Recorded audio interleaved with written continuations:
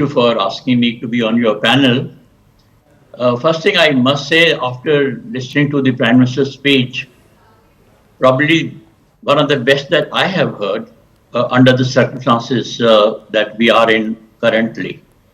I thought it was very forceful, very assertive. It indicates or it showcased the national morale, national resolve, national capabilities, and this was not only addressed to Pakistan, I believe it was addressed to all the capitals in the international community. And I'm sure it will echo wherever people are suffering from or indulging in terrorism. It was primarily on terrorism. And he has put across all the capabilities that we have acquired, the kind of supremacy that we have over Pakistan, and what we have done, and what we are capable of doing. And as you said, or somebody else said, he has also benaqab kar diya Pakistani military ko, made it very clear that there is not much difference between the terrorists and those who are sponsoring from Pakistan. And he has addressed them also. And I think this was a very strong message. One more thing that I liked was there was absolutely no mention of the third country. Some people, they were taking credit for making us, for this ceasefire that has taken place. And I'm glad that he made no mention at all, because whatever has happened, it has happened primarily on our own strength. Yes. And there is absolutely no question of taking any orders or any, suggestions from foreign countries who want to become broker between India and Pakistan. We cannot permit that. So, as he said very clearly, that we are now in a new normal. We have the capabilities. We have our own weapons, not just the imported weapons, but our own weapons to fight for our country against terrorism and against those people who sponsor terrorism. And the other thing, he very clearly he said that there will be no nuclear blackmail. You know, right from Kargil war onwards, I have been saying that there is a possibility, there is space between the nuclear threshold and the kind of proxy wars that are going on. And that space can be utilized by our combat, our forces. And that's what we have done now also. And that is the indication again he has given. What prevented us from doing this earlier, sir? Don't ask me, because since 2016, there has been a slowly but surely a shift in our policy towards terrorism against Pakistan. You remember what we did after Uri, yes, after what happened in Pulwama, and this today of Sindur is probably the strongest message, as I said, not only to Pakistan, but to whole international community. And what I also liked was, he said that Op Sindur is not yet over. Yes. We are still prepared, and in case anybody else tries to do some, Pakistan tries to indulge in something else, well, it's not over yet for us, and we can continue to hammer them if required. So there were a lot of messages which I'm sure has affected the morale of the armed forces. They must be very happy to hear this from their Prime Minister, and it must have raised their morale sky high. And so would be all the 140 crore Indians, our own citizens. yes. You can imagine the feeling amongst the citizens of our country. So it has raised everybody's morale. And also he said that we should remain united. I think that's another important message when we have to fight such combat our situations, security situation that we have today on all sides. We have to remain united. So as far as I am concerned, I think it was one of the best speeches that I have heard, with the very clear messaging General to Saab, Pakistan and well. my Yes. question to you, I know I have to let you go, but one more question. Would you agree that history will testify to how India redefined the rules of engagement between nuclear powers? This is something that I want to get into. Yeah, again, as I said, look, nobody should be talking loosely about nuclear weapons. Of That's course. first thing that I must say that. And no responsible nation talks so much about it. Unfortunately, Pakistan has been talking about it again and again. But then, as we have seen, in fact, from Kargil war onwards, I have been saying that look, there is space. The first instance where two nuclear nations hit each other or had a war was between China and Russia long ago in the Suri River region. That was the first time it happened. And this is the second time that it has happened, or rather, third time, because the second time was probably Kargil war. And this is the third time. So one has been studying all these aspects, one has been studying what has happened, and I felt that there is space between the nuclear threshold and the kind of grey war activities which are going on. And today also, it's not what we have done today, it's not a conventional war, it is much below that. You Yes. can call it limited war, you can call it grey warfare, things of that nature. Now, this will carry on, but this also has the space to counter them. And this is what we have done. Now we have, I would say, we have formed a new military doctrine, as far as I am concerned, against counter terrorism on that. There is a new military doctrine which has now come about based on the political mandate or political will that has been indicated. General, thank you very much. The words that General VP Malik signed off with is political will, viewers. Thank you, General Saab. Thank you for sparing time with us. Thank you. Let's open this up. It's political will at the end of the day. Remember, viewers, there's been a barrage of criticism of the Prime Minister over the last 24 hours. Nalin is here and Sushant Sarina here. I want to first bring them in, Brahma Chalani also. Let's just bring in the three experts, including, of course, Mr. Raja Gopalan. But I want to first begin with Sushant, just to get a sense really of the statements that Prime Minister has made on the military operations. Now, would you agree, Sushant, that opposition Sindur has established a new normal? That it's not over, as the Prime Minister said, there is no peace agreement, for example. This is in fact a short leash. It's a declaration of deterrence and a promise that nuclear blackmail will not stand in between India and a punishing riposte. And if you do agree, then can we conclude that the Prime Minister has blown away doubts that India sued for peace? Because this is a primary charge against him. The charge that India sued for peace is the most contemptible lie ever. Simple fact of the matter is, who picked up the phone to call whom? That should tell you everything. Okay? So this nonsense that it was India which picked up the phone to call up the Pakistanis. No way. We didn't call up J.D. Vance. J.D. Vance was calling us up. J.D. Vance was calling up the Pakistanis. And when they were trying to talk to us, we said, if the Pakistanis want to talk, ask them to talk to us directly. We are not going to talk through you. We have not accepted any third-party mediation. Trump can say whatever the hell he wants to say, it has no meaning, nothing whatsoever. And if you don't trust what I'm saying, you will find out in the next coming days and weeks whether Trump or anybody else has any role to play. Secondly, I don't think you should play down the significance of the speech made today. It is very clearly the enunciation of India's new doctrine. And this doctrine, of course, applies substantially on Pakistan. But I can assure you that there are elements of this doctrine that also apply on that budding terrorist nation on our eastern border, which is Bangladesh, which has also been flirting with some of these terror groups. And some of those clowns out there, part of that clown in chief, Yunus, his advisors, who have been threatening that if India has a dust up with Pakistan, then they will tear apart India's northeast.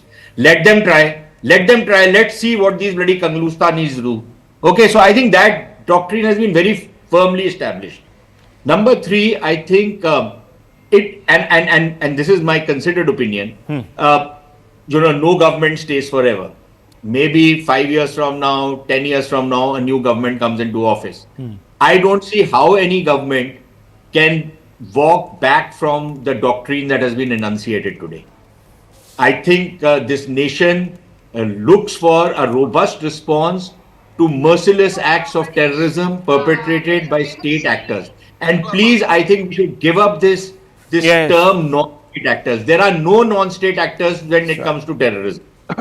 Organizations like the Lashkar-e-Taiba, Jaish-e-Mohammed, Hizbul Mujahideen, these are all state organizations. These are all organizations that survive and thrive because of the patronage and the sponsorship of a state, and that state is Pakistan. The organizations in Bangladesh also survived because of the patronage of the state. The Jamaatul Mujahideen Bangladesh was finished off when the state crushed it. Okay, otherwise it was business as usual for them. So it is very clear that there is no non-state actor, and I think the Prime Minister has very clearly enunciated that we are not going to make this distinction anymore between terrorists and the guys who sponsor them, the guys who encourage them, sustain them. We are going to put them all on the same pedestal and give them the same treatment. Okay, so I think this particular speech is quite path-breaking. Now, if you ask me personally, I would have been happier if the Prime Minister, although in his own way, he has sent out the signals to Trump and everybody else to get off, whatever they are saying, and stop spouting the lies which they are saying, that, they are the ones who tried to bring the two sides together and they are the ones who threatened. There was no threat. I can assure you from the highest quarters, there was no threat of any kind which was made to India. In fact, India had made the threat that anything that comes from Pakistan will be paid back with compound interest. Yes. They will be backing down from India. And if I can quote somebody who said, if they fire, we fire back. If they stop, we stop. I think that was a very clear message given to the Americans, right? And to everybody else. Nobody else actually even tried to intervene. So the point is that this speech has been quite path-breaking, but I would have, and maybe that's just me. Okay. I would have preferred if the Prime Minister had in very clear terms disabused everybody around the world. Although he did mention, I'm telling the world this, but I would have imagined that it would be, if he had probably made a somewhat more pointed. I understand. A pointed reference to this character. I understand what you're saying. Okay, let's move this conversation forward. It's a good point. Let's move the conversation forward. I just want to quickly bring in Brahmachaleni as well as Nalin Mehta. Nalin Mehta, very quickly, what do you make? Look, at the end of the day, I think the Prime Minister has taken political ownership of Operation Sindur, and he has decided that he has sent out a message to the world that, look, India stands for a certain set of values. You mess with us, you're going to pay the price. Whether you're a nuclear weapons power or not, which was not the case. You heard General VP Malik. He said this new way of thinking, this political resolve didn't exist before 2016. Rahul, this was a speech of unambiguous strength, of strategic clarity, and a very no-nonsense tone. And I think that tone really stood out for me. This speech happens in a context where for the last 2 days there's been a lot of consternation in this country about Trump's statements, about the narrative that has happened. Unlike Balakot or unlike Kargil, where at the end of the conflict, where there was great euphoria, the euphoria here, when you had your feet on Pakistan's throat, as it were, complete air dominance and the decision to stop and Trump's intervention, that created a lot of confusion. So if you see what's happened in the last 2 days, India has kind of completely grasped the narrative back. There was the very clear briefings by the MEA on what specifically happened behind the scenes as opposed to what the Americans were saying. There was been very pinpointed, strong briefings by the military, by all three services yesterday and today, and then the Prime Minister coming in and kind of sealing the point on that narrative. So to my mind, what the Prime Minister has said today actually if you they forfeited the point on water and blood do not mix, terror and water do not mix, and I think he's making a very specific point to the global community too when he's saying that Bhavalpur and Muridke were global universities of terror. They were linked to major global attacks around, in the last few decades, including 9/11 and the attacks on the London Tube. So this is a speech not just aimed at a domestic constituency, laying out a very clear doctrine, but also to a global community where India is specifically responding to the debate that is unfolded around this conflict in the last 2 days. I think that's an important point, and I have to say this is not just about retaliation, it's about resurgence, because India did not have to push the envelope, viewers. The Prime Minister could easily have said, look, Operation Sindur is now over, which means that even the non-kinetic options we are going to sort of relook, we'll come back to the talks table, we'll have a nice dialogue, we'll sit across each other. But no, viewers, he hasn't said that. He said if there is ever a conversation, it's going to be on our terms, because we decide, because of our dominance, we decide the terms of reference, and there are only two, which is POK, hand it back to us, or very simply, terror. That's it. There are only two. So Brahmachareni, let me bring you in. We have paused our strike to observe what Pakistan will do. The Prime Minister made it very clear, this is not a ceasefire. So Trump might be talking about, I have done this and that. By the way, Trump has actually resiled on his position. A few days back, he talked about mediation. Now he says we helped the process. We helped get a conversation started. We didn't help.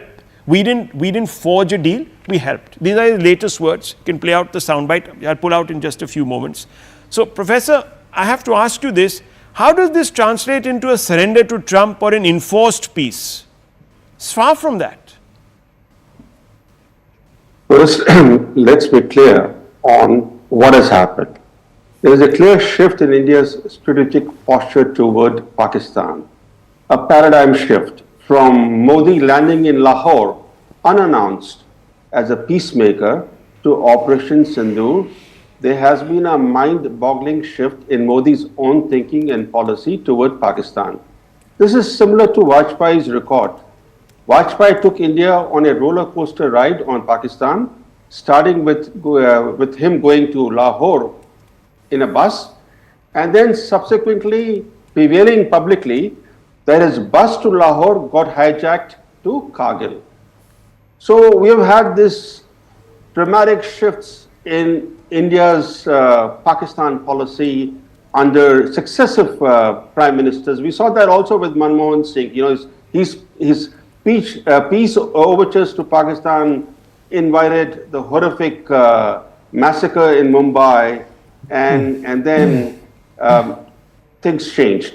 Now with Operation Sindur, the most important thing for me about Operation Sindur is that India has once again demonstrated that meaningful military retaliation is possible below the nuclear threshold.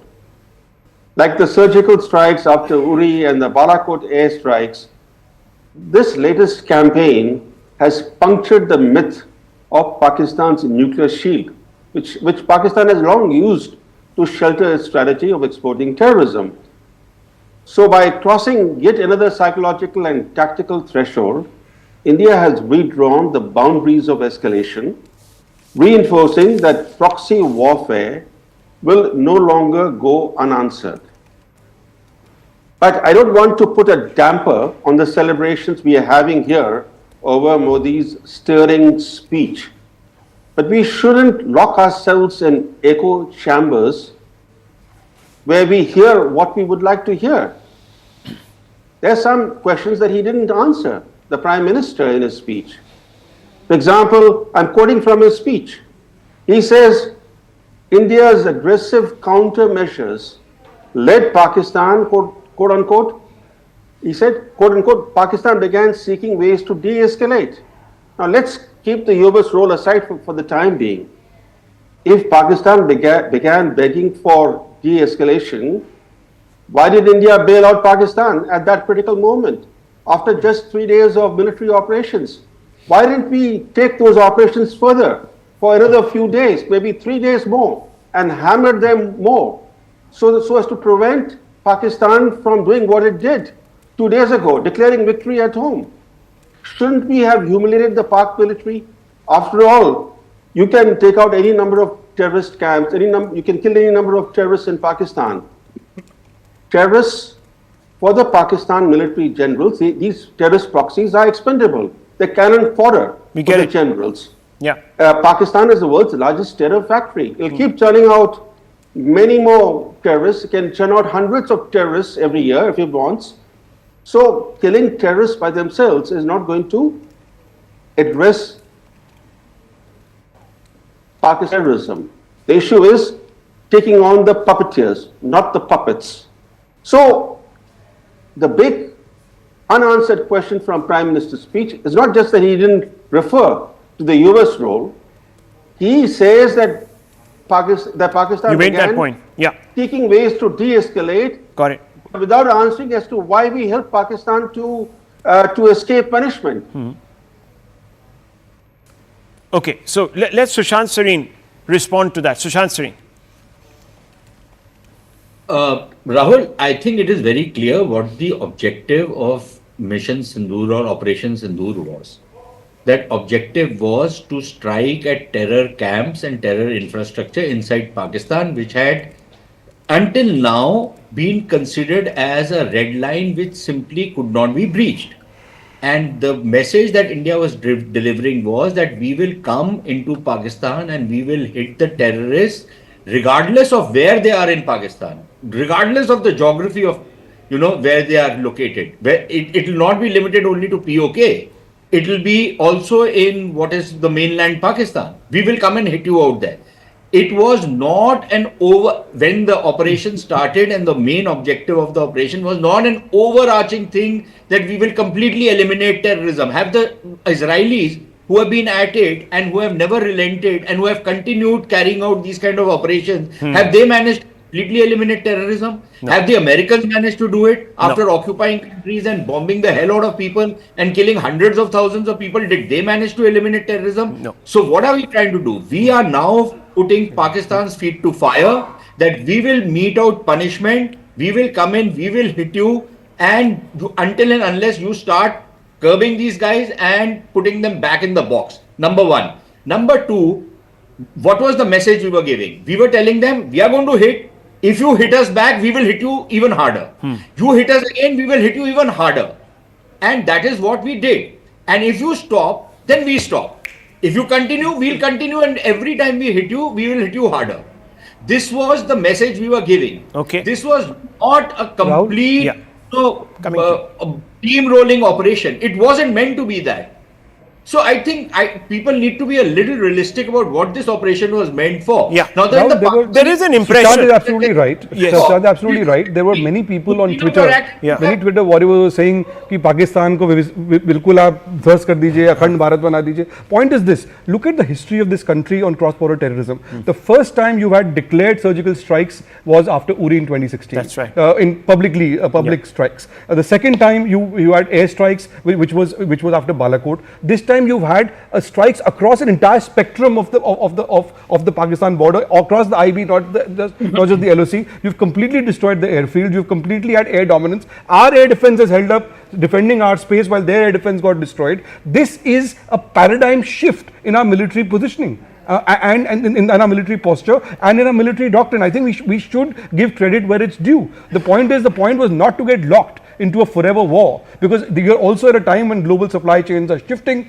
There is a shift happening from China to here. You get locked in a forever war in pursuit of some kind of euphoria, short-sighted euphoria. You're also going to damage India's long-term interest. I think Modi made a very interesting point today that Bharat का शक्तिशाली होना बहुत जरूरी है और शक्ति का इस्तेमाल करना भी कभी-कभी जरूरी है. But Shakti is not just military strength; it's also economic strength. That's so right. India has made a military point, but there's also an economic point to be made. We got to this place because we are no longer fragile five, we're top five. We've had resources, we've put them out there transparently to build our effectiveness. And that's why, as General VP Malik says, after 2016, there has been a change in our strategic culture, which was not visible before. And he should know it better because he was there in Kargil, viewers. He dealt with other governments. He knows what held us back. he was being very politic. He's not the type of person who's going to bandy words. But let me just bring in the Congress point of view here. Sanjay Jha is here with us. Sanjay Jha, your party has accused the Prime Minister of succumbing to US pressure, declaring a premature, cessation of military hostilities, letting Pakistan off the hook. You've said Indira Gandhi would never have done such a thing. She was a great tall leader. She divided Pakistan. First of all, are we making too much of the Indira Gandhi comparison? Because that time the war was different, the situation was different, there were not two nuclear powers. Pakistan was in any case facing an insurrection of a massive scale, which is absent today. There is insurrection, but it's absent today, and there was a whole country or a whole wing that was looking to break away. All you needed was to give them a little bit of support. So, on those points, I think we've overplayed that. Would you agree? And secondly, why punish the Prime Minister when he made the objective very clear, that our objective was mitti mein mila denge, the people who have dared to strike terror in the hearts of innocents on our side of the border. He did that. He showed you visible evidence. Pictures are there. Yes. Rahul, in the interest of a fair debate and I think equal representation of all voices, I hope you'll give me adequate time and not interrupt me. I will not take too long. That's my promise to you. Point number one, I'm so glad that General VP Malik was here at the beginning of your show. I have met him. I have great regard for him, which is why I'm going to quote to you what he actually put out on his Twitter account on the day the ceasefire was announced. And I quote verbatim. This is General VP Malik. Ceasefire. We have left India's future history to ask what politic or strategic advantages, if any, were gained after its kinetic and non-kinetic actions post-Pakistani horrific terror strike in Pahalgam on 22nd of April. I think that echoes with exactly what Dr. Chelani was mentioning some time back. Professor. And let us not, for God's sake, get carried away. I'm part of the political ecosystem, but let me just advise everybody here on the panel. Politicians are masters at braggadocio. I think it's time we discuss this issue, and I'm glad, Rahul, you've discussing it. I'm glad you've invited me. I'll take just a minute longer. We need to take a deep breath. The truth is that for the first time, two neighbors who had whatever differences, they tried to resolve it bilaterally. Yes, there was international intervention even in the past. Nobody's denying it, but there were back channels. Here you had President Donald Trump literally put it out on Twitter or X saying that a ceasefire negotiation has been done. Vice President J.D. Vance talked about his conversation with Prime Minister Modi. And as Dr. Chilani rightly mentioned, it was, and let's be categorical about it, let's not pussyfoot around, this very abrupt, out of the blue ceasefire when India looked formidable was definitely under US pressure. And I think this is the job that we need to actually ask questions of a government. Point number one. Point number two, Uri happened, we had a surgical strike. That did not stop Pulwama from happening, and we had Balakot. Did that stop Pahalgam? So, the biggest issue that we are ignoring here, Rahul, and you are someone who takes a great deal of interest in national security. Have we truly destroyed the terrorist infrastructure in Pakistan? You have some experts on your show. I think Dr. Chilani is the best man to answer that. I mean, Jaish-e-Mohammed and Lashkar-e-Taiba, they have camps all over Pakistan and Pakistan-occupied Kashmir. Not everything is out there in visible aerial attack vision. So for anybody here to assume, and I got this message from the Prime Minister's speech that I heard on your program, again, the same mistake that we did when we were talking about normalcy in Kashmir. Okay. That terrorism is obliterated. This is a long-term battle. I agree with Sushant that terrorism cannot be obliterated overnight. Okay. There are snakes in the backyard of Pakistan, but those snakes, those horrific reptiles are going to sneak into our gardens, and we cannot afford to be anything but circumspect. My third and final point, like it or not, Rahul, I think this is a matter of concern. Pakistan has managed to get Kashmir on the global conversation table all over again. The truth is that India has been a victim of their strategy of 1,000 cuts for a long time. We have all suffered. All political parties have made terrible blunders to allow that to happen, including the Congress. I'm not going to shirk away from saying that. But I do believe that we need to recognize today that Pakistan has put Kashmir back on the map. And I'm extremely concerned that the Prime Minister did not openly repudiate what Donald Trump said. Don't make insinuations here. Donald Trump, in his tweet, has mentioned India categorically and talked about discussing a range of issues at a neutral site. The Prime Minister has to say, we don't agree with the United States. We don't agree with Donald Trump. You've got to be categorical and explicit. Well, there is a time and place to put those messages out. This was one second. This was a message for Pakistan. This was a message for India. This was a message for our position. Yes, I'm just coming to you, Karan. Just give me 30 seconds. Now, Mr. Jha, you said you have great regard for General Malik. You've also been on this show and you've said that you have great regard for Shashi Tharoor, somebody who you say should have actually been the president of the Congress party and not Kharge. You have said this yourself. So had we had him as the president of the Congress, Nalin, this is what Shashi Tharoor would have said. He said, we had reached a stage where the escalation was needlessly getting out of control. Peace is necessary for us. The truth is that the circumstances of 1971 are not the circumstances of 2025. There are differences. This was not a war that we intended to continue. We just wanted to teach terrorists a lesson, and that lesson has been taught. I'm sure the government will continue trying to identify and track the specific individuals who did the horrors of Pahalgam. This was his nuanced position.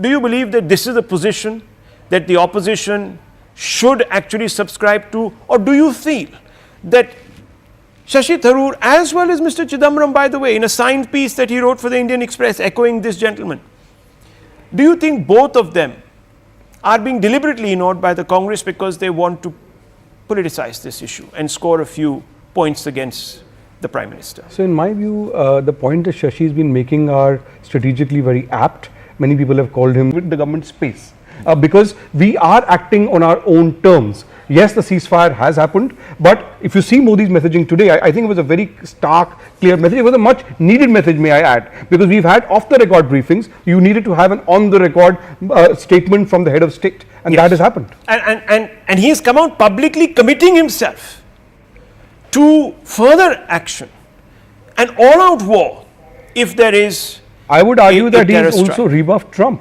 in specific ways in terms of mediation and so on. He said this may not be an era of war, but this is also not an era of terrorism. So he's told Trump that, listen, buddy, we will look at this from our lens. We will put, as he said, nation first. So you can go. And look, this Trump business, viewers, we need to look away from this Trump business a little bit. Trump has lied, viewers, to his public, to his own citizens. He has been so irresponsible as to state that Canada is the 51st state of America. He has renamed a part of the waters in the Caribbean, viewers. He is now threatening to do so in another part of the world, in West Asia. He wants Greenland.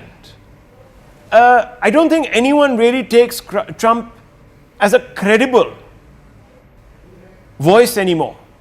His opinion ratings, viewers, are the lowest for any president at this stage in a term. He just spent 100 days in office. Make another point. You know, Indira Gandhi was trending on Twitter for the last 2 days. Make a point that 71 was a great military triumph of historic proportions. But the aftermath of 71 was also a strategic defeat. That's true. In terms of the fact that you had 93,000 prisoners of war who went back. General Field Marshal Manekshaw is on record to have said later that Bhutto took us for a ride. This idea of the Treaty of Versailles Syndrome, which was kind of animated the Simla Accord. You left 54 prisoners of war there. Most likely 93,000 prisoners went. In three or 4 years, you had an emergency after that. So there was a big political fallout which was not in consonance with the magnitude of the military victory in 71. Okay, let's get another political view. Let me bring in Karan Verma on this. Karan Verma, you've been very, very forthright in your analysis. Why don't you bring it out for our viewers? So I think, Rahul, to begin with, this is one of the most direct and one of the finest articulated proclamations, declarations that I've heard from a Prime Minister. And I think this is a watershed moment in a lot of ways. It has forever changed our threshold. It has changed the doctrine of defense for India. And the message was loud and clear even when he wished Budh Purnima. It's bhai bin hoy na preet. The path to peace goes through strength. And that is what we need to understand as far as our Shatra spirit is also concerned. Our friend Sanjay Jha here mentioned a lot of things. I think nobody more than Sanjay Jha has rebuffed Donald Trump time and again. The guy says there are alternate facts. So Donald Trump, I think Prime Minister Modi here, this was an indirect slap to him as well. He didn't dignify him with a response. Trump is known for trash talking, the Prime Minister isn't. He had a lot of things that he wanted to address. And how clear was he in calling out the nuclear bluff, in talking about POK and telling them that, look, you are just on hold. If ever you cross the line, you know what's coming your way. There's more hell and fire. And for all those who are saying, we could have done more, fine. That opinion is welcome. But let's understand, we are a 4 trillion economy. Theirs is a bankrupt, pauper, terrorist nation. So when we deal with a lumpen who comes on our door, we slap him and send him away. We don't wrestle with a pig and reduce to that level. We have a lot more to achieve. And that is precisely what the Prime Minister here has articulated. He has set the benchmark high. It doesn't change overnight. The last 10 years, the way we've invested in our defense budget has gone up 2.5 times. The production that we've done, it's gone up 3 times. 300 times our export has increased. So this man has walked the talk. We've reached a certain level where we can exercise and assert our strength. I am glad we have a Prime Minister like this who's at the helm of affairs, who knows when to strike and when to maintain a tactical advantage and focus on other things. I think we are in very safe hands and there's more to come. Okay, just Sanjay Jha, before I bring in Mr. R. Rajagopalan, he's been waiting. So I'm going to give you 30 seconds, Sushant also after that, but Mr. Rajagopalan, very quickly, since he hasn't had a word, I'm sure you'll agree that we should give him at least a little bit of time. Later, yeah. Mr. Rajagopalan, look, there is one thing that I want to get out of the way, this Trump business of addressing Trump directly, this, that, the other. Now, Trump has said he knows, Mr. Rajagopalan, the art of the deal, that he's going to get these guys and he's going to solve Kashmir. The Prime Minister has told him Kashmir is not on the table. POK is on the table. So I'm sorry, but out. Very, very, very, very emotional speech of Prime Minister Narendra Modi. And I would like to say he has enunciated a new doctrine, as General Malik was saying. It's a Modi doctrine, like, Sabka Saath, Sabka Vikas. Now he has put no trade with terrorism, no water with blood. So this type of enunciation. Second thing, Rahul, what CWC, Congress Working Committee, passed a resolution. The same thing Mr. Narendra Modi echoed it today. And second thing, Shashi Tharoor and P. Chidambaram articles and pronunciations are against Congress, against Rahul Gandhi's set of rules. Second, as you said, Mr. Prime Minister Narendra Modi has brought the unfinished task, the last task of Mr. Narendra Modi after the abrogation of 370, Triple Talaq, Waqf Board, Ram Mandir, etc. This POK, he has put the POK in the pedestal, in the international pedestal. POK is done. Now you talked about Trump. You yourself mentioned that Trump, we cannot mention a very, very, entertainer word. We should rest Mr. Trump like that because Prime Minister ignored Trump. He did not speak about a word about Trump. Prime Minister did not mention about the ceasefire. It is the call which came from DGMO of Pakistan, not from the Trump. He did not mention that. Though there were behind the scene talks, but in totality is an emotional speech, political speech, and he smashed Congress in one go. Okay. Sanjay Jha, should we settle for Rahul's views or Chidambaram and Tharoor's views? Both Chidambaram and Tharoor have been in government.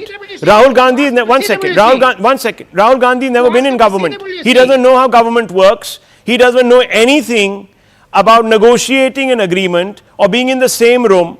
When it comes to negotiating an agreement, he's never held office. Why should we choose Rahul Gandhi over the considered wisdom of Chidambaram, who's been a Union Home Minister, and Tharoor, who's been an MOS External Affairs? Yeah. Rahul, in short, and I have 2 points to make. I'll answer your question second. The first and the most important point, that we are already beginning to ignore. I don't know why. Pahalgam happened for a reason. There was a clear intelligence and security failure.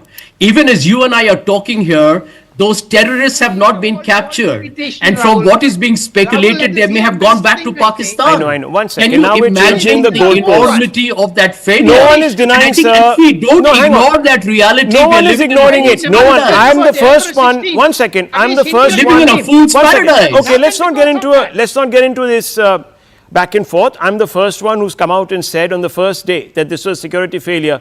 But viewers, let's also not forget that Israel. I mean, that's a trigger for everything that has happened. Israel's October 7th was also a security failure. They decided, in their wisdom, that look, we'll park that issue. We will come to accountability after we face and we get through what we need to do first.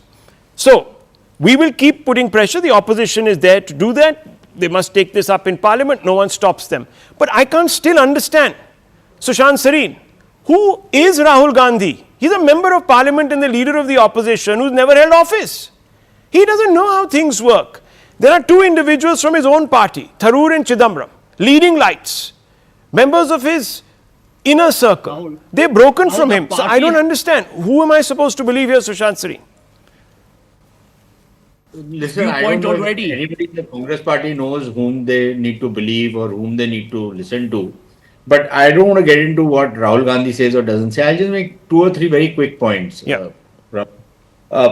One, just to correct Sanjay Jha, you know, Pakistan does not have snakes in its backyard. Pakistan has snakes in its front yard.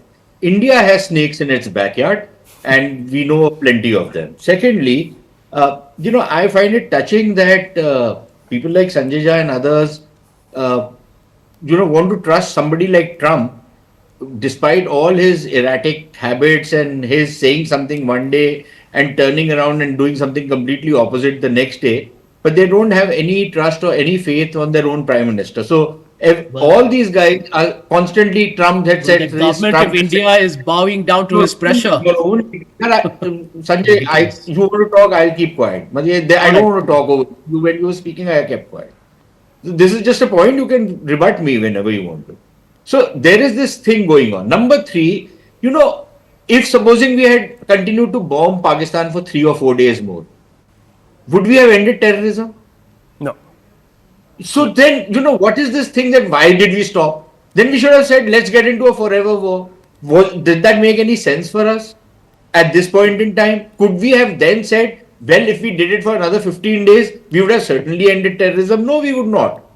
Right? We might have ended up with a somewhat completely different situation than what we are thinking about. And finally, it's because Sanjay Jha is dying to rebut me, you know, for all that he's saying, and please don't shift the goalpost from what we are discussing right now, Sanjay Jha. We can keep talking about where those terrorists are, why they have not been caught, what happened on Pahalgam. I can, you know, if Rahul has the time, I don't mind debating you on that. But please tell me, how do you propose we end terrorism once and for all? I don't see any country which has managed. Have the Israelis managed to do it? Have the Americans? I'll tell you how they did. I'll tell you why. Because there's a whole ecosystem 5 days ago that made a hashtag called de-escalate trend. This entire ecosystem, viewers, of people who identify themselves with the Congress came out and said de-escalate. And I have the whole names here. I have them right here have a on fair this sheet of paper. Give me a chance to rebut him. And I'll tell you, no one from the Congress party stood up and said, yes, you're wrong. We have to go all the way. So I've run out of time. All gentlemen, I've run out of time. It's no, hang on. It's 1 minute past 9:50. I've run out of time. The next show has to start with Palki Sharma. I've totally run out of time. Thank you very much for watching, viewers. We'll of course be interrogating these positions all through.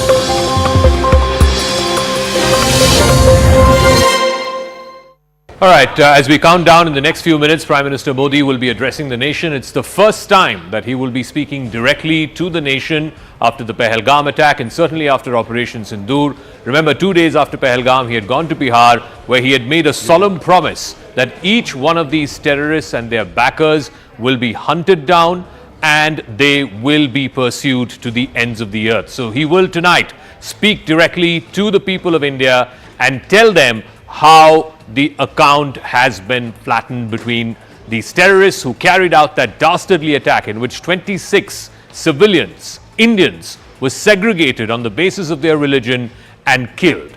And in response to that, 2 weeks later, India launched Operation Sindur, targeted 9 different terror locations, 21 strikes, killing over 100 terrorists, some of them high-value targets. So the Prime Minister will be speaking to the nation directly in his first comments after Operation Sindur.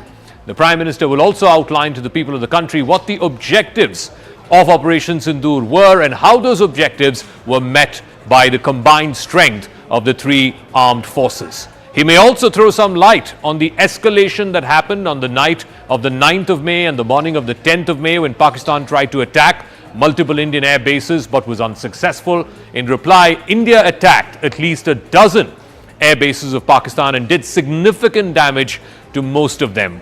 We'll queue up to the big address to the nation by Prime Minister Modi. Lots to expect.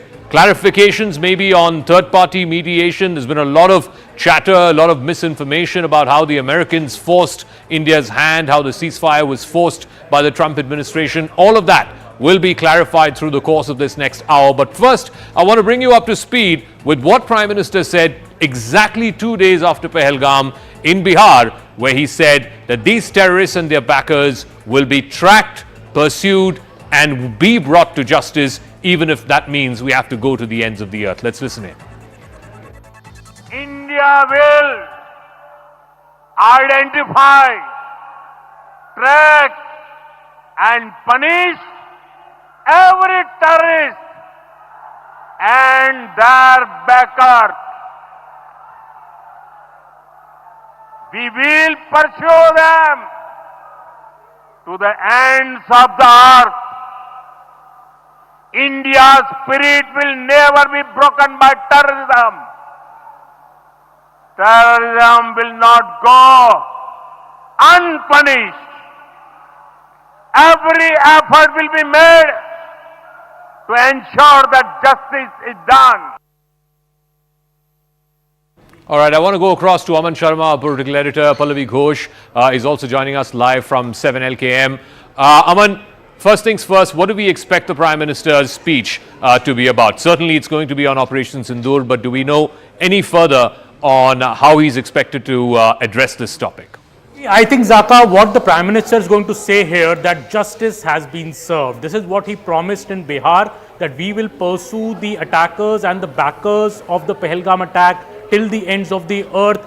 आतंकियों की बची खुची जमीन भी मिट्टी में मिलाने का समय आ गया है. India has done that by striking the terror headquarters of the Jaish, the LET and the Hizbul Mujahideen on as part of Operation Sindur. Not just that, India has drawn new lines. India has now said that neither will Pakistan's nuclear threat nor the LOC and the international boundary can save terrorists on Pakistani soil. India will cross the borders, India will hit them even if there is a nuclear threat from Pakistan. So I think the rules of the game have been totally changed, especially what happened on May 10th morning when India has attacked multiple air bases of Pakistan, shown the capacity and the caliber to fire from our side of the border and still do extensive damage at bases like Rawalpindi and Islamabad and others in Karachi and Lahore. I think Pakistan was pummeled into submission. They went to US seeking a ceasefire. India has made it very, very clear that if Pakistan responds again or if there is an act of terror against us, it will be treated as an act of war. I think people were very angry, very anguished of the Pahalgam attack, and they are now looking forward to what the Prime Minister has to tell them today on how ends of justice have been served after the Pahalgam attack. Pallavi, also, politically, the Congress and the other opposition parties have sort of made it out to be almost like, the Americans intervened and it was Trump who pressurized India into accepting the ceasefire. Will the Prime Minister clarify on that as well in his speech tonight? I don't think the Prime Minister is going to make a very political speech. I think it's going to be more high on emotion quotient and also reassuring the people that Pakistan has to be taught a lesson and has been taught a lesson, and that our war against Pakistan was not against the people of Pakistan as much it was against the terrorists, and on that war India is never ever going to compromise. But yes, somewhere down the line, I think the need for the Prime Minister and the significance of the timing is very, very interesting. Why the Prime Minister wants to speak. See, for the last 4 days, we've been seeing daily routines and briefings being given to the media.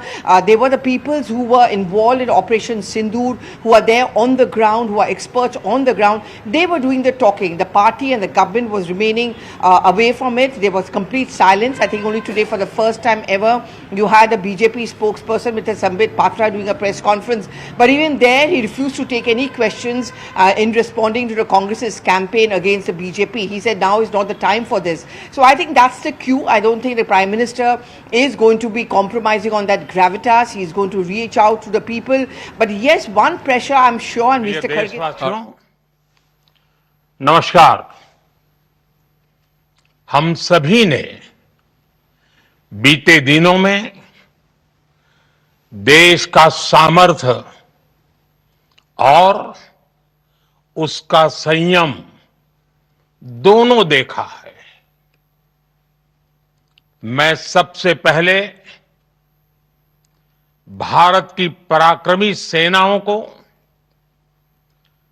सशस्त्र बलों को, हमारी खुफिया एजेंसियों को, हमारे वैज्ञानिकों को,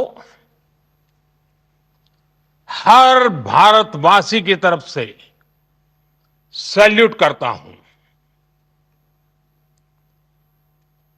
हमारे वीर सैनिकों ने ऑपरेशन सिंदूर के लक्ष्यों की प्राप्ति के लिए असीम शौर्य का प्रदर्शन किया। मैं उनकी वीरता को, उनके साहस को, उनके पराक्रम को आज समर्पित करता हूं। हमारे देश की हर माता को, देश की हर बहन को और देश की हर बेटी को ये पराक्रम समर्पित करता हूं। साथियों, 22 अप्रैल को पहलगाम में आतंकवादियों ने जो बर्बरता दिखाई थी, उसने देश और दुनिया को झकझोर दिया था। छुट्टियां मना रहे निर्दोष, ये देश के सद्भाव को तोड़ने की घिनौनी कोशिश भी थी। मेरे लिए व्यक्तिगत रूप से ये पीड़ा बहुत बड़ी थी। इस आतंकी हमले के बाद सारा राष्ट्र, हर नागरिक, हर समाज, हर वर्ग, हर राजनीतिक दल एक स्वर में आतंक के खिलाफ कड़ी कार्रवाई के लिए उठ खड़ा हुआ। हमने आतंकवादियों को मिट्टी में मिलाने के लिए भारत की सेनाओं को पूरी छूट दे दी और आज हर आतंकी, आतंक का हर संगठन जान चुका है कि हमारी बहनों बेटियों के माथे से सिंदूर हटाने का अंजाम क्या होता है। साथियों, ऑपरेशन सिंदूर ये सिर्फ नाम नहीं है, ये देश के कोटि कोटि लोगों की भावनाओं का प्रतिबिंब है। ऑपरेशन सिंदूर न्याय की अखंड प्रतिज्ञा है।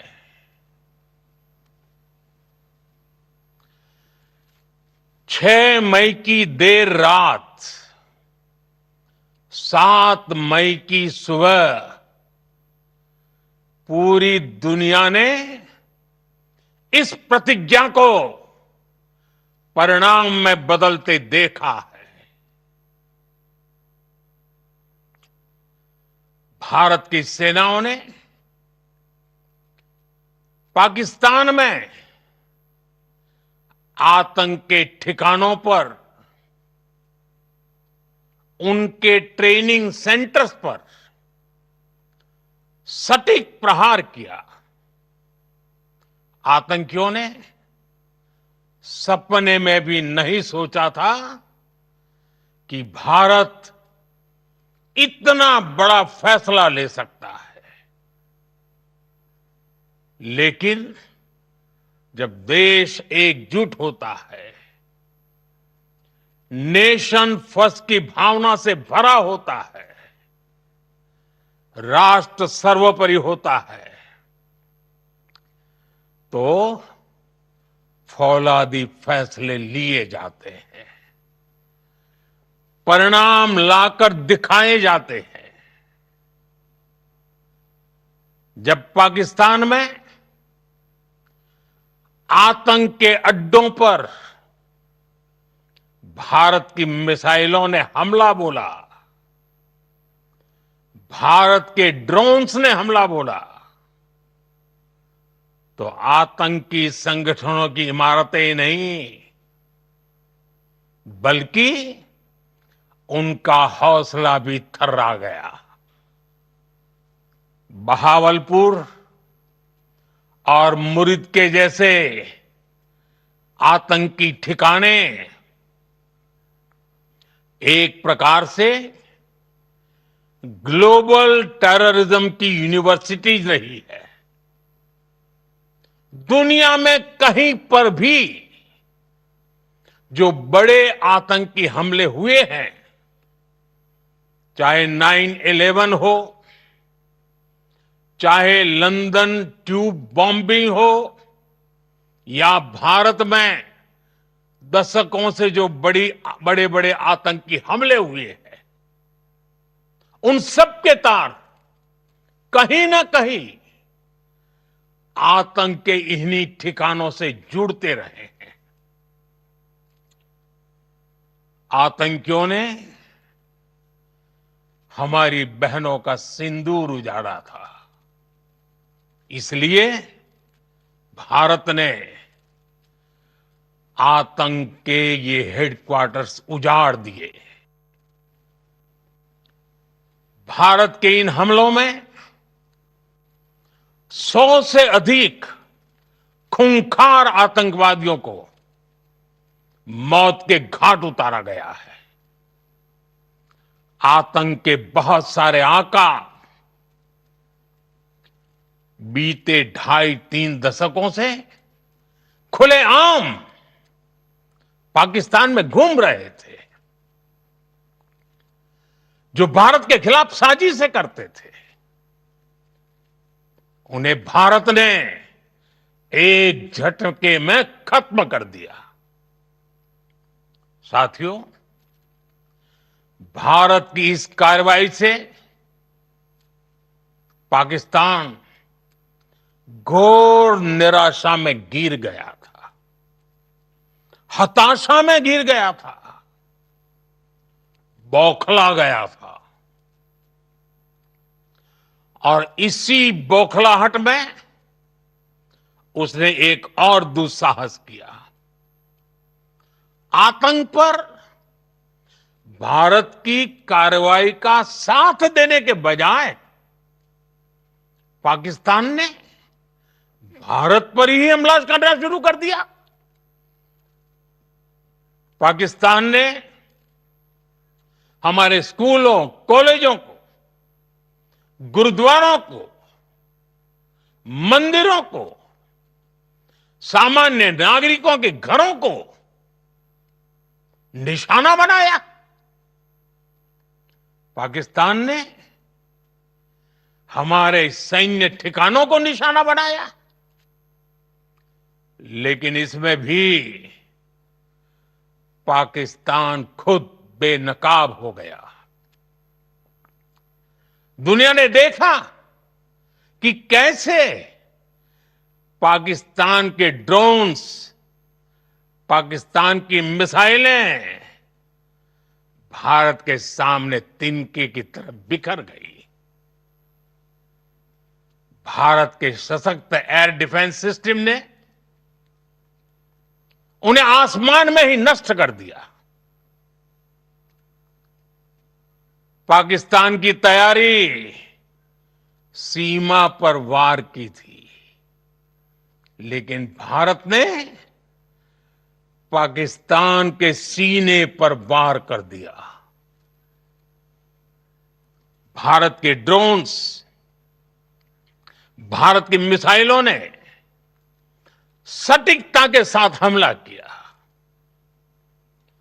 पाकिस्तानी वायुसेना के उन एयरबेस को नुकसान पहुंचाया, जिस पर पाकिस्तान को बहुत घमंड था। भारत ने पहले 3 दिनों में ही पाकिस्तान को इतना तबाह कर दिया जिसका उसे अंदाजा भी नहीं था। इसलिए भारत की आक्रामक कार्रवाई के बाद पाकिस्तान बचने के रास्ते खोजने लगा। पाकिस्तान दुनिया भर में तनाव कम करने के लिए गुहार लगा रहा था,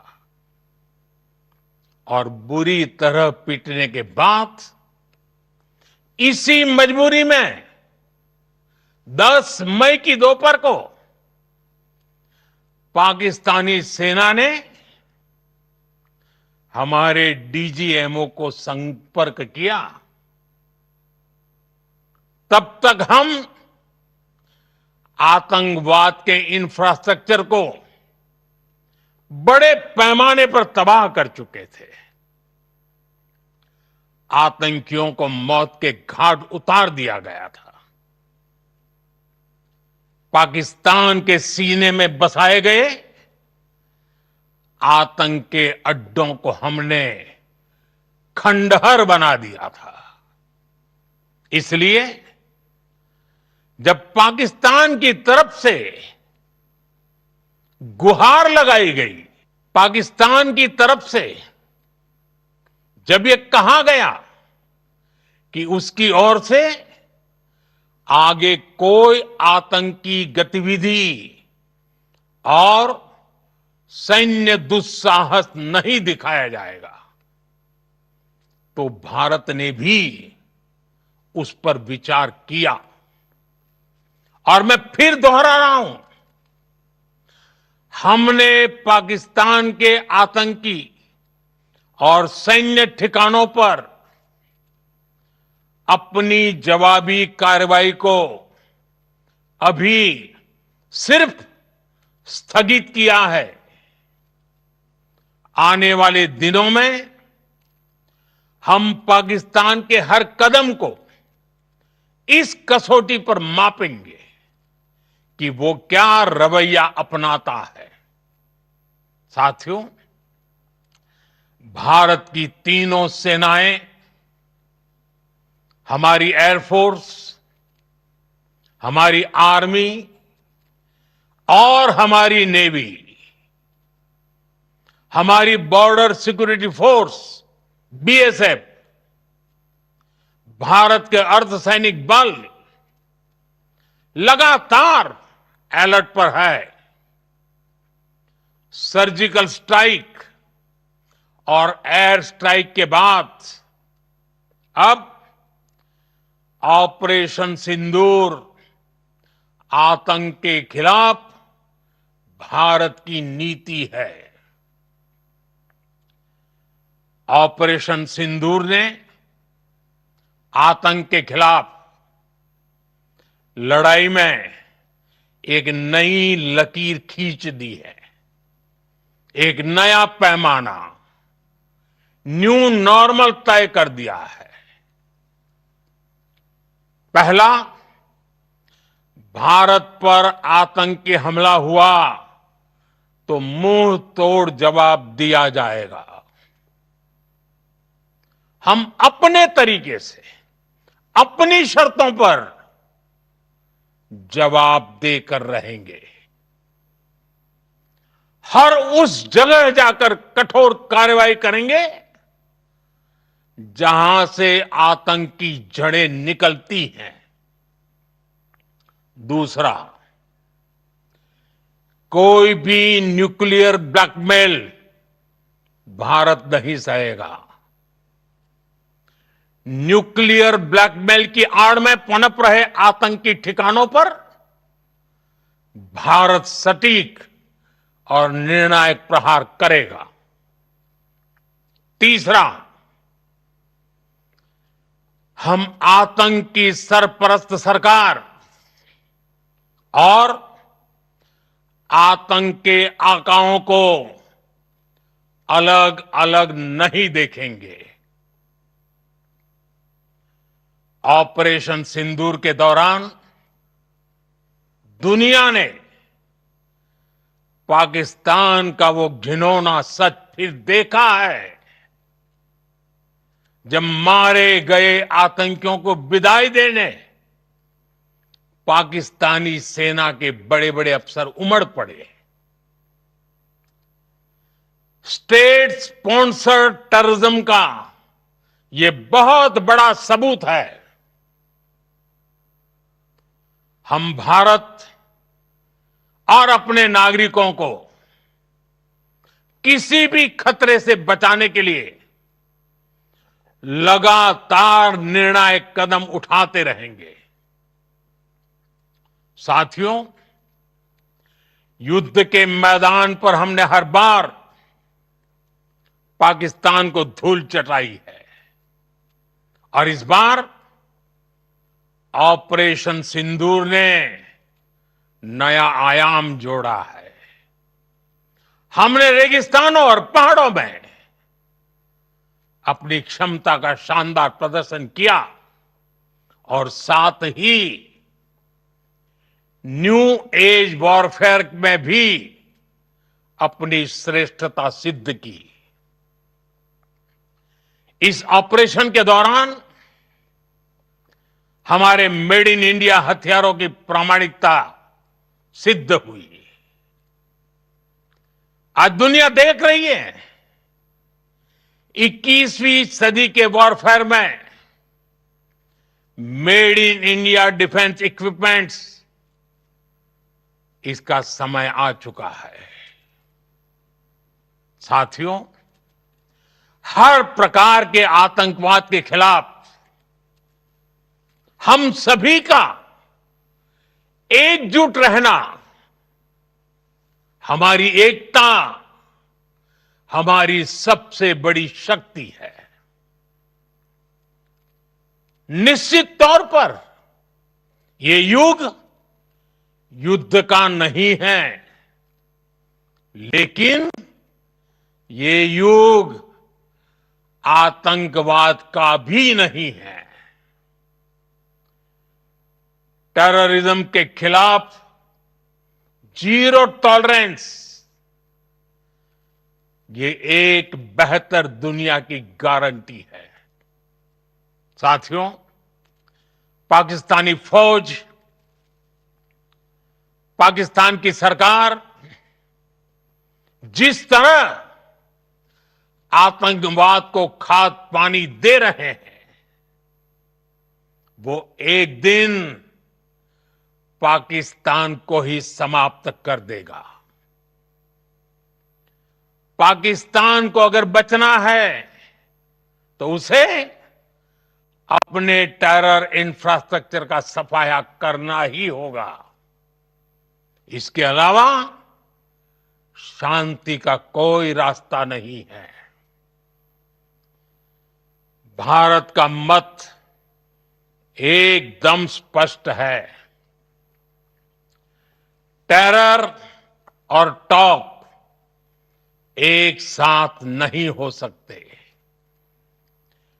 टेरर और ट्रेड एक साथ नहीं चल सकते और पानी और खून भी एक साथ नहीं बह सकता। मैं आज विश्व समुदाय को भी कहूंगा, हमारी घोषित नीति रही है, अगर पाकिस्तान से बात होगी तो टेररिज्म पर ही होगी।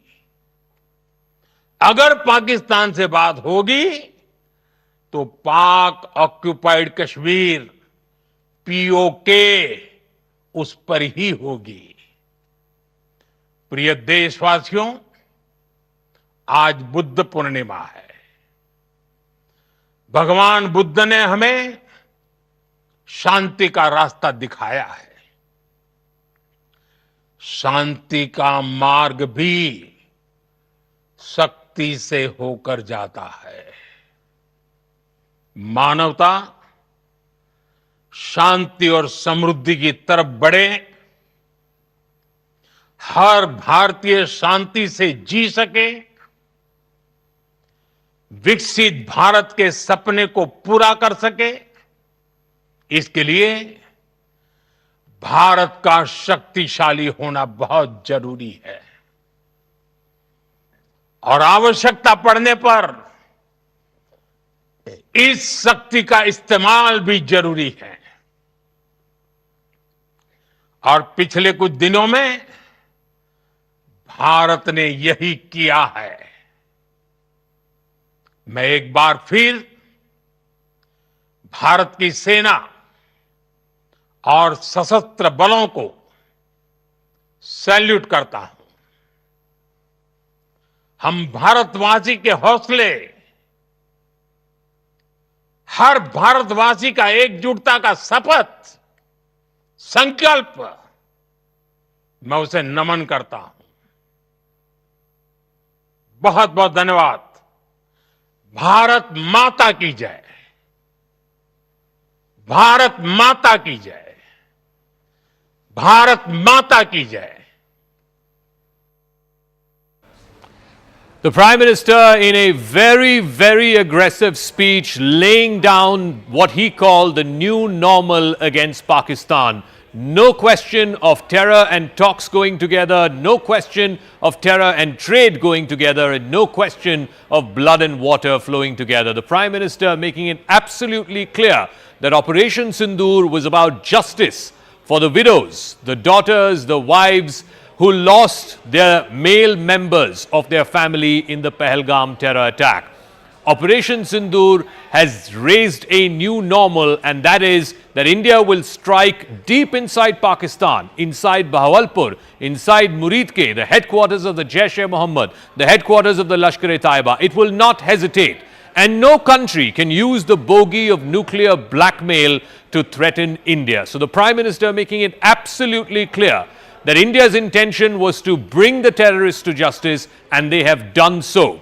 Pakistan made yet another miscalculation by trying to attack Indian civilians at gurdwaras, at mandirs, at schools. That too has been paid back measure for measure. So the Prime Minister making it absolutely clear that as far as Pakistan is concerned, there is no question of any talks and terror going together. The only talks, if at all it happens with Pakistan, is going to be on terrorism. It's going to be on Pakistan occupied Kashmir. He did say this is not the era of war, but this is also not the era of terrorism. Let me go across to Aman Sharma, who's joining us. Pallavi Ghosh is also joining us. Aman, what is the big 2 or 3 takeaways for you in the Prime Minister's speech? See, Zaka, I think the Prime Minister spelling out what is the new normal for India. He is clearly saying at any terror attack against India, muh tod jawab diya jayega.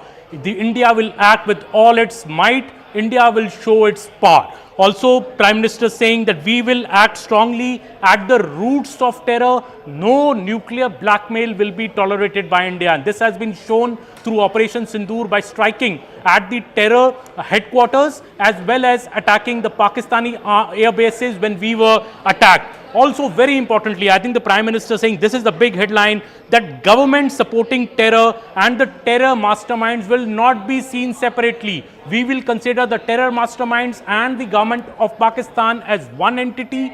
He's clearly saying that the presence of senior Pakistani army officers at the funerals of terrorists killed in Operation Sindoor has exposed Pakistan to the world that these are one entity. Pakistan is fueling terror on its soil, and India is very clearly saying we won't see you separately. Also, the Prime Minister very, very clearly saying that the only talks that India will have with Pakistan is one, on terror, and number two, on Pakistan occupied Kashmir. So the Prime Minister is clearly saying that we only want to talk to you if you end terror and if you return Pakistan occupied Kashmir to us. This is a very, very strong line set by the Prime Minister. As you correctly said, this age is not of war, the Prime Minister saying, but this age is not of terror as well. I think that towards the end what he said, that terror and talk can't go together, terror and trade cannot go together, or pani or khoon ek saath nahi beh sakte. This means the Indus Water Treaty remains on hold. India has no plans to revive it. The Prime Minister making it very clear, till Pakistan does not stop terror, Indus Water Treaty won't be applicable. The Prime Minister also saying that India believes in peace. India is the land of Buddha. India believes in peace, but the road to peace also goes through strength. And if India has its strength, it will show its strength. And I think this is a unveiled message to the US as well. And Payal, also the Prime Minister clarifying that Operation Sindoor has only been paused. It has not been terminated, it has not been ended, and whether or not it continues depends entirely on Pakistan's behavior, whether it cooperates, whether it gives up this idea of trying to attack our military and civilian installations. The Prime Minister being absolutely drawing the red line for Pakistan that this is the new normal. You cannot think that terror and trade can go together, or terror and talks can go together, or even for that matter, water and blood can flow together. Well, of course, this is the most aggressive that you've seen Narendra Modi in the last 11 years. Zaka, he's come out absolutely and not only told the people of Pakistan to just mend their ways and make sure that they're not needle India, because every time that they needed India, India will reply back in equal force.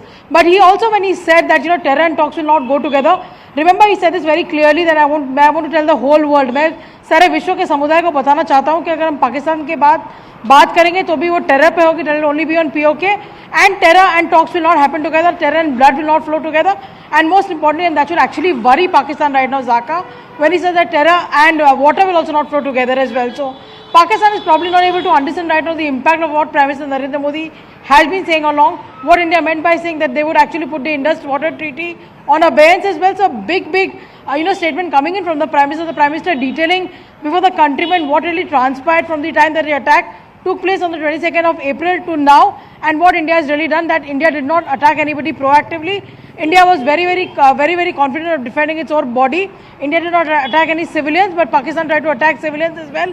And of course, his gratitude towards the armed forces, his gratitude towards the intelligence unit as well, all of them, it's been a whole of government approach, it's been a whole of a country approach, because many people, including the common man, also stood very strongly with the Prime Minister in everything that the government really asked. They wanted people to follow the blackout rule, they wanted people to actually do the civil defense work really going. Every single person has had a contribution to make towards Cause India, and that has been Narendra Modi's biggest strength. Zaka, right from the fact that he announced that there would be lockdown for 3 to 4 months, Prime Minister Narendra Modi has always been able to win the confidence of people and take them along in whatever decision he's been taking. All right, I also want to go across to Pallavi. Pallavi, so the Prime Minister also saying that this is the new normal, that Pakistan cannot think that they can undertake these terror attacks and get away with it. He's also said there is no question of separating any kind of non-state actors from state actors. If Pakistani uniformed personnel, military personnel are showing up at the funerals of terrorists, then what more proof does the world need?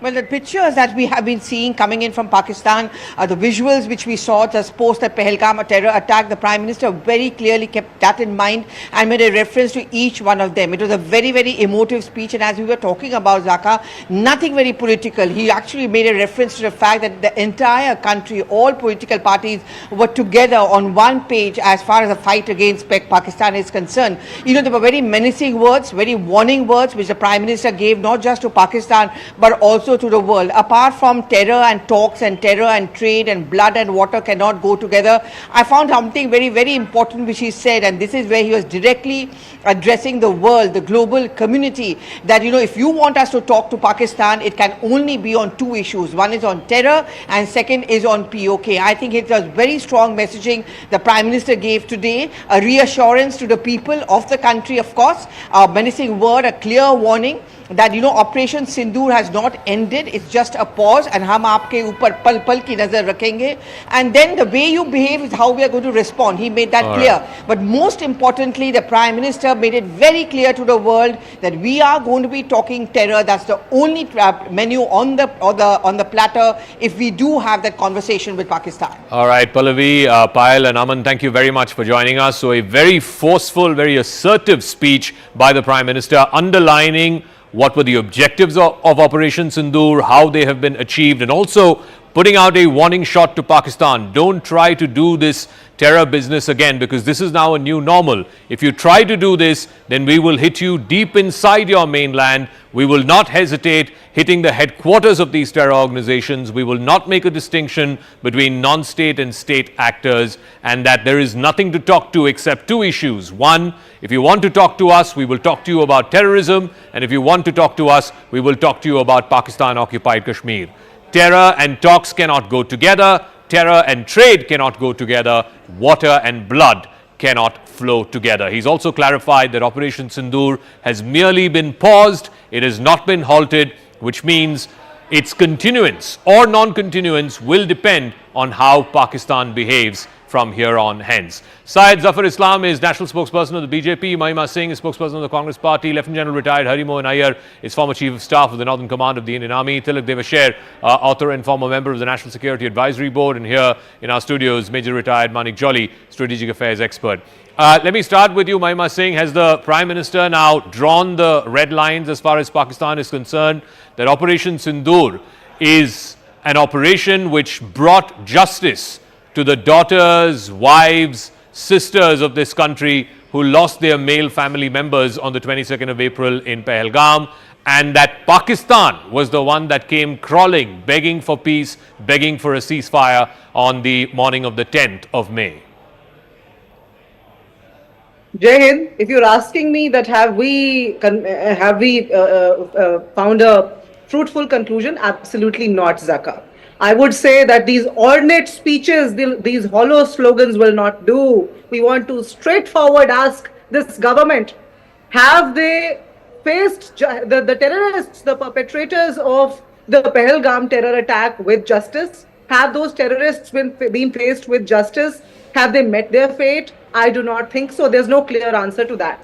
And today, as we speak and as we hear our Prime Minister, who do we trust, Zaka? Do we trust Trump, who goes on to make an announcement right ahead of our Prime Minister's speech that, well, I threatened India and Pakistan that either you reach a conclusion, a ceasefire, or no trade between America, Pakistan and India. A president of the US that puts India and Pakistan on one pedestal. Okay. A president of US that dares to teach us lessons on Kashmir, that dares to call Kashmir a 1,000-year-old issue. Why is our government silent on that? Why did I not hear my Prime Minister today speak about, condemn the US president's position that they are repeatedly releasing statements after statements? Zafar Islam, so on Saturday, the US president puts out a tweet, and just half an hour before the Prime Minister's speech, he again addressed the world and said that, look, I've told India and Pakistan to stop this fighting, and that if you stop the fighting, we will do trade with you, and so on and so forth. In public perception, it seems like it was American intervention that stopped this war. Syed Zafar Islam, please clarify. Well, I will address your question later. First, let me give you some feedback on what has been spoken by the Honorable Prime Minister. This was a direct message to the enemy country. It was a message. Ma'am, please do not make noise. Yeah. Please, this show is not about making noise. I've heard you. I'll respond to that as well. This speech will be remembered forever because the Honorable Prime Minister has addressed the nation. First of all, the people of India must know what exactly we have done. We have uprooted the enemy terrors, all the terror hideouts, their terror sites, and the army installations where from there they were firing drones. So we have inflicted injuries. We have given death to all the terrorists, and also given a clear message to Pakistan in today's speech that should they try any misadventure in the future, they will meet the same fate as they have met at this time, and they started approaching DGMO and all. As far as the global community is concerned, the Honorable Prime Minister has very candidly said that if at all we will talk, we'll talk and let the people bark whatever they want to bark. But we are making our stand very, very clear. I don't know what the US President is speaking, what the other people are speaking, because they have no business to speak about Kashmir or for that matter about the internal issues of India. People know how Trump speaks. Trump had spoken about China, that they will never do trade with China, and they will put a tariff of 500% or 300%, 200%, and today is 30%. So they have reduced. So nobody believes Trump, and nobody will believe Trump. So Tilak Devashir, now let me move away from the political spokespersons. One second, Tilak Devashir, the feeling was that we had Pakistan, really crawling and coming back and waving the white flag after Pakistan realized the amount of damage that's been caused to frontline air bases, including Noor Khan, one of their most important air bases. But the messaging seems to be that Trump jumped the gun and Trump started to claim credit for it. Has the government of India, has the Prime Minister's speech today gone so far as to correct that perception? Let me begin by saying that this is one of the finest speeches I've heard the Prime Minister make. This is a speech for the history books and will be remembered for a very, very long time. See this, what is the significance of the speech? That he's laying down Indian doctrine henceforth, whether it's on terror, whether it's on war, whether it is on what India will do in case anybody challenges it or carries out terrorism. This is just something to remember. You can't get bogged down in pettiness and nitpick. But the fact of the matter is that the Indian doctrine henceforth is going to be very, very aggressive, will not accept any kind of terror, will continue the Operation Sindur till such time, and we'll monitor Pakistan very carefully. He's given also Pakistan an off-ramp that you dismantle your terror structure and live in peace. If you don't dismantle the terror infrastructure, we will not make a distinction between the army and the government. We will treat them all at the same level. I think it's a very, very significant speech. As far as President Trump and US claiming credit, I think everybody in the world knows India's declared policy. We do not accept third-party mediation. Yeah. There is no question of anybody else saying that I mediated, I did this. The fact of the matter is that the DGMO picked up the phone of DGMO Pakistan, picked up the phone and contacted the Indian DGMO and asked for ceasefire because of the kind of damage that the armed forces had inflicted on Pakistan. Where is the question of anybody mediating? And the DGMO spoke to him directly. They came to an understanding to cease hostilities temporarily till the ceasefire was worked out. So I would say, let's look at this intervention, One second, Mahima. There are two other guests also. I need to go to them. Lieutenant General Iyer is also there with us. Major Jolly is also here with us. Please, come on. Let's be courteous enough to extend the same amount of time to the other guests also. Lieutenant General Iyer, the point is, the Prime Minister also said there was this whole business of nuclear blackmail. Oh, that Pakistan has nuclear weapons and therefore India can't act against these terror infrastructure and these terrorists. Has that now been completely busted with these 9 strikes on these terror launch pads and terror headquarters? And also, when the Pakistan army thought that it can try to take on India, try to take on India's civilian and military installations, they got a befitting response where at least a dozen of their frontline air bases were attacked and at least 2 of them were rendered useless. Has this now set a new normal for how India will respond to terror, whether from state actors or from non-state actors? Thank you, Zaka. The best point that I take from the Prime Minister's speech is the aspect that India will not cow down to nuclear blackmail. And he made it very, very clear that nobody can blackmail India with nuclear weapons. And that actually, as a defense man, it makes my job very easy. Otherwise, when the moment comes, I have to keep worrying where the nuclear red line is.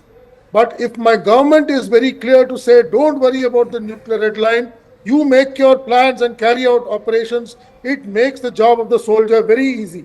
I must say this is the first time a Prime Minister of the country has made this kind of an announcement. And as a member of the armed forces, I find it extremely very powerful to find a kind of statement coming from the Prime Minister. The second issue is the issue of next time a terror attack happens, it will be responded in a manner that we perceive. He has left the window very wide. He has left the entire spectrum very wide. That means that the armed forces can thereafter plan for operations not just in shallow depth, but they can look at operations throughout the length and breadth of Pakistan. And the third issue which I'd like to put in place is, landing a missile at Rahim Yar Khan or Noor Khan or Sargoda is not the main issue. The issue is that we can knock down their nuclear command authority, their nuclear assets when it comes to a requirement. Okay. It's a symbolic strike, and I think the Pakistanis have understood the value of these strikes, and that is why they went to the Americans to ask for a ceasefire. So let me ask Major Jolly, at the end of the day, when the chapter on Operation Sindur and the subsequent 4 days are written, India would have made its red lines clear. India would have put out a new normal that it's not going to be business as usual. If Pakistan dares to try yet another terror attack, then the lines between state and non-state will be blurred. We're not just going to hit the tail of the snake, we're going to hit the head of the snake, which is what the Indian Armed Forces did in Operation Sindur, in Murid Ke, Bahawalpur, etc. Will this now draw a new normal for this pattern that we've been stuck in? Pakistan hits with a terror attack, India hits back with punitive action. Yeah, you summed it up perfectly. The thing is, what the earlier normal had been, Pakistan had always been following this, bleed them with 1,000 cuts. It became a very popular thing. They kept doing these 1,000 cuts, but we punched them down with one final stroke. What we have achieved here is a complete symmetry in intelligence agencies, actionable forces, and political will. When all these three are aligned, we have achieved a level where we can tell Pakistan that we will strike you when we want, where we want, and with the authority of what weapons we want. You do not have any control over that. And secondly, I think the more critical thing that has come out is, as leader of the nation, when the Prime Minister of the country stands up and says, we will not tolerate any terror attack and it will be taken as a action against our country, and we will treat it as a war, and we will go against state/non-state actors as the same thing. It makes a lot of difference than what our official position has been earlier. All right, Mahima Singh.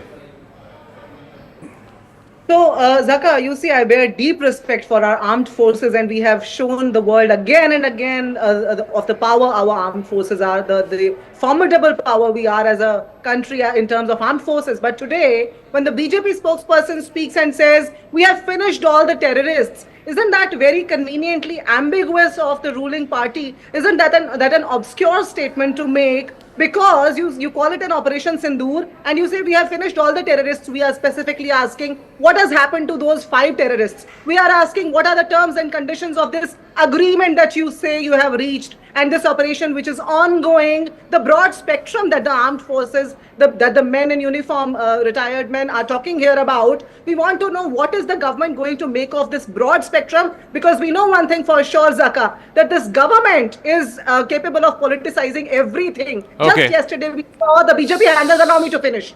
BJP handlers projecting the Prime Minister's picture in a uniform of armed forces and saying, Yachna nahi ab ran hoga. Then what happened to that run by the end of the day? And Yes, Zafar Islam, respond to both of those questions. No, let him respond to both of those questions. You've asked two questions, fair questions.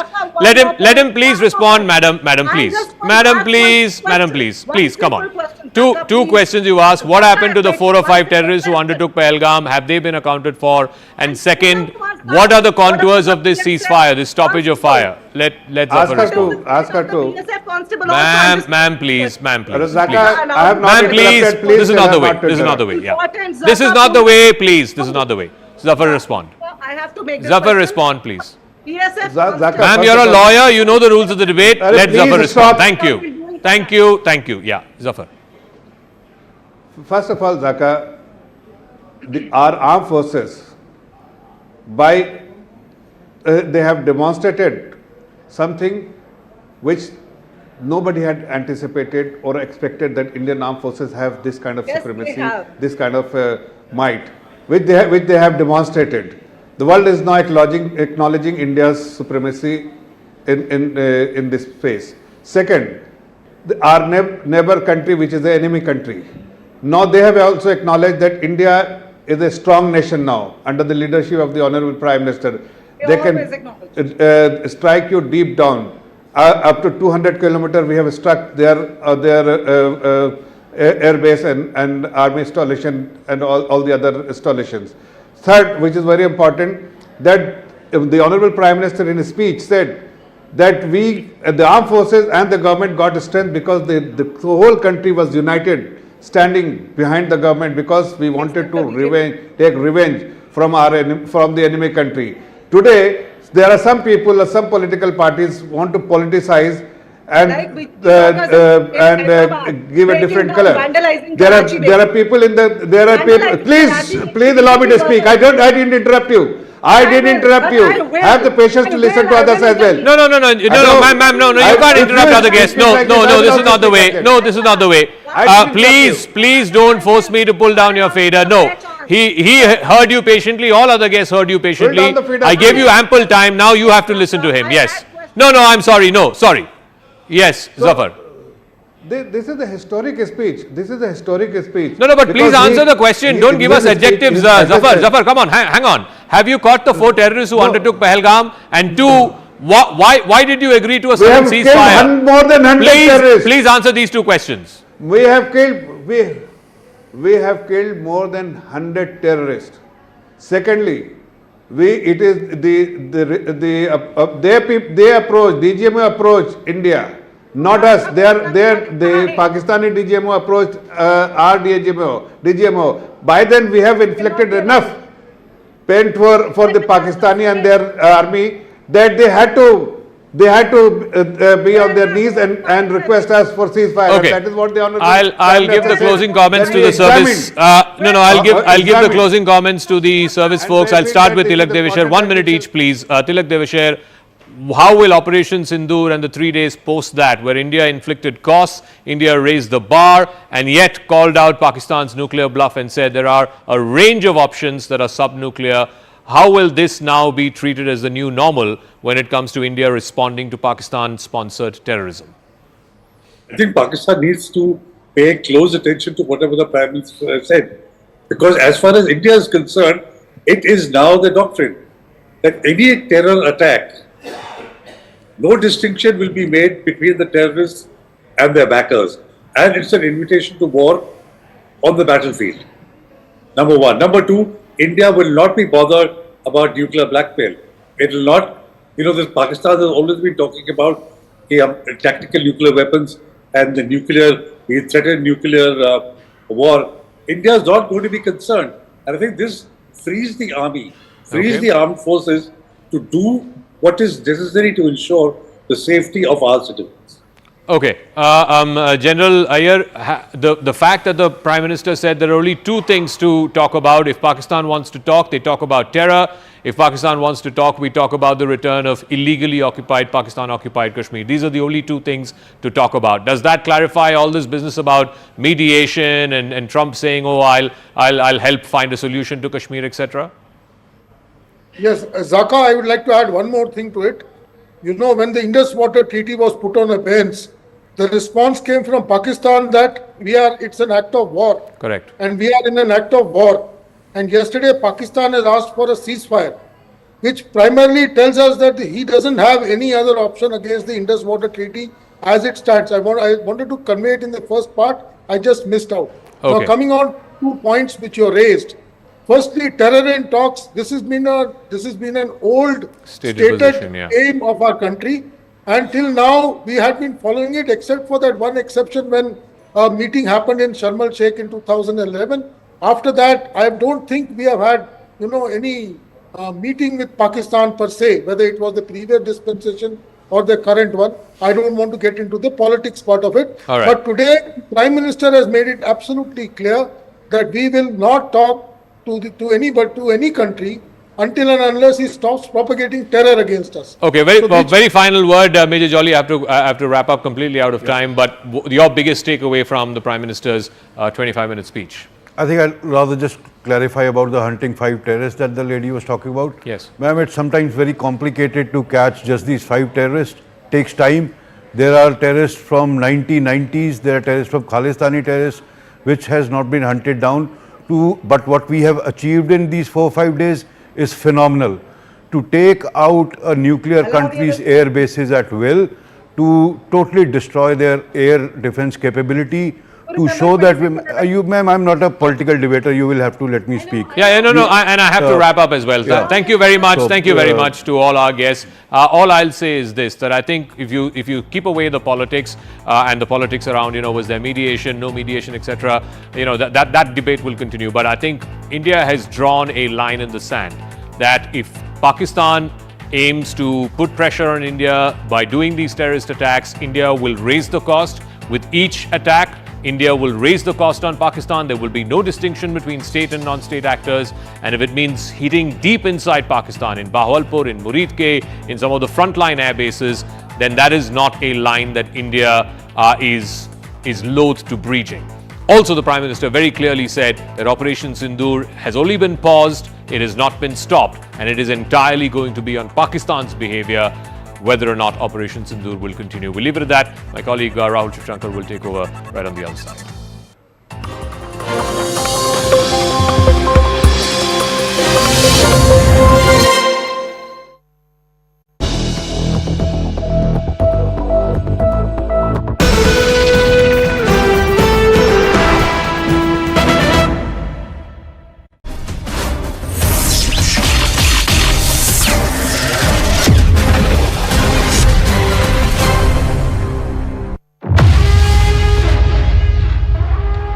India will identify, track and punish every terrorist and their backer.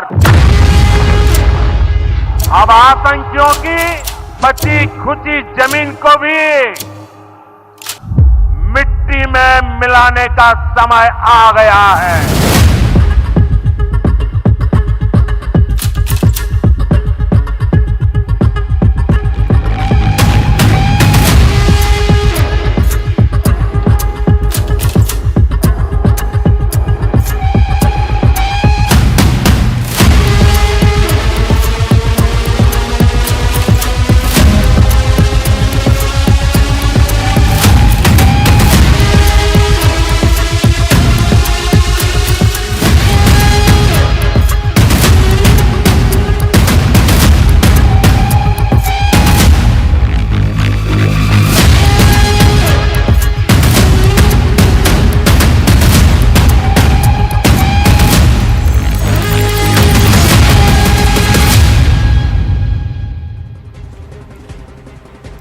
Namaste, Jai Hind, and welcome to this edition of The Right Stand. I am Anand Narsimhan. The might of the Bharatiya Sena was witnessed by the Pakistanis, and that was outlined over the last 2 days by the DGMOs and also the operational heads of the three forces who came there and made this briefing. But what also stood out was the tone, the psychology itself, and the messaging. We'll talk about that and also build up to Prime Minister Narendra Modi ji's address to Bharat, to the people of the nation. The first time since 2021 that he is making an address to the nation. The first time since he spoke about an Atmanirbhar Bharat that he will be addressing the nation. And also he is speaking the first time to the nation after in Bihar, where he said we will identify, track and punish the perpetrators of Pahalgam. Operation Sindur, the first time that Prime Minister Narendra Modi will be speaking once Operation Sindur was unleashed to avenge the massacre of Pahalgam. We've just got news coming through. The DGMO level talks have just concluded, and the conversation was nothing but the modalities of furthering the stoppage of fire to an eventual possible ceasefire. The issue of drones was spoken about, and the ceasefire modalities were discussed for the international border and also the LOC. These talks will continue. The next date of these talks will be announced soon, but somewhere the message is clear. Right now at the DGMO level, the only conversation is you behave and we will keep the finger on the trigger and not press the trigger. You misbehave and then goli ka badla gole se diya jayega. That message is clear, and its stoppage, it's still an understanding. Operation Sindur is still on. It's just that the modalities of how kinetic action or military action will be stopped along the border and along the line of control has been spoken about. The next when the DGMOs will speak, those dates should also be announced very, very soon.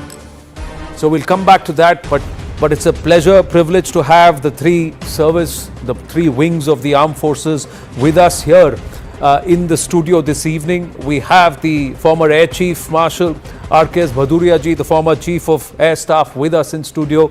I have Lieutenant General D.P. Pandey, former GOC 15 Corps of the Indian Army, with us, and Vice Admiral Anup Singh, the former CNC Eastern Naval Command of the Indian Navy, also with us. My namaste and Jai Hind, gentlemen. Thank you very, very much. When have we ever heard Shiv Tandav Stotram being played? And you have the Air Marshal Ops there saying, Air Chief, Bhai Bhinu Hoina Preet.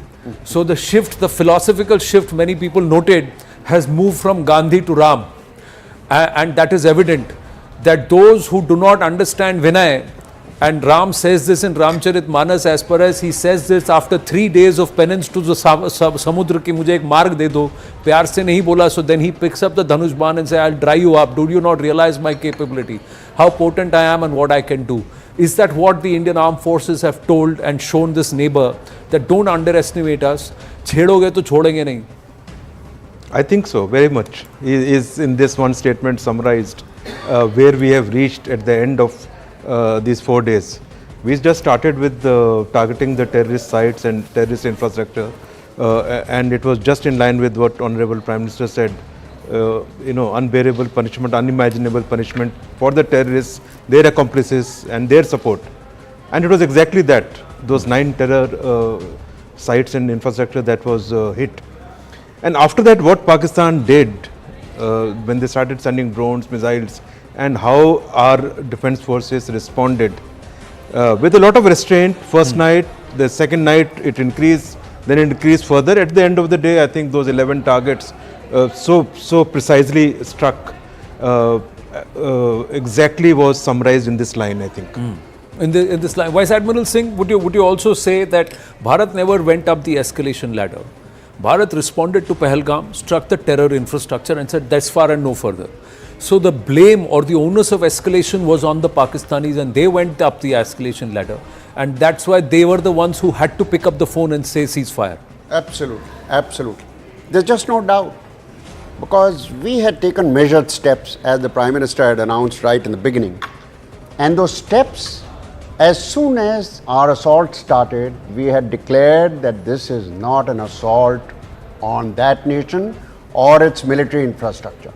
We are going in for the terrorists, which the Prime Minister had announced while doing a rally in Bihar, that we'll track and punish them. identify, track and punish. That's become an overarching theme now, ITP. And we need to remind Pakistan again and again that this time onwards, it's been spelt out as to what will be the line of action. The line of action each time there is a terrorist attack over here will be not just counterattack, but finally go in for this big surgical strike once again. Prime Minister's address to nation, we are counting down to it. We'll come to that in just a bit. But General Pandey, our philosophy, our strategists also say that दुश्मन को घुटने पे नहीं, उसको खत्म करना ज़रूरी है. You've got to finish them so that there is peace. In order to have ahimsa, you have to ensure that anyone with the hinsak pravritti is first finished off. So, do you get that feeling? Perhaps we should have pushed on for another 24 hours, or do you feel that because it's a war on terror and not against the state of Pakistan, that's the reason why we picked up the phone and listened? So, interestingly, for last few days, every time I have come on a channel, I think all the anchors and rest everybody wanted to carry on, right? And possibly I was the only military man having seen what war or operations mean firsthand, I was possibly talking of measured stuff which was being done. So let me quickly amplify what is happening time and again now in this whole newsroom engagements, social media warfare.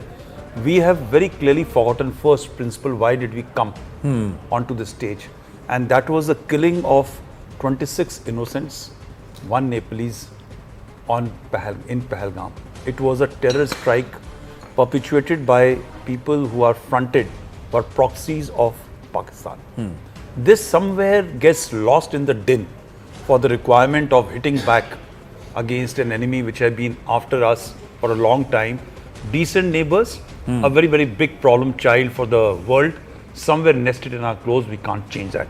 That is one. This 4, 5 days or 6 days have been days of messaging. Each word has resonated with messaging. Sindur, messaging at multiple levels, multiple layers, right? The tasking which was, time and again people say that the political dispensation should give written statement and directions. But I think in our age of matured armed forces, leadership, political dispensation doesn't have to come out in writing to give. When the Prime Minister makes a statement that the perpetrators of terror in Pahalgam incident will be punished, sought out and punished, that is the way to look at it. So I think the armed forces pick the orders and they finish the job on day one, right? So this is one messaging which was there. The third one, which is very clear, India is no more timid. There's a world of people talk that Indians are timid, you can slap them onto one side, they will give another one.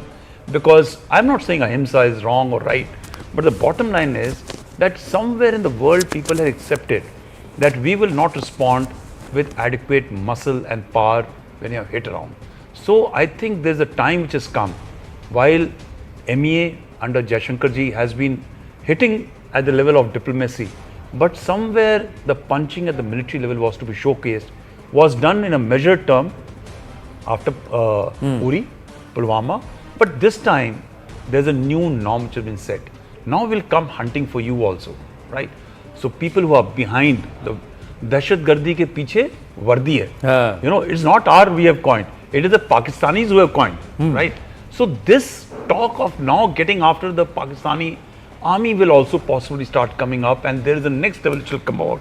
So I think there is a number of, and the last one which I want to state is from Clausewitzian philosophy, which has ruled Indian armed forces for a long time. MacArthur, we have been reading only the Western books, Sun Tzu, the works, but slowly I think we are starting to go back into our own history, which is rich in warfare, rich in statecraft, right? And somewhere I think we are going back to understand what does Chanakya mean and apply it. So number of things, and I'm so glad that the Air Marshal, DG Air Ops came out with the Dinkar's this thing. Frankly, there is enough literature on us to come out and state that military power is very, very important for the country to progress and go ahead in time. In case you want Viksit Bharat in 2047, trust me, this is a lesson for life. in last few days. If you don't have a powerful military, you can never reach there, because there are people who will come out from Turkey and China to test their weapon system. There are enough people who will try and put the country down. True. But Air Chief, the other thing is, along with, do you agree, disagree with General Pandey, your thoughts there? And the other fact is, this is also a testament to our Atmanirbharta in defense, the scaling up or improvement in the systems, but the level that we have also become indigenous in our defense tech. No, absolutely. Firstly, I agree with him totally on all the points made, and that's very important for everybody to understand. Issue is not should we continue, we should have gone for the kill. Issue is where we started, what were our objectives, and once Pakistan kneels, you couldn't have continued. I mean, we are a mature power, our leadership is so matured, you have to understand it correctly. They have kneeled, they have said, stepped back. So that is, I think, the facts that must be understood. On Atmanirbharta, very, very important point that you have raised. And it is so evident that some of the weapons, some of the initiatives under Make in India, Atmanirbharta, is already yielding results, and some of those results that you have seen in this, deployed in this, both, particularly in the range of initial response to the drones. Most of our counter-air systems, a lot of our jammers, a lot of air defense strength that has come, radars for that, our entire integrated air command and control system is indigenous. People forget this. This is one of the best in the world. I think only 4 countries have it, but we have it pan-India. Nobody has it to this level. So we are well advanced into some of these achievements which have been done indigenously, and not to talk of weapons. BrahMos on Su-30, totally indigenously done. The BrahMos mod was done on the Su-30 by HAL, not by the Russians. Okay, again, because of a dedicated decision, and Mr. Pillai, who was looking after BrahMos then, will be very proud today of what has been started during his time and what has been achieved. So, this is just the beginning result of Atmanirbharta. I think what is important is, from here, we still have a fair amount of imports, and we still have a fair amount of DPSUs and private sector dependent on imports. So, while we place order there, they import. We have to get into indigenous manufacturing. We have to change the scene on Atmanirbharta. We have to step up our levels to different, scale in order to ensure that everything that gets produced gets new technology that comes, new IPs, all are Indian. I think we have to change the scale now and change the intensity of Atmanirbharta. Vice Admiral, your thoughts? So perhaps for the first time in a decade that we're talking about an integrated defense staff, we're looking at all wings pressed together.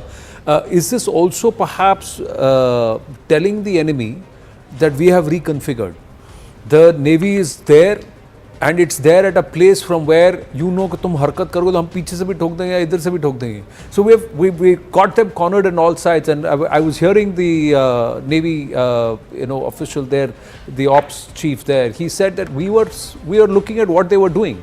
We were providing cover for hundreds of kilometers, and the warships and the Navy was also positioned in a particular place from where, if required, from observing to acting, that movement was possible.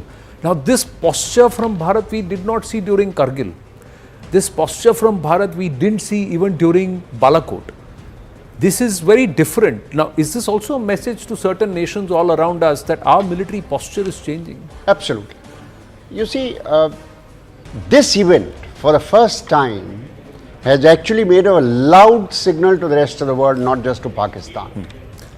Wing Commander Matiman, namaste. Thank you. Sorry, I'm acknowledging you a little late, but please, great conversation. Sorry to interrupt you, sir. Yeah, please. Ji. And therefore, Pakistan has been forewarned for the first time that what we announced, we did it, and we did it with absolute precision, with no collateral damage as we had announced. That this is a strike against your terror camps. Insofar as the Navy's part that you were asking is concerned, we did not do it during Balakot, there's no doubt, because that was a surgical strike which was just from one arm, only aimed at a particular terrorist camps. It was different. We did cross the LC in order to carry out the attack. This time, because we have the capability of real good standoff weapons, we didn't have to cross the LC. And we carried out all kinds of precision strikes on those 9 targets. Insofar as the Navy's part that you were questioning, we did something similar during Parakram. We did something similar during Kargil, the famous exercise, the Operation Talwar. Talwar, huh. And it had its telling effect.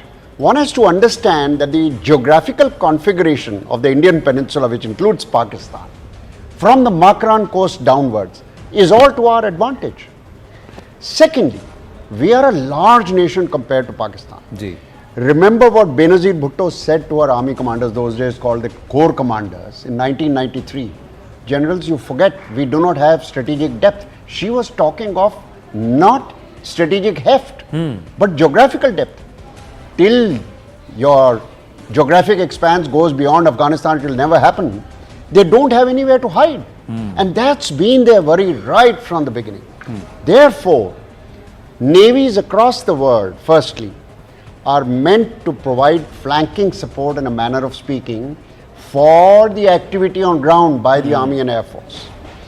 And in our case, because the Navy is so much more powerful compared to them, we are capable of carrying out what is called sea control, in other words, dominance. Dominance. This time also, I am sure, as the Navy has done it each time, the entire fleets, the combined fleets of the Navy, were positioned at an arc from Karachi. Right. Unfortunately, unlike us, the Pakistanis have got only one access and entry for import and export, unlike us who've got 200 ports. So they can't do a thing. For example, if things had become worse, all you had to do was not even declare a blockade, but carry out contraband control short of war. None of their tankers would go in, none of their onion cargoes and Kabuli chanas would go for export. What will they survive on? IMF doles. Correct. So that puts a real sense of terror in their mind each time.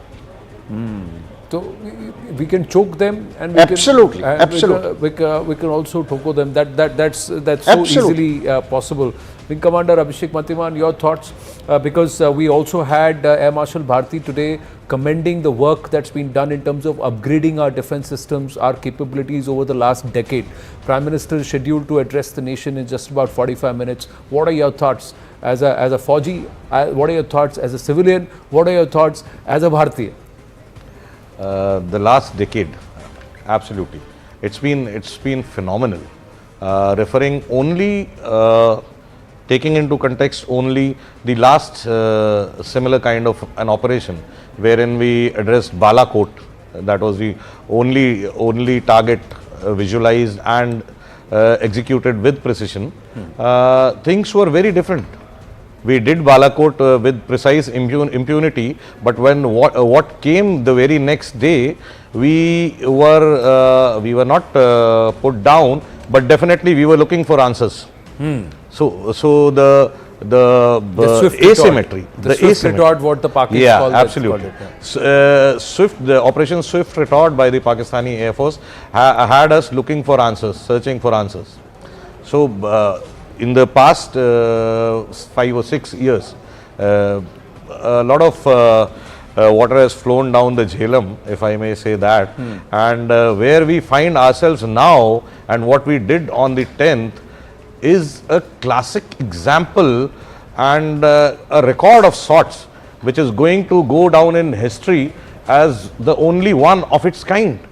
We have attacked, targeted almost all the airfields simultaneously from the northern end till the southern end of the nation called Pakistan. So the capability, see the asymmetry in capabilities which has happened over the last few years. So we always had it in us to possess a similar capability which is in sync with the difference in the size, bare size of the two countries. The economies differ in equal measure. The populations differ in equal measure. Even the geographical area we cover differ in equal measure. Why not the armed forces and their capabilities? So here we are able to justify our existence next to a much smaller neighbor and dominate the way we ought to. So it's been absolutely, it couldn't have been possible without the government, the current dispensation, who have rightly, the Prime Minister had rightly given so much of thrust on Atmanirbharta. The Atmanirbharta was on display all through right from the word go till whatever understandings have been So reached. from retribution to defense to offense, Atmanirbharta was writ large. Absolutely. But Major Manik Jolly is also with us. Namaste. So some aspects of the intel part also we'll talk about, but then I'm coming back to you, sir, and I want to draw your attention and tell me why this was being possible and how significant this is. Okay, so this is info in data. They have given us, I'm going to give credit to them. So there are two ways this has been broken up. It's been broken up in two ways. One is the military installations that were attacked, and these are the terror bases attacked during Operation Sindur. And this is the distance. So let's focus on the red dots. The red dots first are the terror bases. So the first one is Muzaffarabad. There is also Bagh. There is also Kotli, and then Gulpur, Bhimbar, Sialkot, Chakamru. There is Muridke here, and then there is Bahawalpur. So these are the 9 dots, and the distance, if you were to look at it, Bahawalpur was the furthest at about 145 kilometers that was targeted. This itself, when we look at the 9 terror hubs itself, is a departure from the past. Right? If you look at the departure from the past, Air Chief, is because we have struck beyond the IB also. Absolutely. Not just striking beyond the LC. Absolutely. And the Muridke, these were actually huge headquarters of the terror tanzeems. Did you ever think that Bharat will do something like this? Now, and the other thing is, did the Pakistanis ever think that Bharat will do something like this? The answer is clearly no. Going by what we've been doing for such terror attacks, nobody, even we wouldn't have thought of such in-depth action, and Pakistanis of course would not have. So therefore it was after Honorable Prime Minister said and gave clear direction. Firstly, the nature of attack at Pahalgam, and secondly, the kind of atmosphere it created within the country, and the clear direction from political leadership. And also he said, I have given free hand to the defense services. This is the result. Okay, this extent of number of targets, this extent depth of targets, and this would have been after complete analysis and hitting their core strength, headquarters, Bahawalpur, Muridke, ये सब तो जब आप सर्व कर रहे थे कभी भी नहीं सोचा होगा. नहीं, ये तो जब आप सर्व कर रहे थे, एक ये भावलपुर हो गया, फिर ये मुरीदके हो गया, फिर ये जो भिम्बर गली, ये वाला जो एरिया है, ये बाग, कोटली, ये Muzaffarabad, and this Chakamru, Sialkot. These must all be places जब आप, when you must have been serving, तब भी आपको पता था कि यहीं से. हम तो फोटोग्राफ देखते रहे. You must have known. And Muzaffarabad, particularly Muzaffarabad, Bahawalpur and Muridke, these are absolute core centers of their training and of their headquarters. So hitting them is a very strong message. Firstly, great damage to the terrorist setup, very big damage. A bigger issue is a message to Pakistan Army, message to ISI, this won't do. Thirdly, message to the world. This is the epicenter of terrorism. This is what we have done.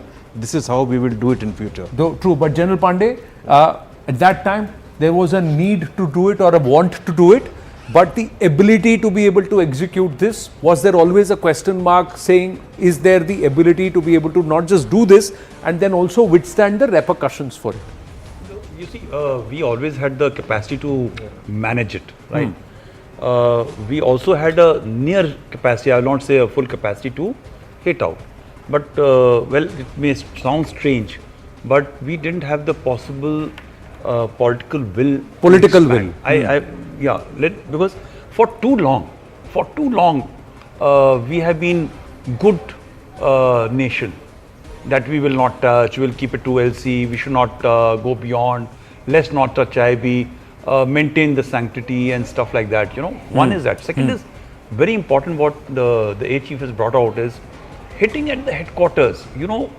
All these three, the snake heads were very clearly nesting, knowing fully well that nobody is going to, no arm is going to touch. right? And this is 145 kilometers inside. It's about 100 plus kilometers. Yeah. From the place they have launched is 145.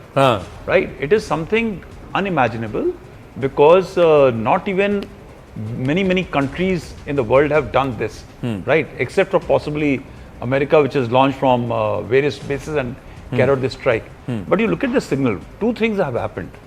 There is no place for you to hide. We will strike at will. Is one message that you go to anywhere. There is no strategic depth left for the terrorist and Pakistan army.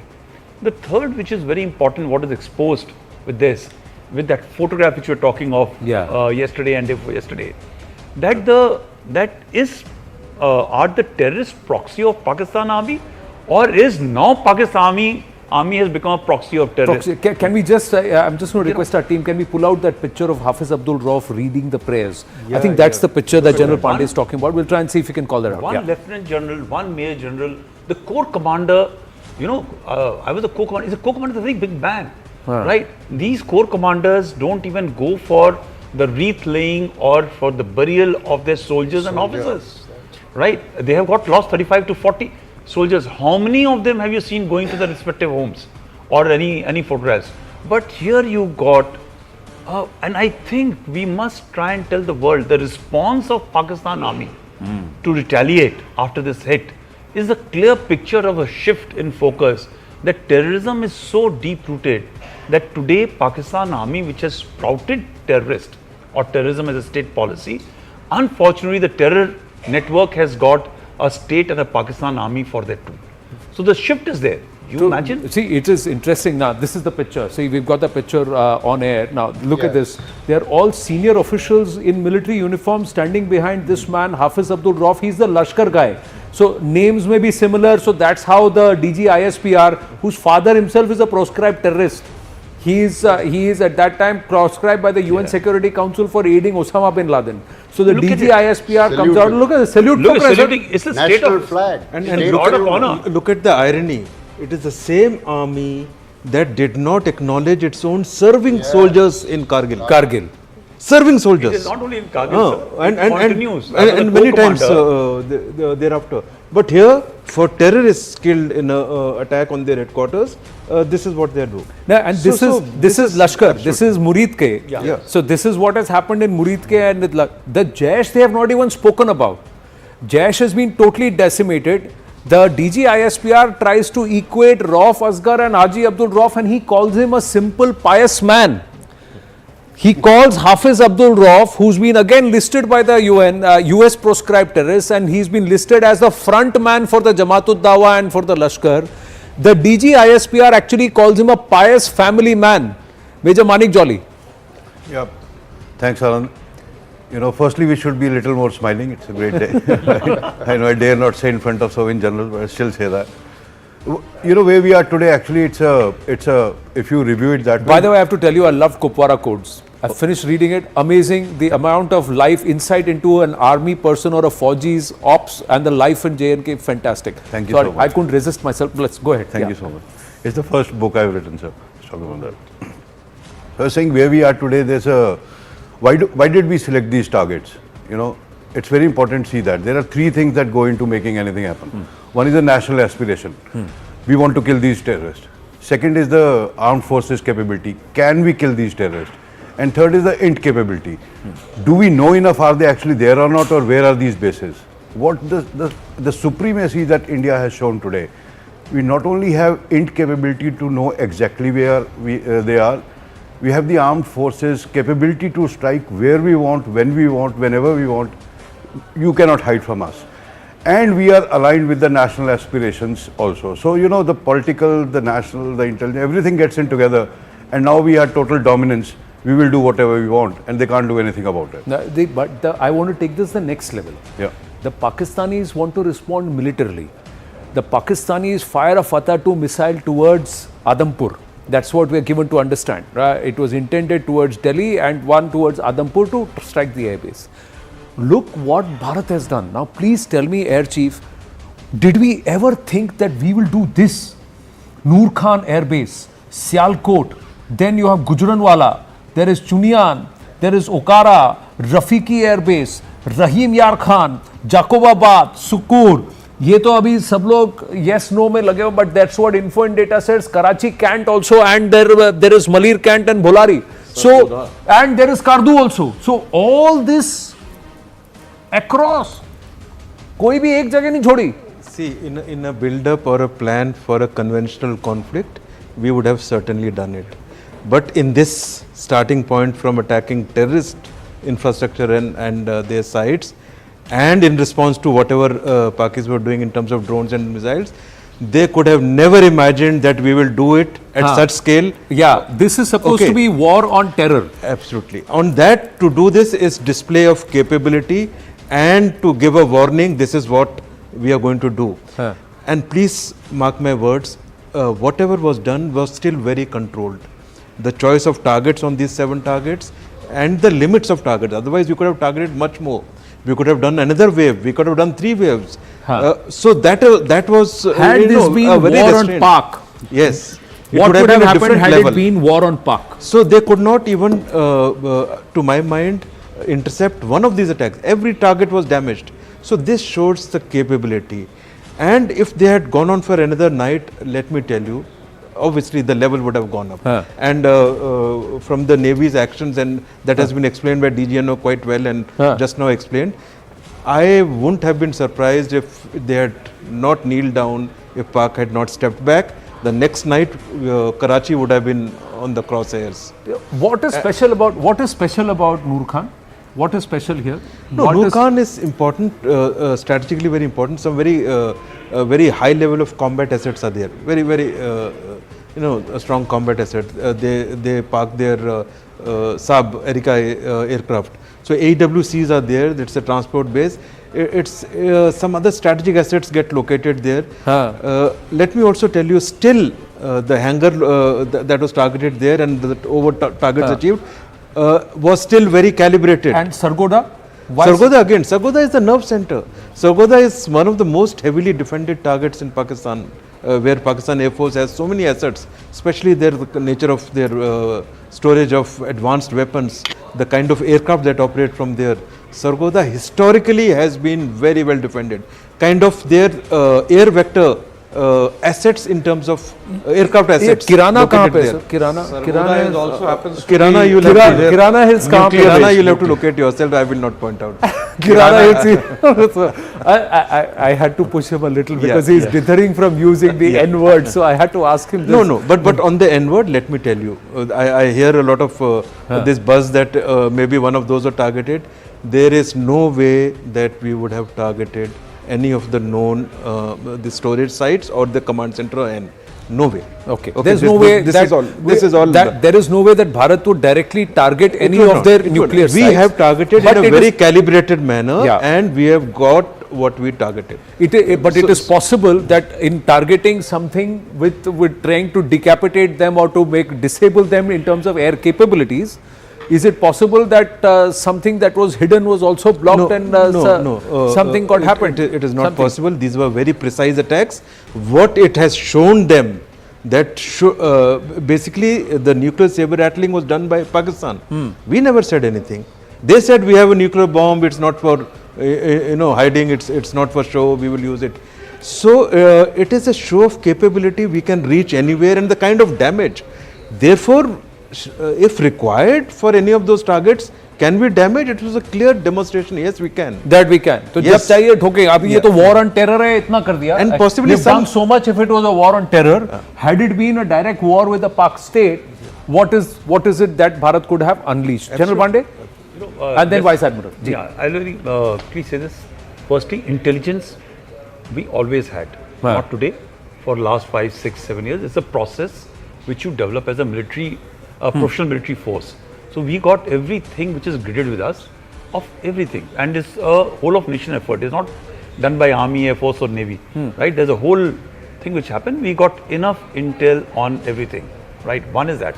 The second is we always had the capability to, in some extent, but I must tell you, in last about 4, 5 years, 6 years, the capacity and capability to hit with ranges and numbers has actually increased. Now, why it is increased is a matter of all detail. But there has been I'll talk of, let's say, AD.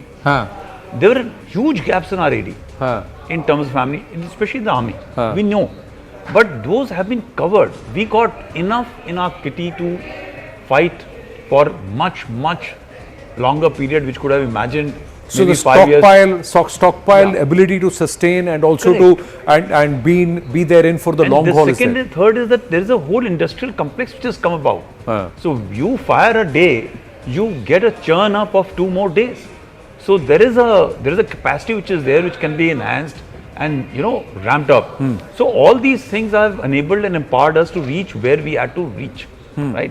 So this strike actually has been a major message to tell them that we can hit you whenever we want to hit you. Okay, Donald Trump right now, yes, Vice Admiral, as we speak, Donald Trump has come out and said that my intermediation is one that brokered the deal.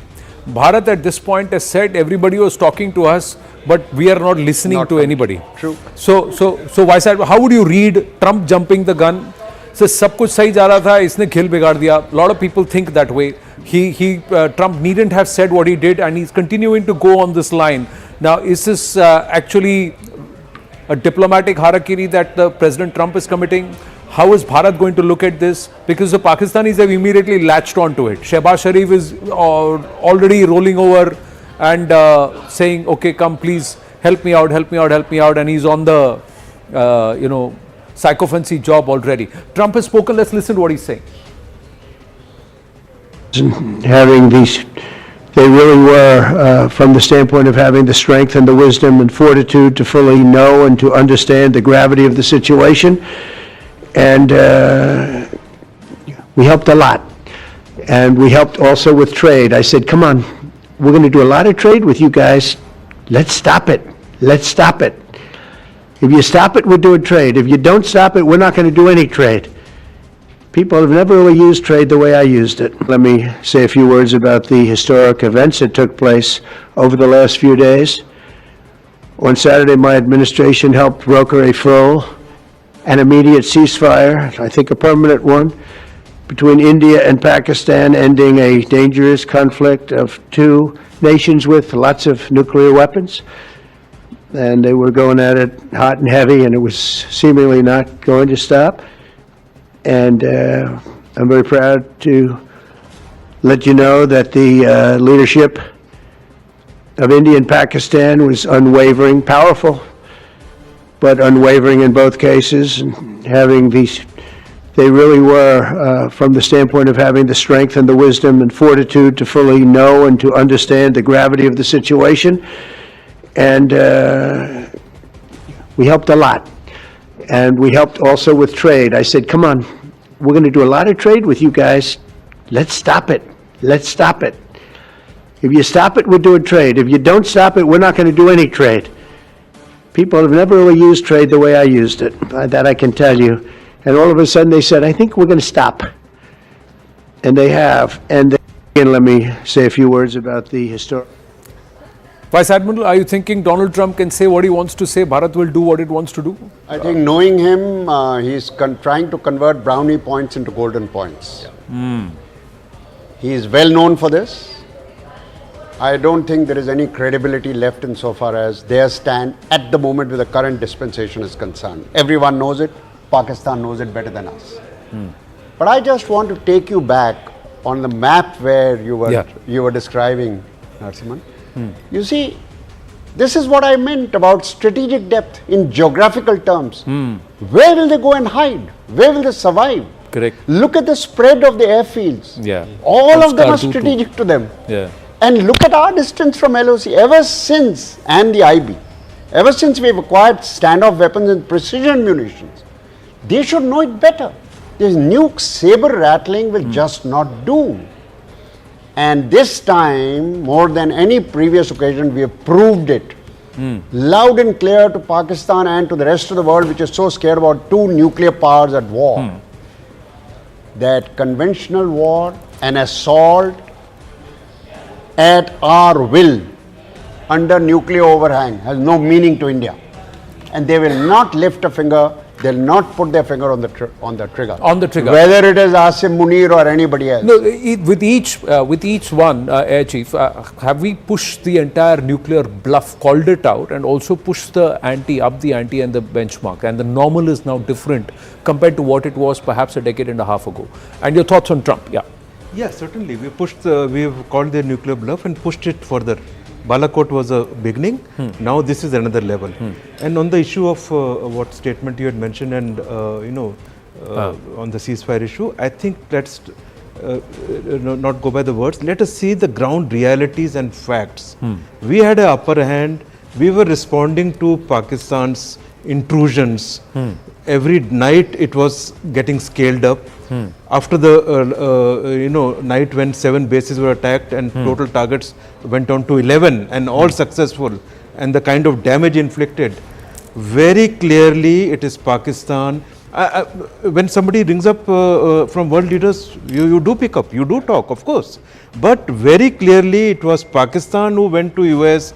They did not get a face-saving attack on us where they could inflict much damage and go to the public and say, we have taken terrorist attack ka badla le liya pehle din ka. We have avenged. They could not achieve anything. So they needed a face-saving. They have gone to Americans and said, we are willing to stop, or when Americans approached them, they would have. It is their stepping back, and that is why their DGMO has called us.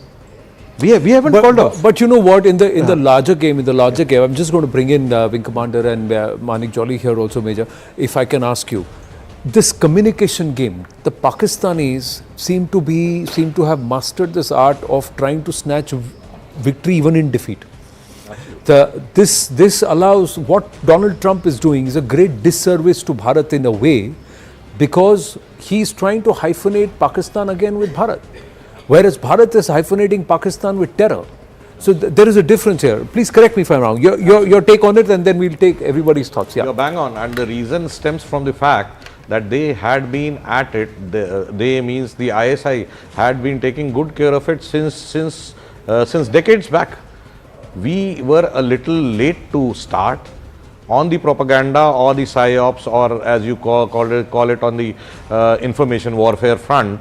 We were late to take off the blocks, and thereafter also our lookout to that particular critical aspect, which in the current context, in the current age and times, holds is the fourth pillar. Absolutely. Is one of the most important tenets which needs to be concurrently going on while operations are carried out, even before that, and even in the beyond that, for the world and the international community to draw the lessons or draw conclusions the way we want them to understand it. So the Pakistanis had been at it much before us. So by virtue of sheer experience and having started off the blocks earlier, they stand at an advantage till date. Now is the time that we have started catching up. We woke up to the fact of the importance of information in... it's not even information, it's about how to manipulate the narrative. And then I'll come to the seniors. I teach strategic communication professionally. I do take capsule at Staff College on information warfare, management, social media. The thing is, what Sir said was absolutely right. We'll not go back, but let's stick to this point. A small trick, right? We attacked their 9 air bases. Social media works on algorithms. The entire ISPR, ISI managed handle will not talk about those 9 bases. Their entire tweets, their entire communication will say, we dropped your planes, #Rafale. They will not mention that. What happens is, in the trending, in the global information sphere, all those 9 things get subdued. Hence, what starts picking up is that, we downed your aircraft or we did this. That's how they gain an upper hand. They do it very professionally. They engage the right people, they engage professionals, not only within Pakistan, all across the world. And sadly, we don't do that. If we have to up our game, this is a very, this is a game where you can't be winning just by being nice boys. We can't say, we will give our press statement. And this is not a game, it's a war actually. It's a big war. it's far more complicated than the chessboard. Yeah, it's a master plot in terms of how you manage to move the pieces and how one communicates as a nation, as a whole of nation approach. This aspect of information is critical. Yes, So please, it's not Kapil. that I won't go what is wrong with us. We can improve, definitely improve of that. If the armed forces decided to, let's say, take a little different direction in the strategic communication part. But what I was trying to make from a simple point, that these simple things matter a lot. We all have friends abroad. Ask any one of them. The communication everywhere is that India attacked Pakistan and we started with that. Pahalgam is missing from the narrative. Why we attack this hashtag terror camps is missing from the narrative. We feel happy a lot is communication going on because we see each other tweets. We are within the geography and the ports which are managing our communication. But we need to take it abroad. It's very critical because communication shapes opinion. Opinion shapes decisions. How the world looks at us, how much they support us. No, and that is reflective on the. Okay, yes, General Pandey, your thoughts. Let me just split it in two parts. Okay. Right? Firstly, Donald Trump has actually spoken out of turn not once. He's done it a number of times. His constituency knows it. The world knows it. Unfortunately, we give him too much of credit because he is the president, and we should stop giving because everybody knows. Yeah. Let's come out to the very sequence.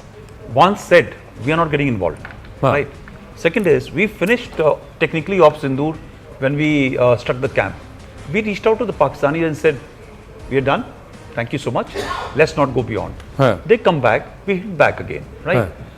Now, every day, the message goes back to the Pakis that, okay, you scaled up, we have scaled up a little bit, and thank you, let's stop it. Nowhere has it gone that we reached out to the Americans to do the deal. Now, something happened when you're talking of the targeting part. On the third day, we hit symbolically Rawalpindi, Lahore. Right? Those are symbolic hits. We told we'll touch you, but they didn't understand. You know, Pak Punjabis, they came back again, emotional charge, they hit back, taken out all the missiles. But when we punished them at critical points, when you hit Sargodha, Sargodha has got other ramifications. When you hit Rawalpindi, where you hit again, has got other ramifications. You hit where you talked not to speak of N, but somewhere around symbolic. That is when the Pakis dial up that now it is out of our control. Let's go back to Uncle Sam. There's a deep state which will help us out, right? So what I can just imagine, what would have happened? They must have dialed up Jaishankar and said, let's stop. He said, हम तो बोल ही रहे हैं पहले से. So why our media is not talking of it? हम तो पहले से कह रहे थे, तुम बंद कर दो. Now the DGMO yesterday made it very clear. The Pak DGMO called him at 1 o'clock. He was busy. He picked up the call and spoke to him 3:30. They said, we don't want to fight it. That's good enough. So where is the missing point? There is nothing to do with trade, right? Now he is going for a brownie point to his communication. The second part I want to very quickly come out. I have been the ADG Stratcom, right? There is a issue. The network, the digital space is controlled by the West, right? When you're talking about the algorithm, today I tweeted something against Turkey, right? It took me 3 times to upload. It comes out, it gets checked. The algorithm controls that this thing. All my other tweets will go couple of thousand. This one will not even go for 1,000 touch. There is a whole control, that lever which is there. And what Jolly is saying is so right. We have missed out by not engaging because the West has been invested in Pakistan because of geostrategic location, and Pakistan is a proxy of the terrorist, proxy of the Chinese, and the proxy of the West. So naturally they will invest in them. And you are a good boy. We have still not learned the Western way of walking the talk, right? Till the time you start, behaving like them, coming on the table, start playing proxies, start playing that game at the high table, you will never be considered of their own. But here's the thing, someone like a Trump gets away with trying to equate and saying 1,000-year problem, I will solve Kashmir. No. Who the hell is he? And why will a president of the United States have the gumption and the ability, dare to write something like that on that tweet? One. So that is something that Bharat needs to address. The other thing is, we know that the Pakistanis' endgame when they lose, when they get a hiding on their backside, is to go back and somewhere internationalize Jammu and Kashmir, whereas it's supposed to be bilateral. And the only issue with Kashmir that Bharat has very stated clearly is how are we going to settle POK and when are you handing it back? That's the only issue with Jammu and Kashmir. These are things which the world looks, and there is a, Bharat's point of view does not get put across. Now, somewhere the establishment has to do it, the military establishment, the political establishment, all of us as a nation have to address this very clearly, that the world realizes that Bharat is the good boy here, the villain is the next one whom you are sitting and still throwing bones at. And it's behaving like a Rottweiler to the person who throws the biggest bone, be it China, be it the jihadis, or be it America. So that is something which we have to do. Major Malik Jolly.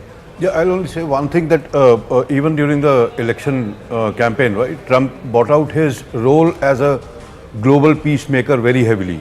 He wanted to take away the aid which is going to Ukraine. He wanted to say, I will solve this. Before that, he was actively involved in the Abraham Accords. He wanted to tell that I'll solve the Middle East also. None of these things happened. So what is happening is he caught on to India-Pakistan thing, and he's saying what I could not do here, I'm achieving here. But what you said is absolutely right, to equate us with Pakistan. His statement would have been that I have told Pakistan, who has carried out terror attack, to not do this anymore. At least, not put us in the same basket and, equate us together, that these are two kids fighting, I have tried to control them. That's very wrong of them, actually. So how do we manage this? And do we expect, and let's build up to the Prime Minister's address, 12 minutes to go, and let's now take this conversation towards the political will, the political messaging, and if there is one man who can correct this, or perhaps set the tone on how to correct this, it's Prime Minister Narendra Modi. So how do we do this? No, I think very clearly, all points made quite well. I think very clearly we should stop giving it too much credence or this thing in terms of words. The facts are very clear. Indian government hasn't gone for asking US that you step in. We have told clearly to Pakistan, you don't do it, otherwise we will repeat it. They did it, we repeat it. So there is enough.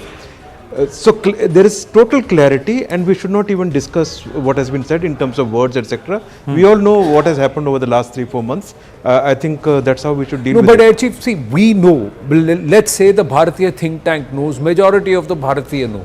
But Bharat is also not isolated as an entity. It has a stature among the world, and there is a need for those who are wanting to engage with Bharat to understand and to respect this position. So very calmly, that Donald Trump needs to be put out there saying that it's Pakistan that went up the escalation ladder. Bharat only waged a war on terror. Waging a war on terror is not equal to waging a war against a nation state that the Pak military did. Yes. These are things which someone as, let's say, unpredictable as Trump should also get to understand. Absolutely. We and should calmly make this what point. role did he play? The day he played, he said, we have talked to both sides. That's the night that the Pakis went for escalation. Yeah. No, we should calmly make this point like we are discussing. We are very clear. I don't, see there is any doubt what has happened. We should make this point. That point would be made at every level. And the Americans would know, the world would know. So we should leave it there and go for the next step. In any case, let us wait for Prime Minister's address. You will know how things are changing and what is the new normal. I think the most important aspect is the terror act will be an act of war. Yeah, any future act of terror is equal to an act of war. That's the new normal. If something happens, what is next? That is what we should look at. These are forget these diversions. I think, why are we so worried? Yeah, we should just tell me who in this world trusts President Trump for what he says. Before coming into office on 20th Jan, he said, I'll take 1 day to finish off Russia-Ukraine war. After that, he says that there doesn't seem to be any way. He wants to grab Greenland. He wants to go and take over Canada. He wants to go and make French Riviera on the Gaza Strip. Who's trusting him? And why are we bothered? Let us look at our own history. In 1971, the US, the powerful might of the US, sent in the 7th Fleet. What happened? They didn't go beyond the latitude of Sri Lanka. Of course, the Indo-Soviet peace treaty had a lot to do with it. But India stood strong, whether the Soviets were coming or not. What happened during the Kargil war? On the 4th of July, Nawaz Sharif went to which hotel was that? Waldorf Astoria or some other? What did Clinton tell him? In less than an hour, he saw him off from top of the steps and told him to go and finish off your war, whether it is your army chief or you yourself. End of the story. We knew exactly the same will happen this time. And in all probability, he must have told his brother, don't play around, go and tell the Americans to sort it out. That seems to have happened. And we don't have to go and explain to anybody in this world. And don't forget, their Secretary of State rang up Asif Munir. Yeah. Because their initial talk with their Prime Minister wouldn't have yielded result. And in all probability, he would have told him, fine, you told me, I'm all for it. Well, why don't you tell my army chief too? So they ring up and speak to Asif Munir. The facts are all there. Let us just look at it, make our points, and let us you look are at the saying कि future. ठीक है जिसको जो कहना है कहने दो हाथी चल रहा है कुछ भौंकेंगे let them bark those who want to bark let them bark let's just do our thing and yeah if we need to sort out certain things let's learn our lessons we'll recalibrate as a nation and perhaps move forward. Now to the aspect of political will. We are counting down just about 8 minutes for the Prime Minister. We're not taking any break. We go to the address. What are you expecting from the Prime Minister? Chief, let me ask you this. We will not preempt what the Prime Minister is going to say, but individually I'm going to ask all of you, what is the messaging that you are expecting from the PM? To tell you honestly, I'm not going to second guess. It is just not possible. There will be a very clear statement of intent of what is going to happen or what happened and what is going. But what I want to say is 140 crores Indians will be listening, and more importantly, I think every single Pakistani should listen, and the world should tune in when he speaks today and listen to him, because that is going to be the future. True. So to me, that is important. True. So you're not wanting to second guess, but are you expecting something? What's the messaging, General Pandey, that you're expecting? Messaging will be very clear, and I think the bottom line is. Act of terror will be act of war. You've seen what we have done. And nobody controls, nobody else but Bharat decides what is an act of terror and what will be Bharat's response. When we want to respond, we don't look left, right, we don't come under any pressure. It was done. So that's what's going to happen. I think what the Chief has said is absolutely valid. This is the time when the entire world should be watching his statement, because we are today the 4th largest economy.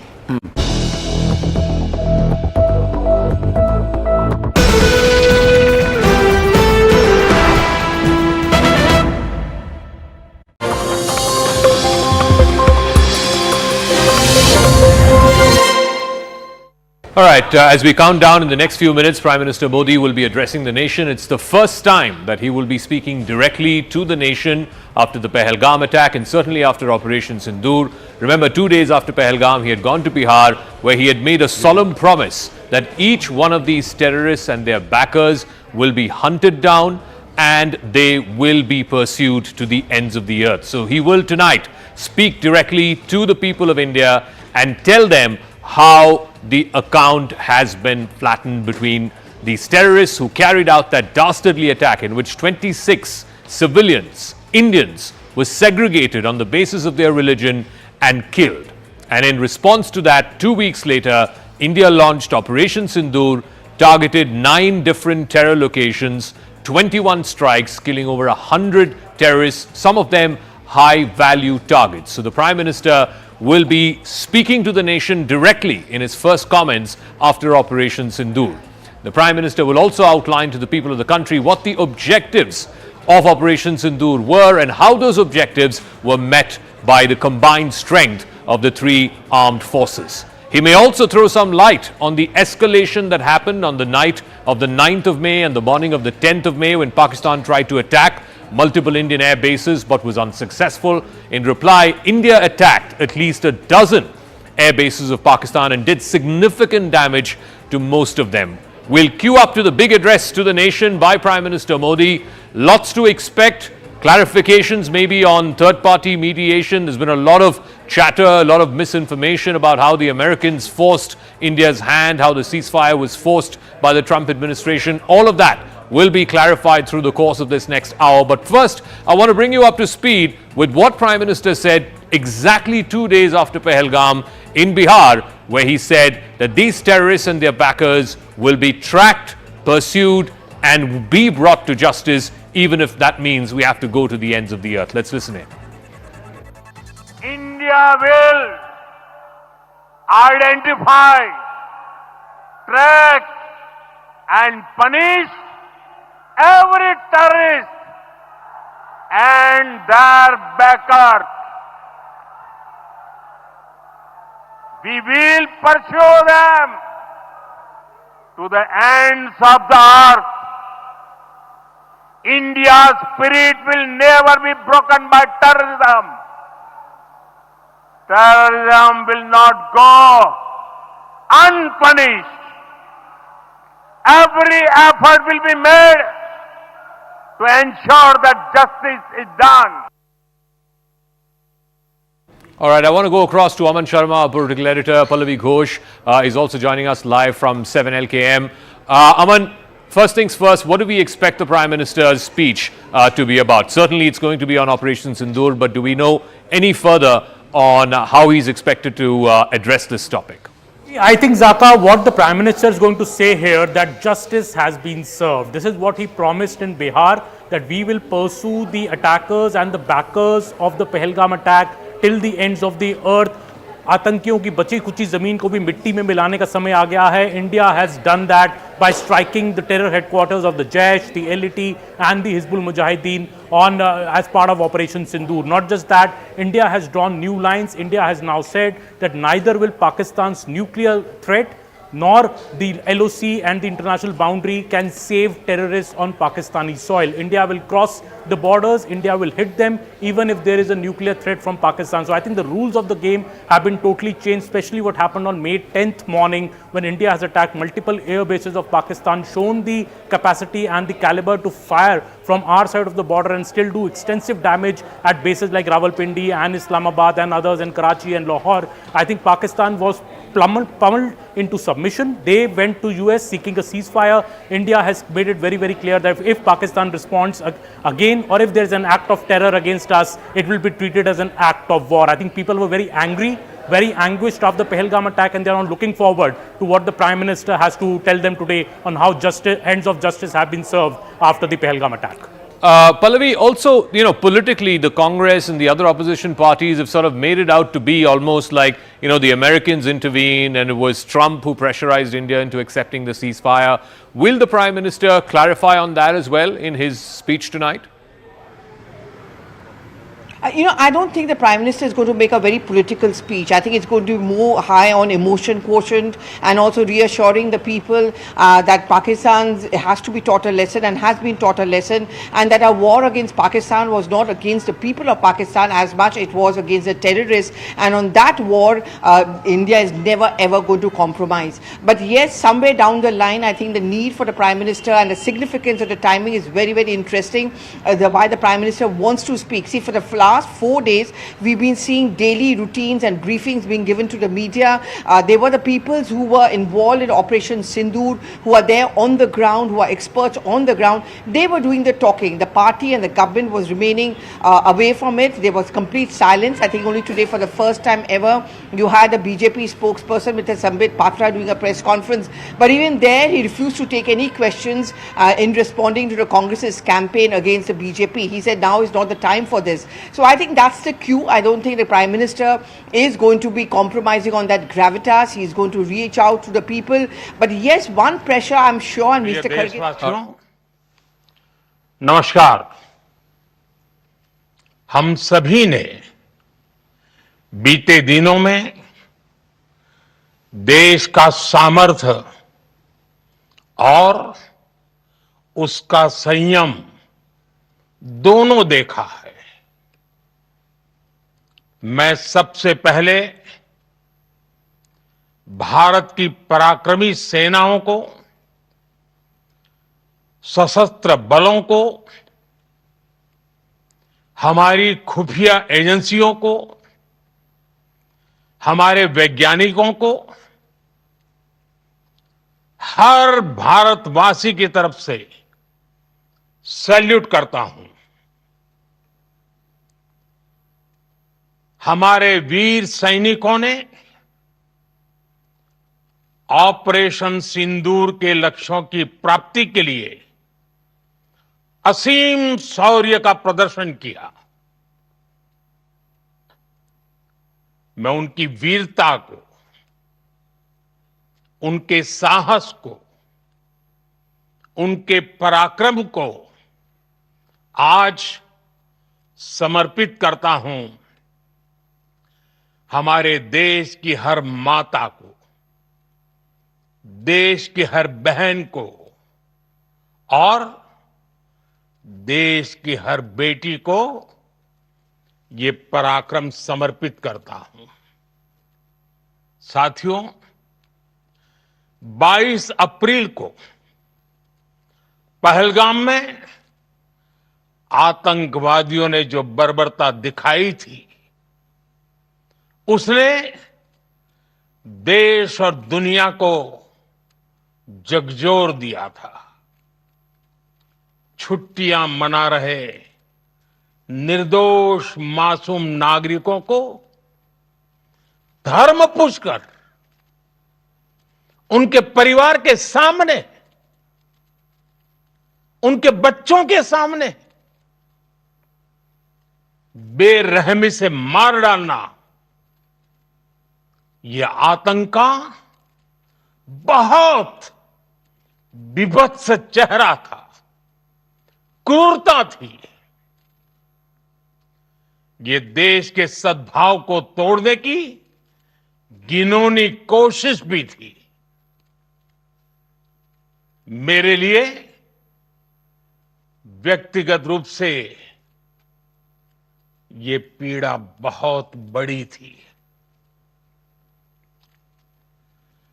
इस आतंकी हमले के बाद सारा राष्ट्र, हर नागरिक, हर समाज, हर वर्ग, हर राजनीतिक दल एक स्वर में आतंक के खिलाफ कड़ी कार्रवाई के लिए उठ खड़ा हुआ।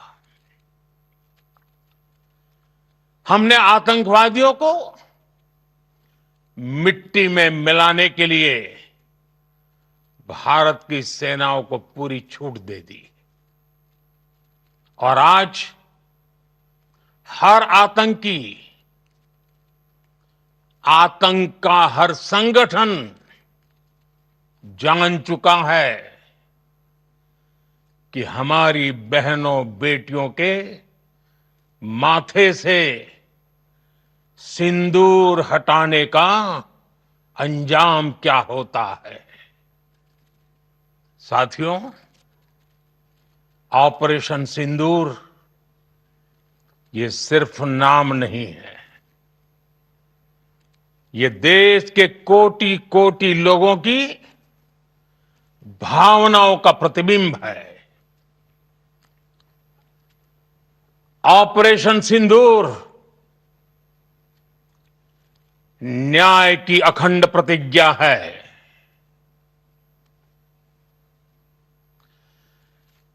6 मई की देर रात, 7 मई की सुबह पूरी दुनिया ने इस प्रतिज्ञा को परिणाम में बदलते देखा है। भारत की सेनाओं ने पाकिस्तान में आतंक के ठिकानों पर, उनके ट्रेनिंग सेंटर्स पर सटीक प्रहार किया। आतंकियों ने सपने में भी नहीं सोचा था कि भारत इतना बड़ा फैसला ले सकता है। लेकिन जब देश एकजुट होता है, नेशन फर्स्ट की भावना से भरा होता है, राष्ट्र सर्वोपरि होता है, तो फौलादी फैसले लिए जाते हैं, परिणाम लाकर दिखाए जाते हैं। जब पाकिस्तान में आतंक के अड्डों पर भारत की मिसाइलों ने हमला बोला,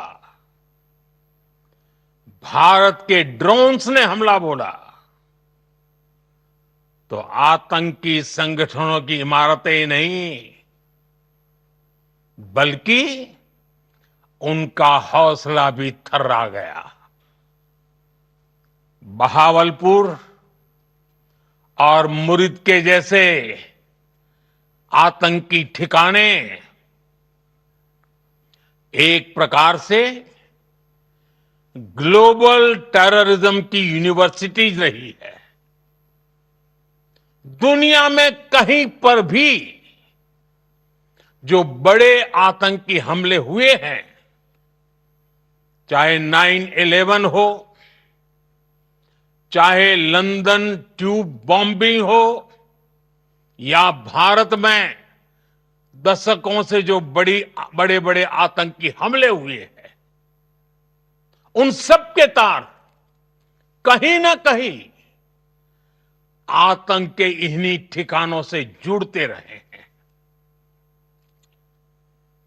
आतंकियों ने हमारी बहनों का सिंदूर उजाड़ा था, इसलिए भारत ने आतंक के ये हेडक्वार्टर्स उजाड़ दिए। भारत के इन हमलों में 100 से अधिक खूंखार आतंकवादियों को मौत के घाट उतारा गया है। आतंक के बहुत सारे आका बीते 2.5-3 दशकों से खुलेआम पाकिस्तान में घूम रहे थे, जो भारत के खिलाफ साजिशें करते थे। उन्हें भारत ने एक झटके में खत्म कर दिया। साथियों, भारत की इस कार्रवाई से पाकिस्तान घोर निराशा में गिर गया था, हताशा में गिर गया था, बौखला गया था। और इसी बौखलाहट में उसने एक और दुस्साहस किया।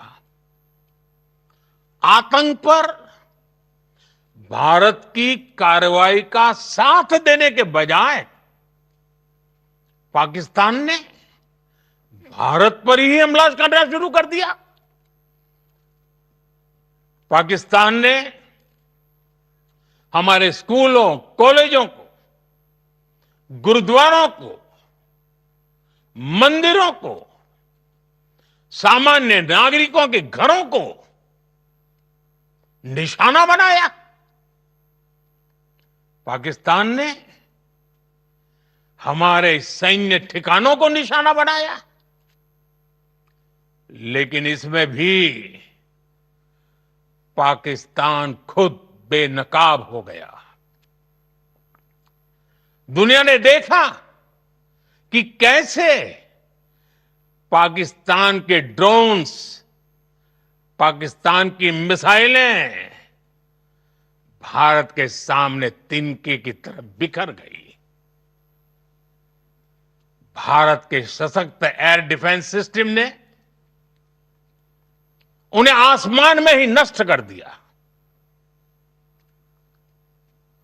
पाकिस्तान की तैयारी सीमा पर वार की थी, लेकिन भारत ने पाकिस्तान के सीने पर वार कर दिया। भारत के ड्रोन्स, भारत की मिसाइलों ने सटीकता के साथ हमला किया। पाकिस्तानी वायुसेना के उन एयरबेस को नुकसान पहुंचाया, जिस पर पाकिस्तान को बहुत घमंड था। भारत ने पहले 3 दिनों में ही पाकिस्तान को इतना तबाह कर दिया, जिसका उसे अंदाजा भी नहीं था। इसलिए भारत की आक्रामक कार्रवाई के बाद पाकिस्तान बचने के रास्ते खोजने लगा। पाकिस्तान दुनिया भर में तनाव कम करने के लिए गुहार लगा रहा था और बुरी तरह पीटने के बाद इसी मजबूरी में 10 मई की दोपहर को पाकिस्तानी सेना ने हमारे डीजीएमओ को संपर्क किया। तब तक हम आतंकवाद के इंफ्रास्ट्रक्चर को बड़े पैमाने पर तबाह कर चुके थे। आतंकियों को मौत के घाट उतार दिया गया था। पाकिस्तान के सीने में बसाए गए आतंक के अड्डों को हमने खंडहर बना दिया था। इसलिए जब पाकिस्तान की तरफ से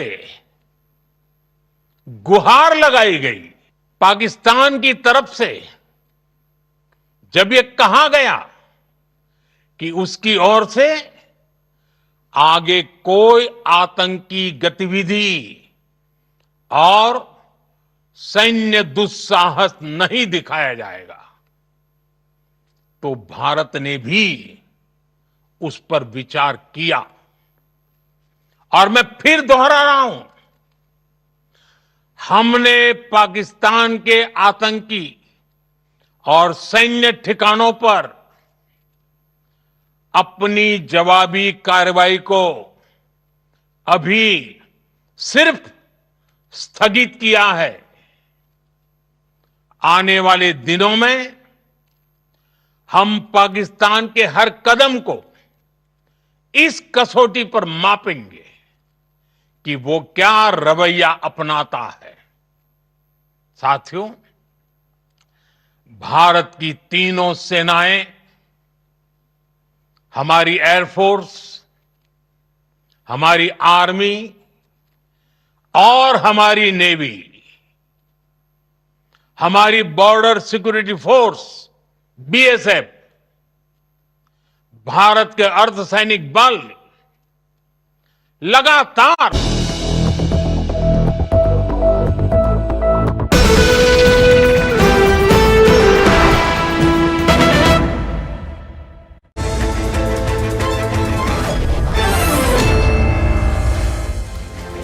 Welcome everyone. Thanks a lot for staying with us. You're watching Plain Speak with me, Shivani Gupta. Prime Minister Narendra Modi is all set to address the nation at 8 p.m. This is his first address since Operation Sindur began. We don't really know what he would say, but perhaps a recognition of the Indian forces and the new normal of not bending to terror even one bit could feature in his address.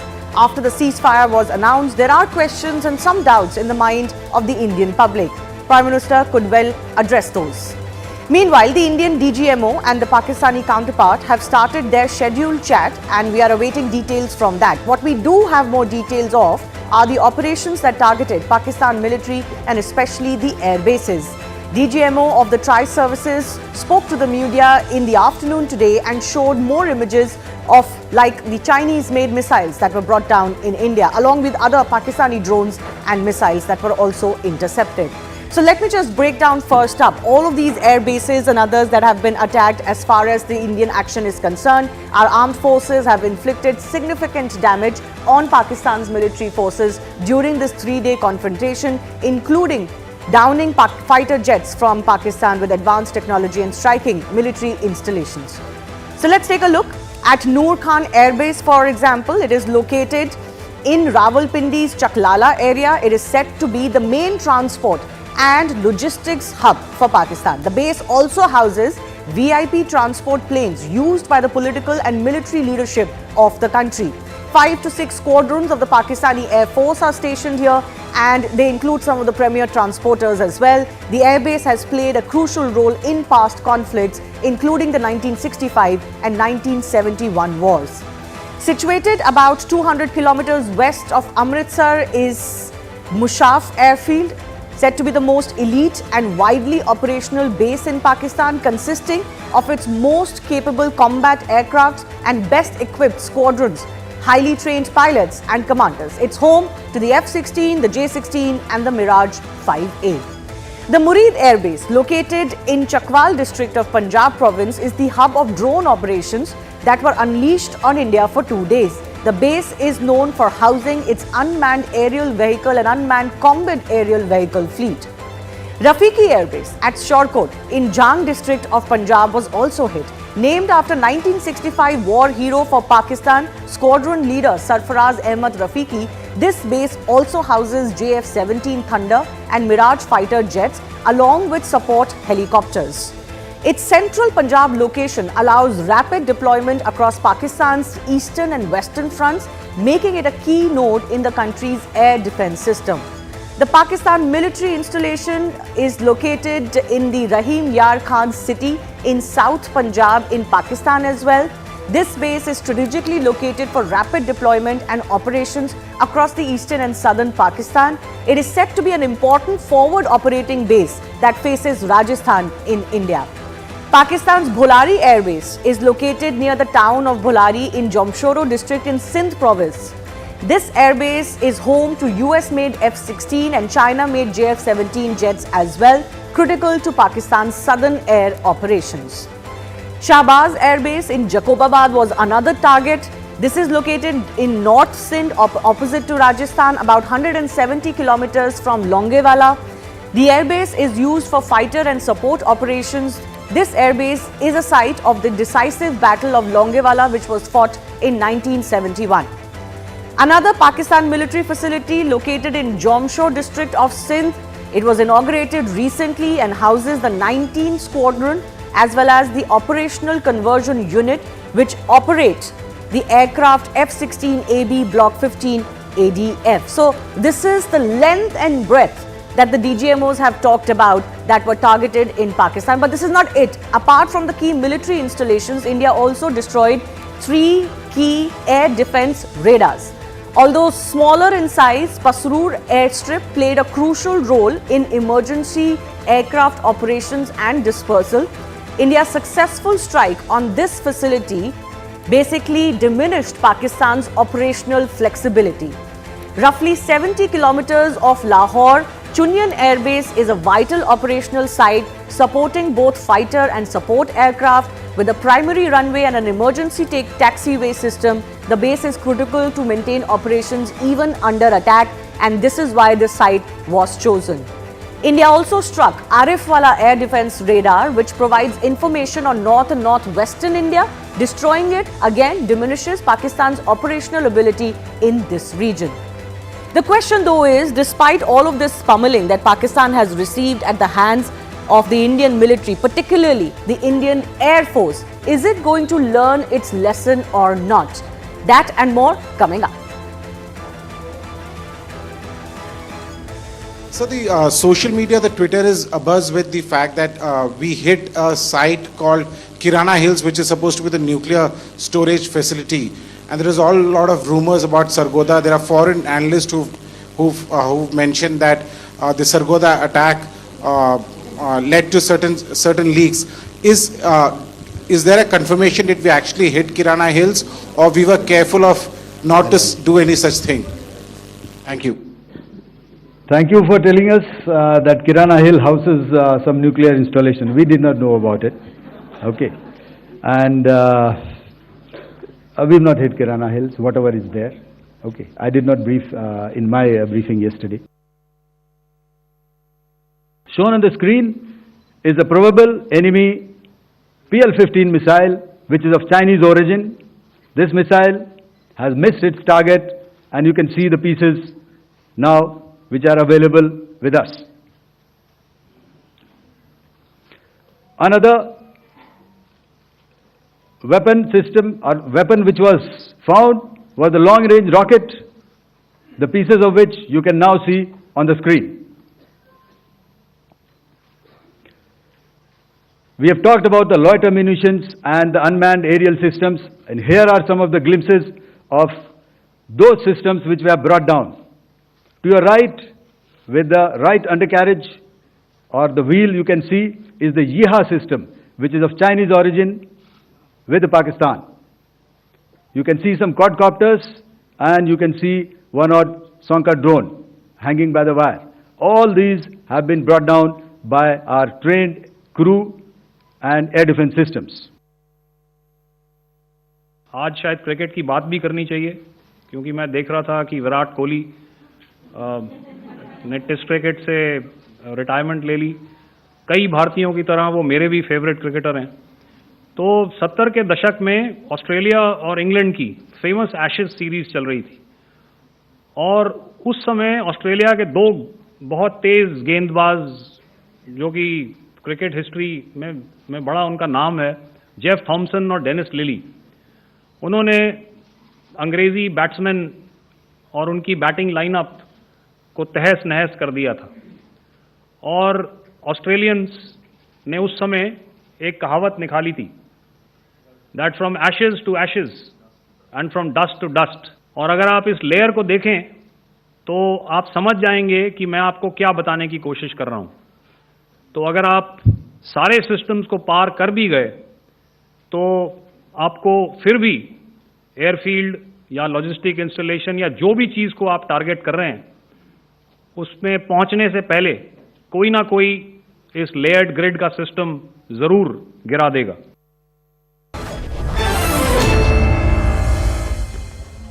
So there you heard some of the excerpts from that DGMO press conference, more details that were offered today. We believe the Indian DGMO is in conversation with his Pakistani counterpart as we speak. We are awaiting details of that. But let me go across to my guest joining us, Lieutenant General Arun Sani, former GOC in Command, Indian Army, Lieutenant General Harimohan Iyer, former Chief of Staff, Northern Command, Prabhu Dayal, former diplomat and CG to Karachi, and Tara Karta, former Director, NSCS, all joining us. I do thank you for your time. Let me begin with Lieutenant General Arun Sani. More and more details being presented by the DGMOs.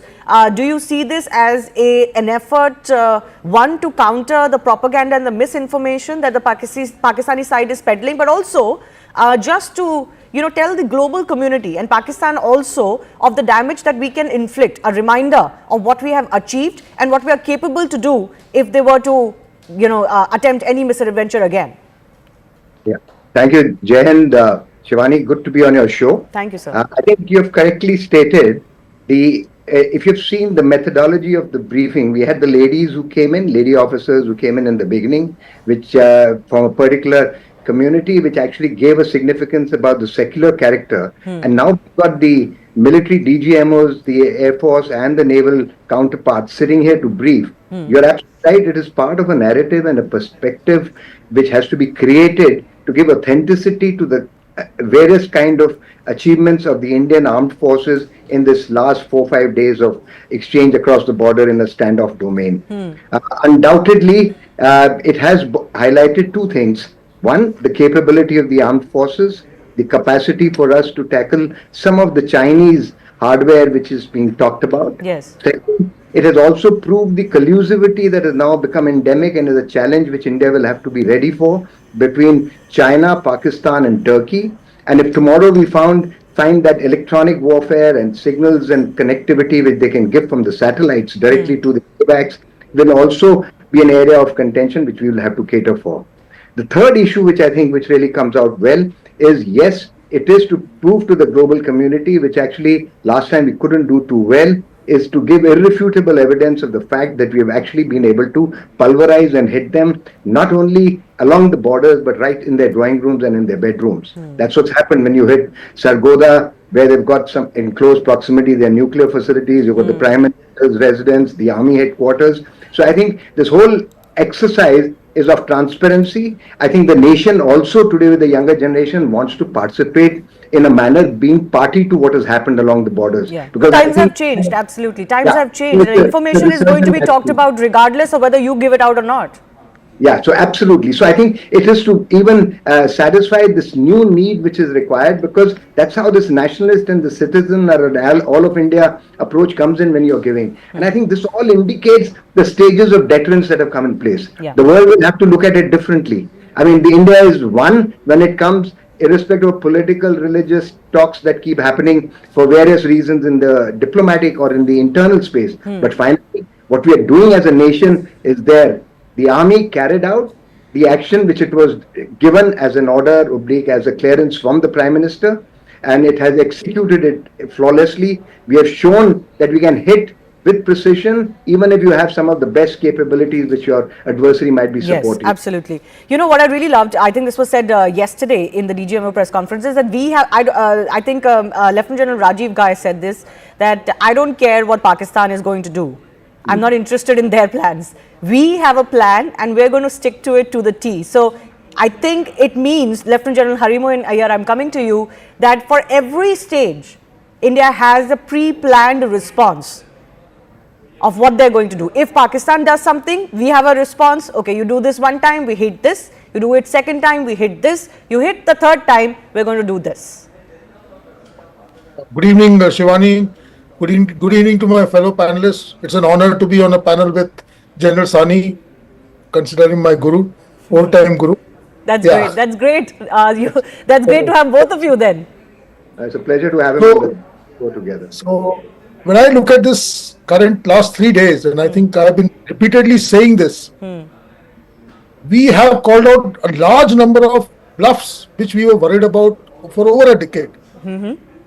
For the last 10 years or so, in fact, the last 10 years of my service, every time we used to sit on a war game and the air ops used to start, the first thing which used to be played up is what happens when we have to tackle his HQ-9 systems.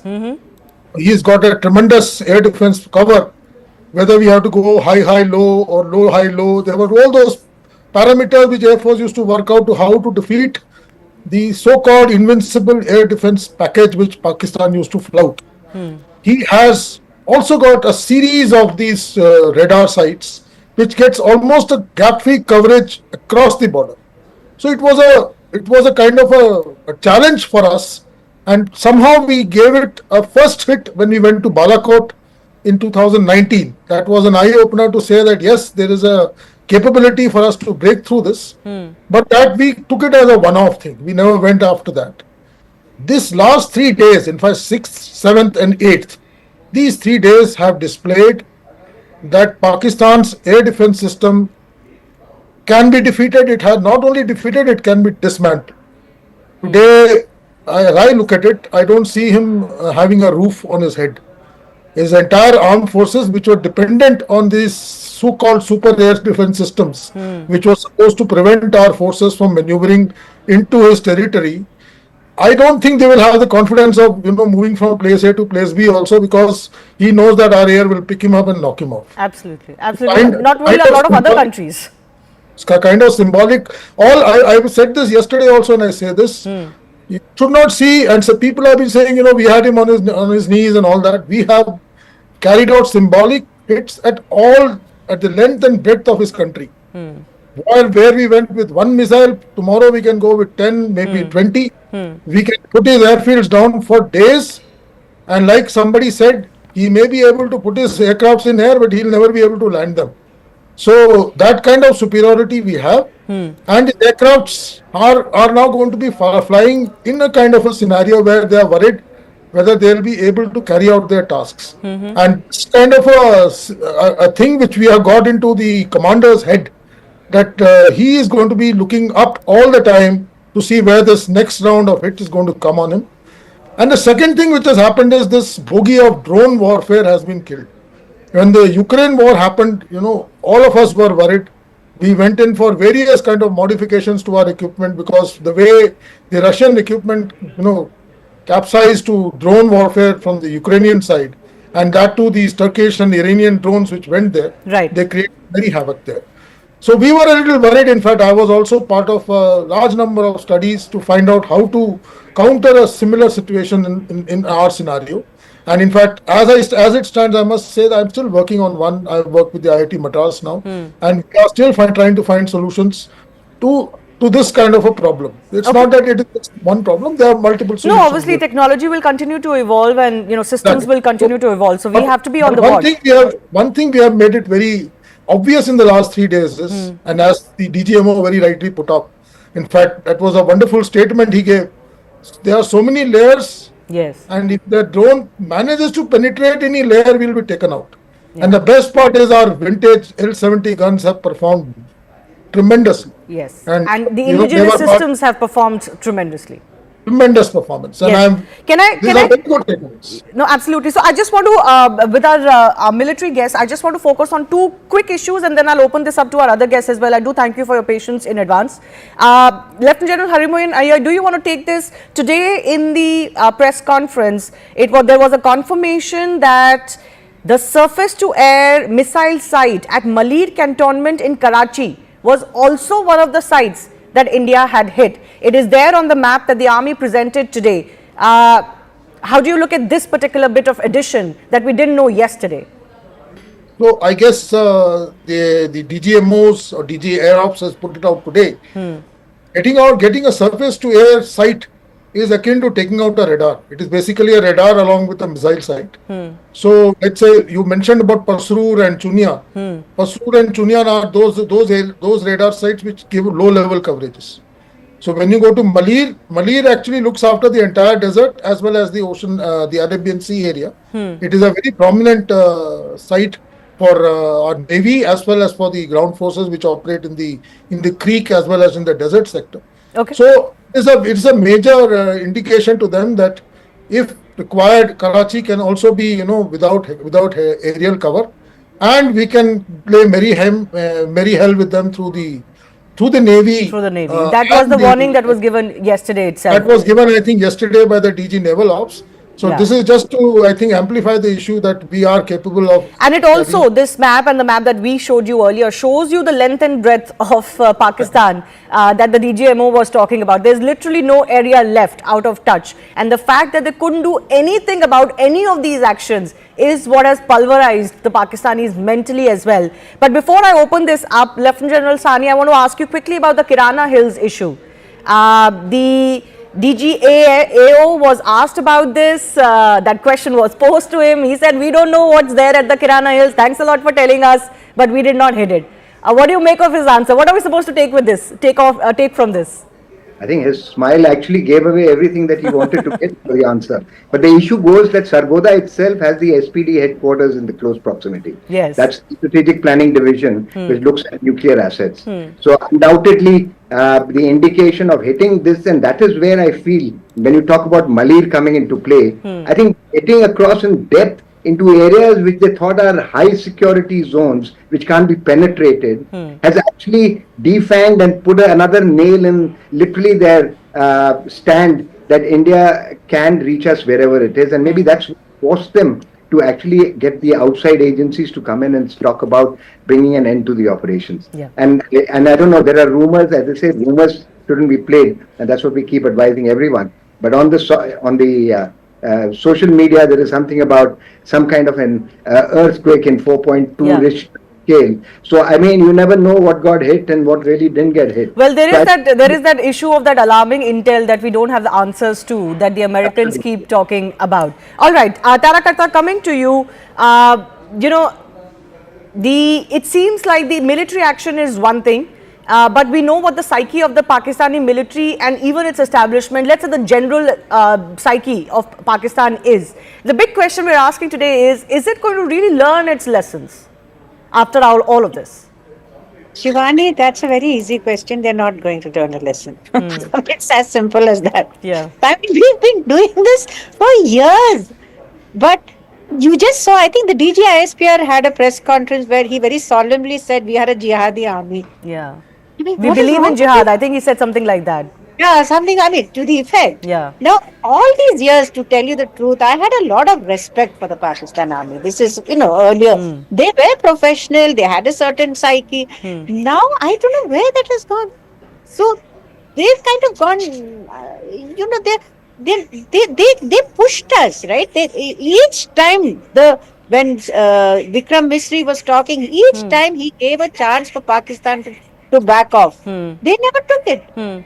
So the US intervention and that holding of that meeting of their nuclear command authority, that is normally a typical sign that they are willing to back off, because they do that every time. They will bring out some missiles, and then if somebody will come and say stop. So is that so, Tarakatha? You're touching about a very important issue, because the public wants some answers to this. Do you think this is actually credible that they tried to pull off that threat or that bluff this time? See, it's a very frightening scenario. So they did this in during Operation Parakram. They did this during Kargil. Foreign Secretary Shamshad Ahmad had said that we reserve the right to use all nuclear weapons. So this they've been doing every time. They'll hold a meeting of the command authority, or No, they'll put some saying missile this down. is one thing and announcing a meeting of the Nuclear Command Authority is one thing. Actual movement on the ground is another. Yes, you're quite right. So they didn't. Hopefully, did not. I don't. I mean, I don't have those inputs as yet, but I don't think they will. I mean, you still have a degree of civilian control. Nawaz Sharif, by the way, has been trying to reach out to Indian leaders this side. I don't know whether he's successful, but there are people with a big degree of sense. But you can't count on that every time. Yes, yes. You know, given how he's saying we believe in jihad, and then you've got nuclear weapons, and nobody's bothered about that. So, if I would say we should use the US intervention to highlight the fact that this is an highly irresponsible nuclear state. No, the US should know this in itself. I mean, if this is indeed what happened, then nobody needs to tell this to the US. I'm sure they've got brains of their own to know that this cannot be allowed to continue. But we know the history of US when it comes to turning a blind eye when Pakistan was acquiring its nuclear weaponry. So, I mean, who are you going to, preach in this case? I think, see, also there is, see, as administrations change and bureaucracy changes in the US, the institutional memory starts changing. Now they've shifted away from terrorism to Ukraine, blah, blah, Gaza, these huge wars. You need to rekindle that. Okay. You know, you had the whole non-proliferation debate. Then you shifted to a terrorism debate. Now you've got this conventional war. They have no time for you, actually, to tell you the truth. No, that's fine. That's fine. If they don't have any time, then don't meddle. But the reality is they have meddled. And they've meddled in a way which has muddled a lot of things. But I have to bring in Prabhu Dayal on this. So thanks a lot for your patience. Same questions to you. Do you think Pakistan could mend its ways? There are, as Tarakarta says, some saner authorities, quarters in Pakistan that will say, okay, listen, this is not the path that we want to go down on because India is going to absolutely pummel us. Let's rebuild from here and not do what we've been doing. Is that even possible at all? No. I don't think it's going to be possible in the long run because hostility towards India is in the genes of Pakistan. Yes. Now, I've been following the media reports just now. The meeting between the Indian DGMO and his Pakistani counterpart has ended. And according to sources, the reports say that the Pakistani DGMO conveyed that the Pakistan military would not violate the ceasefire agreement. Now, this is only something which suits them now. Will they stick on to it? Will they hold on to this position? Yeah. I'm afraid not. They are Jhutistan. Their name should be changed. They are liars when it comes to dealing with India.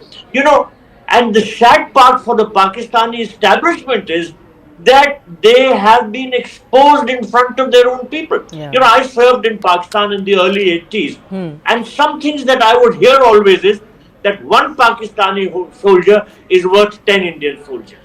Second thing was that we will bleed India by 1,000 cuts. This is the sort of narrative on which they have brought up their people. You know, this is what the people of Pakistan grow up thinking. Now that narrative has been shattered.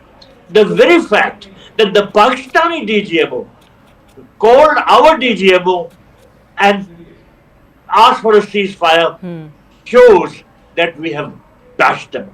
Yeah. Otherwise, they would have not called for a ceasefire. No, absolutely. Absolutely. They have been pummeled, and the generals who were speaking just now explained in great detail the different strikes which have taken place. But in a nutshell, Pakistan never expected it. They thought that they were very strong. They underestimated the might of India. Now, we had made it very clear that we were only wanting to strike the terrorist targets. But we had also said that if you escalate, we will retaliate. Absolutely. Pakistan never realized the seriousness of the situation. And they allowed, in fact, they did things which escalated the situation and they are paying the price. Now, what is going to be the fallout? Firstly, the position of Asim Munir will be weakened. Secondly, the internal strife within Pakistan will increase. Thirdly, this strife will also encourage the Baluchis and the Pashtuns to step up. The the fight against the Pakistani army. So there are lots of things which will happen. What will be visible straight away is that the Pakistan economy may suffer a further blow. Although the United States has helped them in getting this loan from the IMF, but you know the economy is in such bad shape. The efforts of the United States cannot save it, because the long and the short is our strategy includes weakening the Pakistanis, including such as by the Indus water treaty being held in abeyance. So Pakistan is in for a very tough time. They know it, but whether they will give up the hostility towards India, I agree with the other panelists, they will not. That hostility is endemic to their character.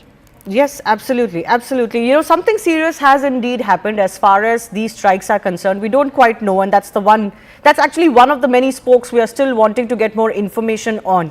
But you were absolutely right in terming Pakistan as Jutistan, because, you know, we wanted to focus on the kind of propaganda that Pakistan has peddled, and it hasn't come from social media warriors, as they call them. It has come from the head of the DGISPR, and some of the things that have been said in their press conferences is absolutely mind-boggling. For example, how their drones hovered over the national capital, including on top of, you know, key political and other installations. General Sani, what do you make of these blatant white lies? You know, cropping a clip from an Indian television channel as if nobody is going to find out. Do they think their own public is that stupid in today's day and age, or what is going on?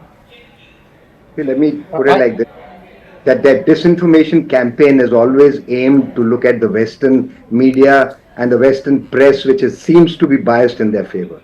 I think we have this great narrative challenge that remains, that irrespective of what you say, what was picked up, I mean, that stupidity of a DGISPR report with some pictures which any channel which is of any value will take 30 seconds to see that there were pictures from Lebanon and other places, was followed up by the Reuters and by the BBC, then by the Al Jazeera. And then these fancy articles in Telegraph UK about how this whole electronic wall of the Chinese capability has come in, which has now actually knocked the hell out of India's air forces. So I think what India needs to do is, which is what I think the Prime Minister has correctly done. We are going to have a long-term impact. It's going to be a sustained pressure on them. And I think the right thing happened. India refused to talk to any of their leadership and made their army cow down and ring up our DGMO to say, listen, we want an end to the ceasefire, or we want a ceasefire with immediate effect. The second thing which I would like to say is, I think India should continue to concentrate on building up its power. It's military, it's hard and it's soft power, it's economic power, it's standing as an economic power. Okay. I think itself will change it. So I would say sustained action needs to be done. Efforts to build a narrative and change it with multiple forums needs to continue, which is happening. And more importantly, we shouldn't be too worried about what the world says. I think what the EAM said in one of these conferences recently, we are looking for partners and we are not looking for preachers to tell us what to do. India is capable of looking after its own interests. Yeah, you know, I wasn't even too worried about how the international media is portraying certain things. Maybe their news cycle would adjust to the information that India is putting out now. Speaking of what's happening in India, India-Pakistan DGMO talks that began at 5 p.m. They've concluded. I'm still awaiting more details officially from that. But I just want to take our viewers through that disinformation campaign that I was talking about. For example, Pakistan officials claim that their armed forces damaged India's S-400 anti-missile system, a claim that India's armed forces categorically denied. Wing Commander Vomika Singh, in fact, had said that Pakistan is spreading fake news in this regard. Then Pakistan claimed that their military had destroyed a BrahMos missile storage site as part of their retaliatory operation, but the Indian Armed Forces rejected those as well. Not stopping at that, Pakistan intended to spread more fake news by claiming that India's airfields in Jammu, Pathankot, Bhatinda, Nalia and Bhuj have been hit by them. Indian Armed Forces have in fact, with facts and images, put out the fact that all of these facilities are completely intact. Pakistan, that has been targeting civilian areas, has accused India of deliberately targeting mosques in Bahawalpur and Murid case. So they tried to give it that religious spin. But it is very clear that regardless of what those structures are, Indian armed forces have only targeted terror sites. So if they are mosques, if they happen to look like mosques or function as mosques as other times, it's irrelevant, isn't it? We've seen this playbook for a very long time. Pakistan militaries falsely claimed that Indian drone tried to target holy place of the Sikh community at Nankana Sahib. This is of course another angle from that entire K2 strategy. The External Affairs Ministry described it as a blatant lie and said that Pakistan is again desperately trying to impart a communal hue to the situation with an intention to create discord. Pakistani army officials during their press briefing claimed that Indian missiles have hit Afghanistan. Another claim rejected by Foreign Secretary Misri. He called these frivolous. After being punished by the forces, Pakistan made a laughable claim that Indian armed forces were targeting their own cities and then blaming Islamabad for those drone and missile attacks.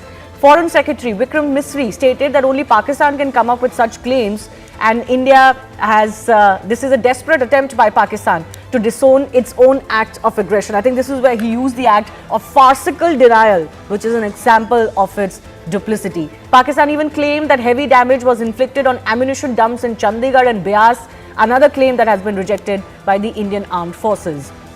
And Tarakata, look at the differences in the way we are conducting our press conferences and the way they are conducting their press conferences. They're, using edited version of Indian media clips. Like children, really. I mean, 4th standard kids can do a better job today. Or they're cutting and pasting two different statements where you can see the background changing. There is credible information that some of their Navy fleet images that they have shown are actually photoshopped images of the past. So this is almost laughable.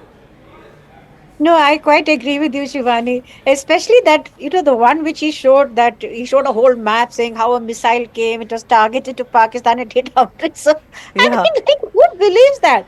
But the other difference is that, when our DJR people talk, it's not a chest beating exercise. It's a very factual, this is what we've done, here's the photograph. This is what we've done.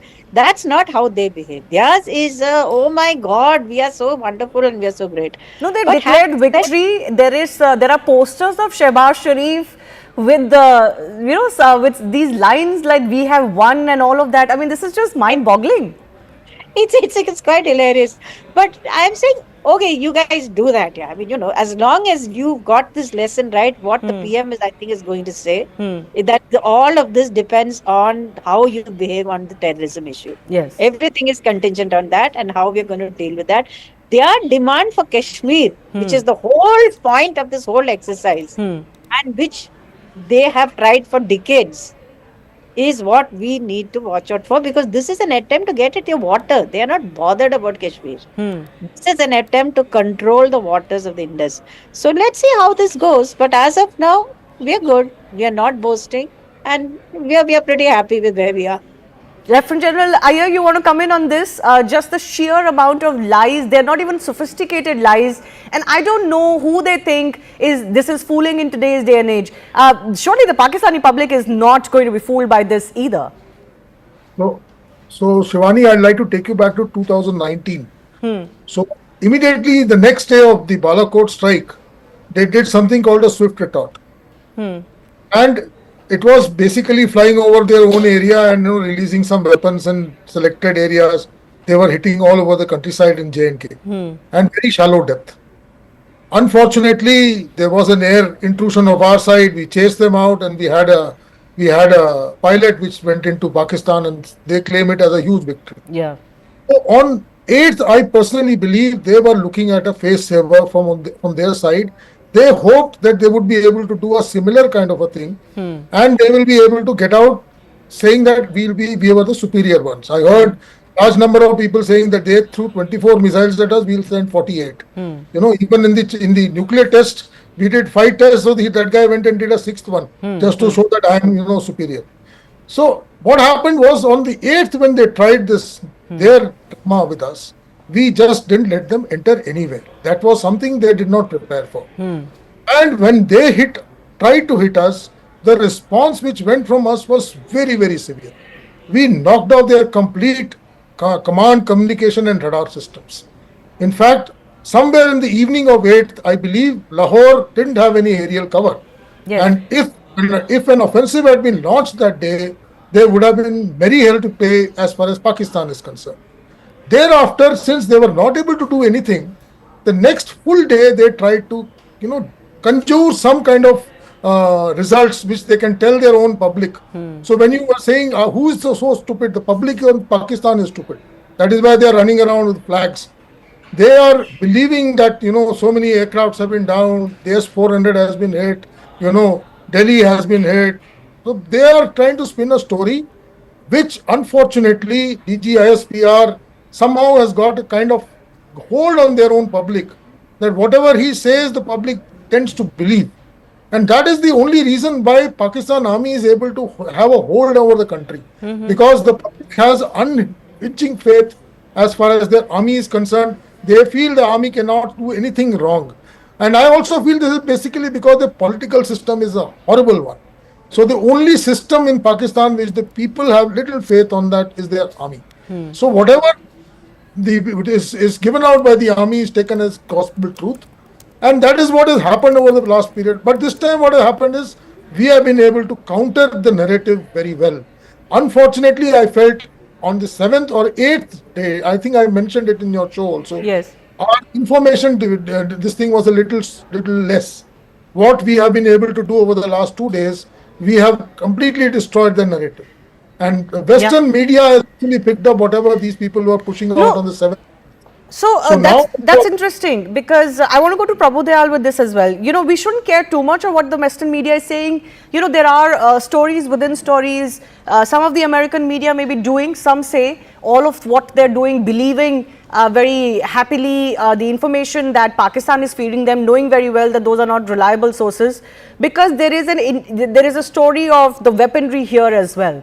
If India has taken those hits, then it kind of pits American weapons versus the ones that India has. So do you think those plays are also very much alive here, which is why some media is so keen to take every word coming out of Pakistan as gospel truth, and some of it is like so easily verifiable and fact checkable? You're absolutely right.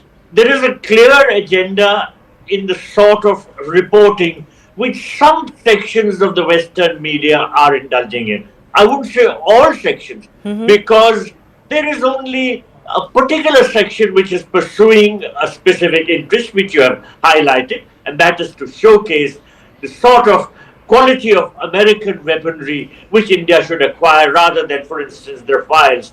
And the Pakistani... And the S-400, for example. Yes, and the Pakistani fake news about having shot down the Rafale, etc., is being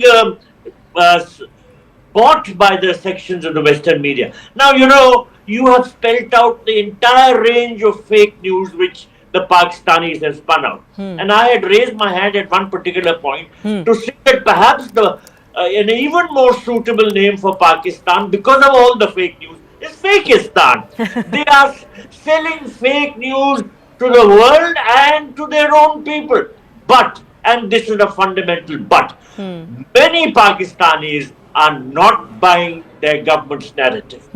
There is umpteen, sort of social media availability of handles where the Pakistani narrative is being openly questioned. Yes. And in fact, not just in social media, even within the Pakistani parliament, there are members of the parliament who are questioning what the Pakistani government has said or what it is doing. One member of parliament openly said during the deliberations there in the parliament that the Shehbaz Sharif is a geether, he's a jackal, he's doesn't have the guts. And don't be surprised, things happen very fast. Army chiefs are deposed in Pakistan.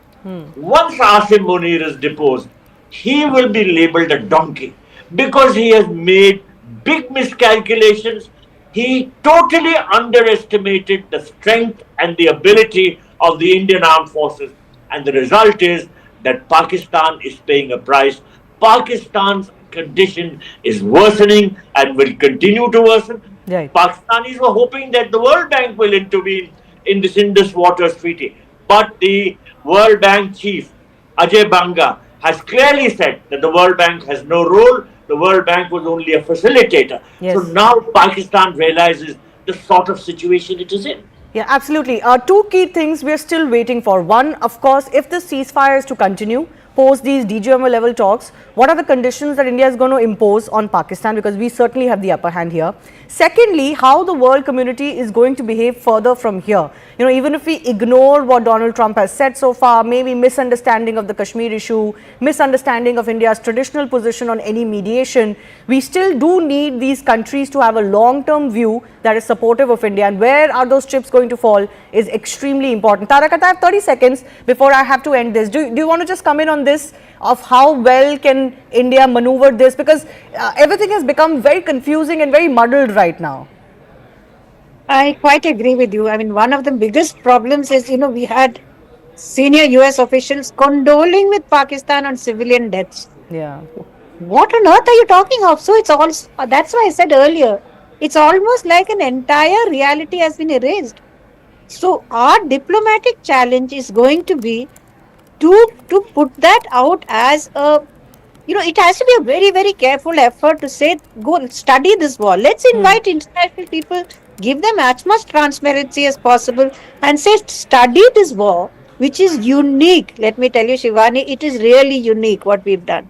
Under the nuclear threshold, you operated with solid control. Very unusual. Let them come and study it. Then they'll know the realities of what went on. I mean, nobody will give all the information.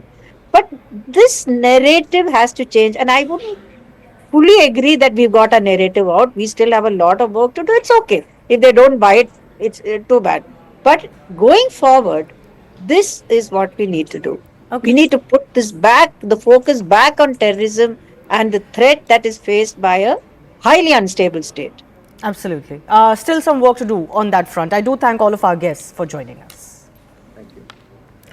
Let's focus on what's coming up later in this evening. Prime Minister Narendra Modi is all set to address the country at 8 p.m. This will be his first address since Operation Sindur began on May 7 and was announced on late night on May 7 or the early morning of May 8, as we can say. And we've seen what has transpired over the last 3 days or last 5 days now. But the message from the Indian Army has been very clear. They've achieved their objectives and they're ready with their plans if Pakistan was to do anything else. So what could the Prime Minister really mention? Let me go across to my colleague Aman Sharma, who's joining us with more on this. Aman, it's always difficult to predict what the Prime Minister may say, but what is the sense within the government?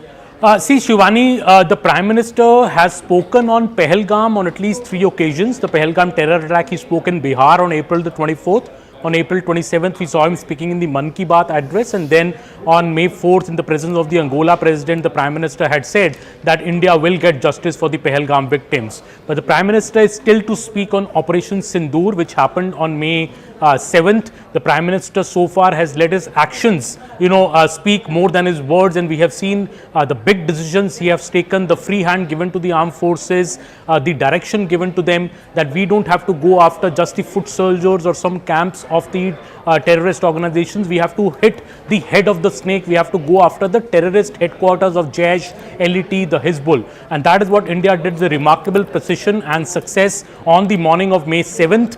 The Operation Sindur, which was carried out, the name was also coined by the Prime Minister as an emotive, message to the victims of Pahalgam, the 26 innocent tourists who were killed in the Pahalgam dastardly strikes. What has happened since is also another big move that he made on May 10th morning, when the country decided to raid the air bases of Pakistan, as deep as Rawalpindi, Islamabad. This was because Pakistan upped the ante and tried to fire a ballistic missile at our Adampur air base in Punjab. Right. So I think that was even a bigger call. And so I think this will be a moment for the Prime Minister maybe to tell the nation what has really transpired in the last 7 months, how the country has emerged stronger, how it's been a magnificent victory for our armed forces, which beat Pakistan all ends in every battle, and what's the way ahead that India continues to re-verify, not trust Pakistan, re-verify the operation still continues, the Indus Water Treaty still keeps in abeyance, and now India has the no borders, no nuclear threat by Pakistan will be able to stop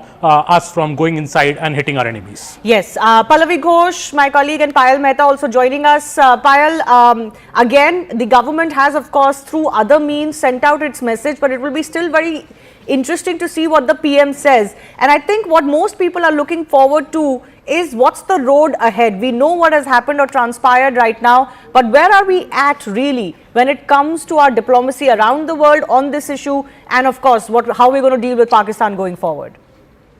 Well, of course, if there are 140 crore Indians who have faith on one leader, that leader undoubtedly is Prime Minister Narendra Modi, and there shouldn't be no doubt in anybody's mind as well. Every time that the Prime Minister has addressed the nation, he's been able to take them into confidence and make them understand why the government decision has been taken and what government decision has been taken.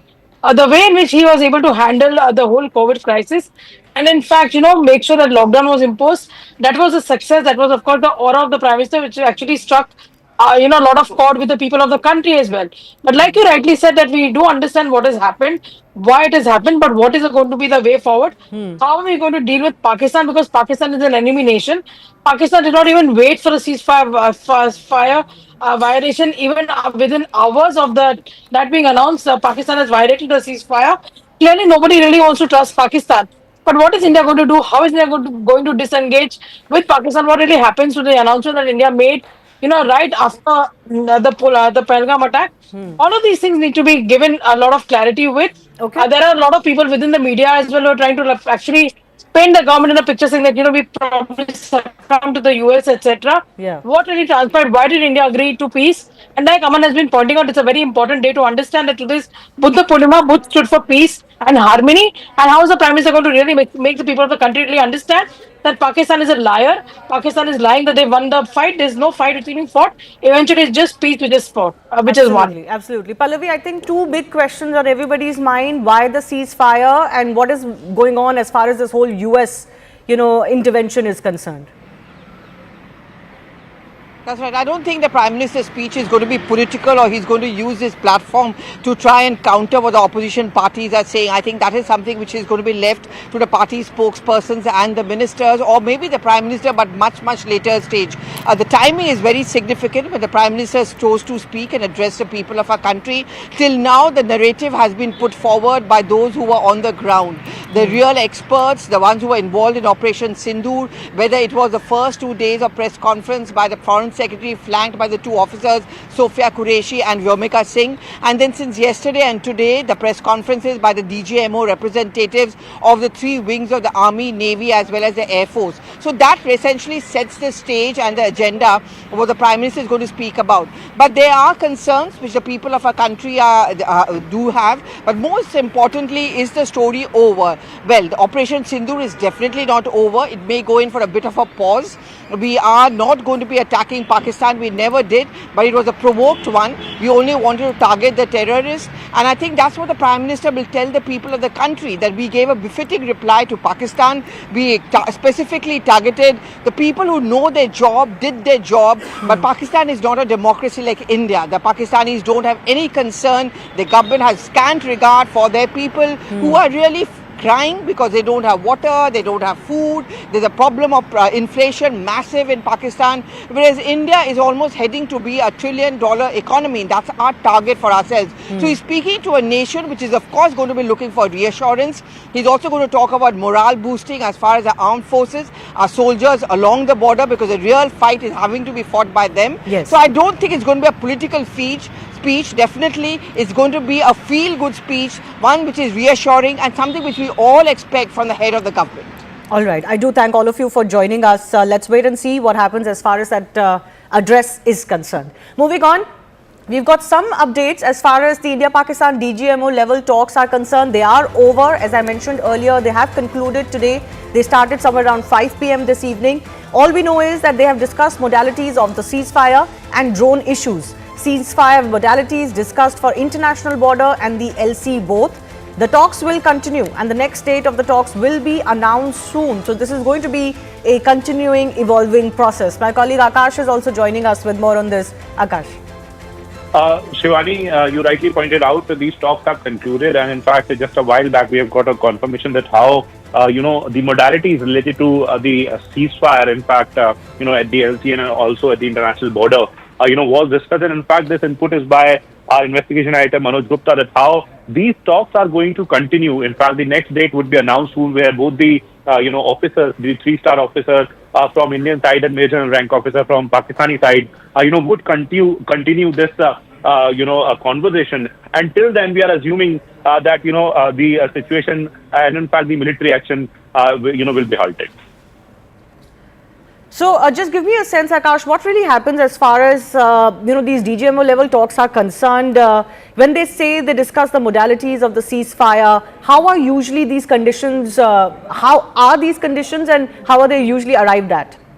Right. So, Shivani, you see, in general, cases, every Tuesday, these officers connect on hotline, or the offices of these officers connect, where the colonel rank officer or the brigadier rank officer, discuss the issues related to LC specifically. We know that LC is an understanding where, it is not the international border, it is just the line of control where both the sides have their the area of control.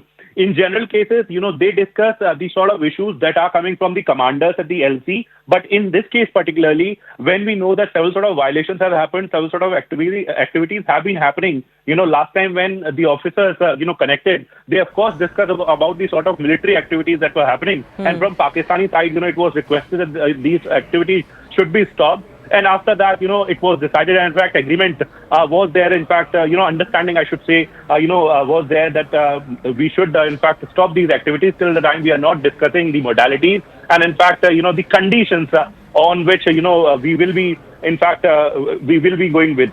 And in fact, now we are learning that today, in fact, this was the very part of the discussion, that how we are going to, go further. And specifically, if we talk about the ceasefire and the drone activity, so it was somewhere agreed upon that now, both the sides will not go for any sort of attack or any sort of military activity. Okay. But as far as, decisions are concerned, so, next date would be, in fact, decided, and in fact, will be given soon. Okay, all right, Akash, that's all the time I have. I have to take your leave. Thanks a lot for watching Plain Speak. My colleague Anand Narsimhan is joining you on the other side of a very short break.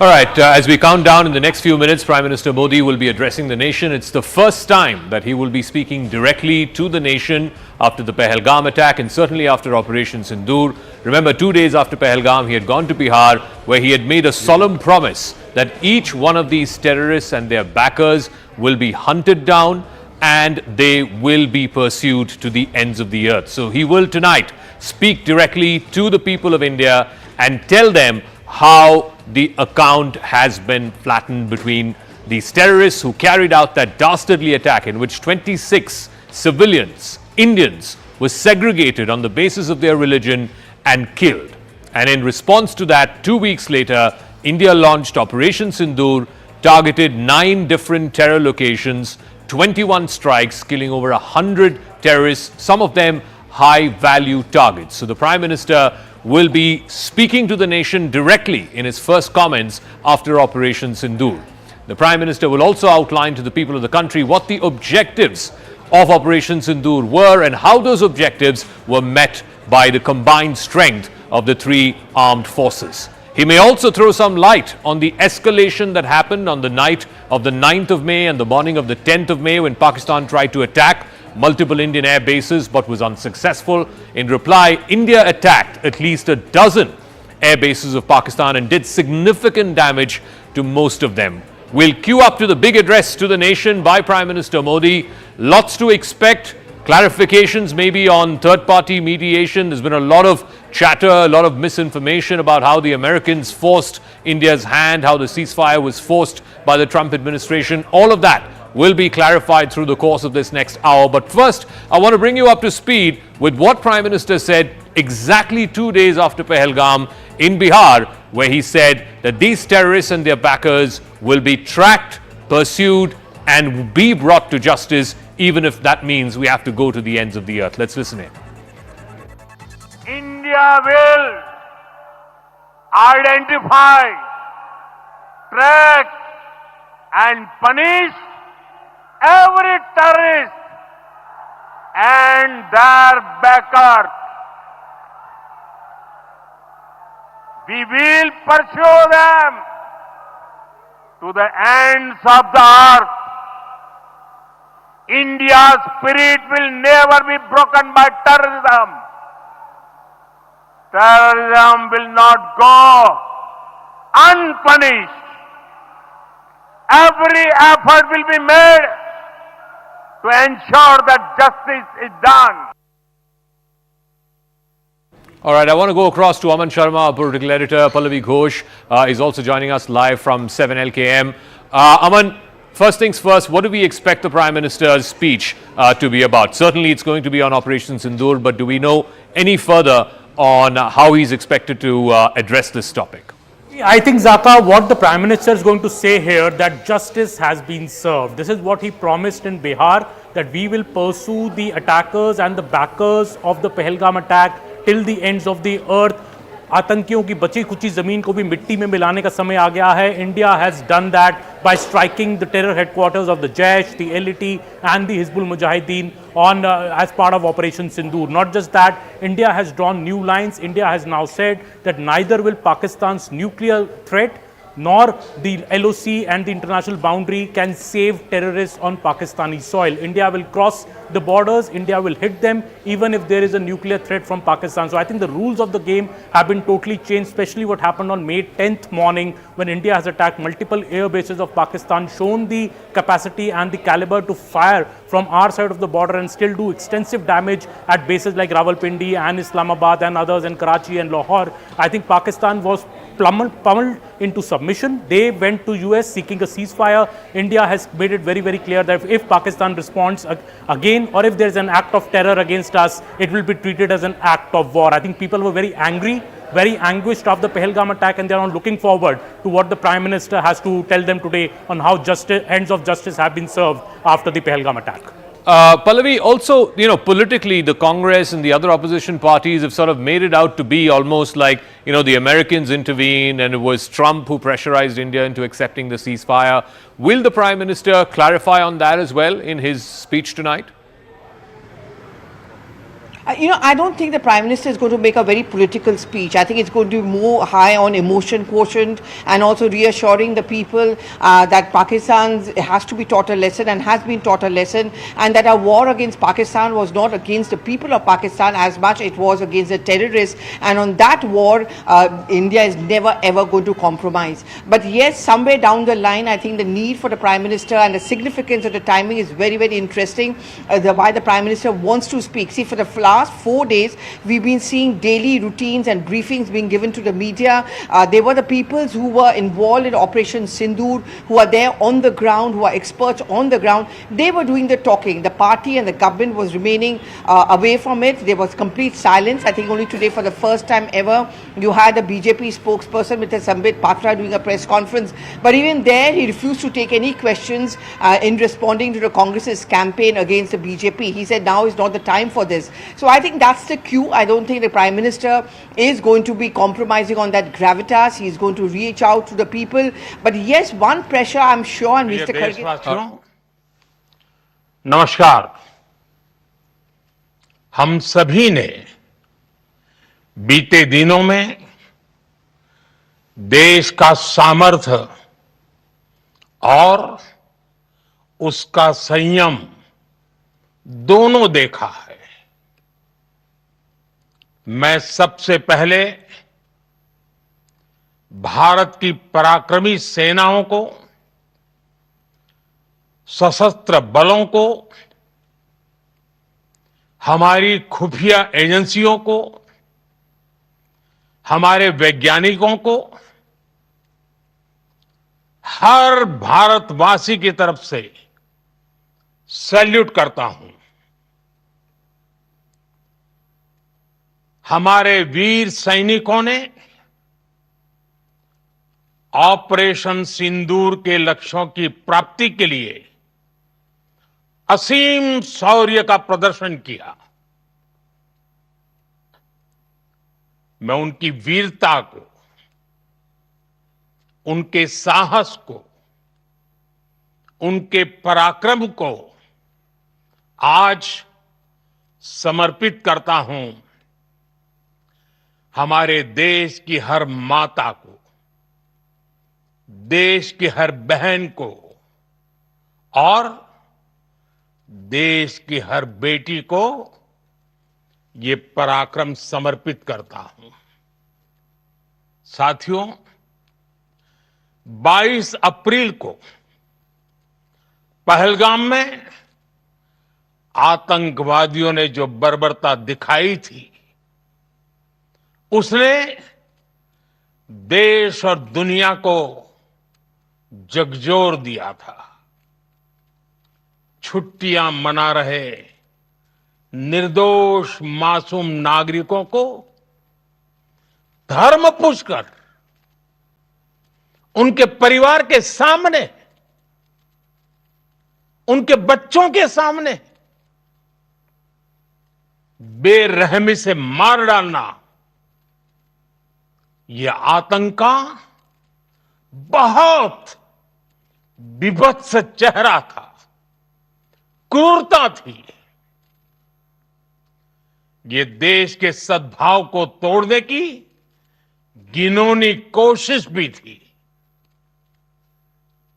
मेरे लिए व्यक्तिगत रूप से ये पीड़ा बहुत बड़ी थी।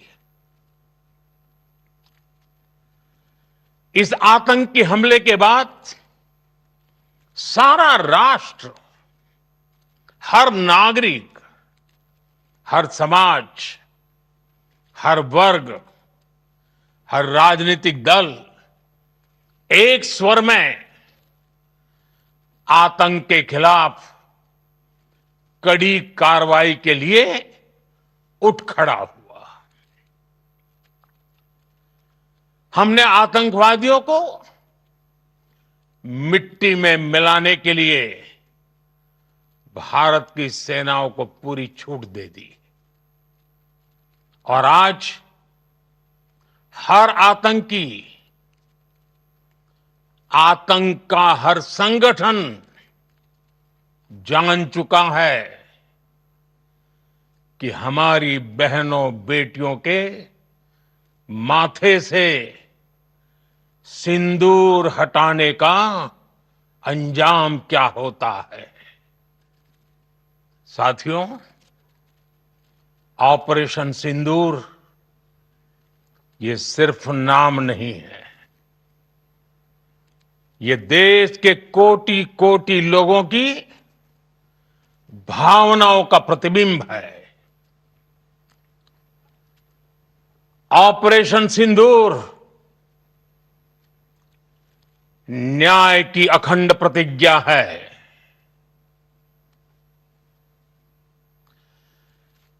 6 मई की देर रात, 7 मई की सुबह पूरी दुनिया ने इस प्रतिज्ञा को परिणाम में बदलते देखा है। भारत की सेनाओं ने पाकिस्तान में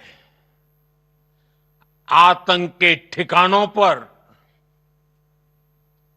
उनके ट्रेनिंग सेंटर्स पर सटीक प्रहार किया। आतंकियों ने सपने में भी नहीं सोचा था कि भारत इतना बड़ा फैसला ले सकता है। लेकिन जब देश एकजुट होता है, नेशन फर्स्ट की भावना से भरा होता है, राष्ट्र सर्वोपरि होता है, तो फौलादी फैसले लिए जाते हैं, परिणाम लाकर दिखाए जाते हैं। जब पाकिस्तान में आतंक के अड्डों पर भारत की मिसाइलों ने हमला बोला,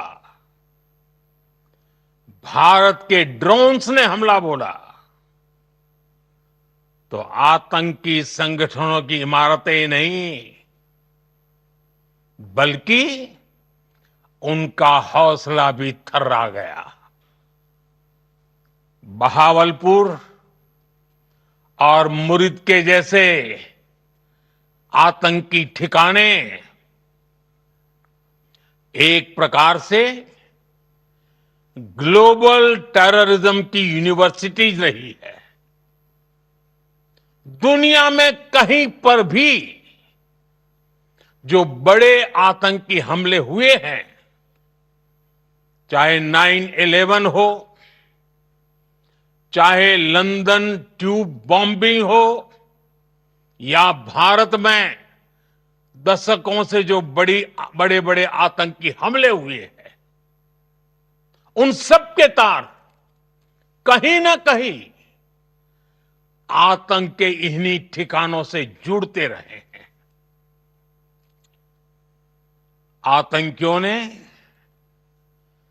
हमारी बहनों का सिंदूर उजाड़ा था, इसलिए भारत ने आतंक के ये हेडक्वार्टर्स उजाड़ दिए। भारत के इन हमलों में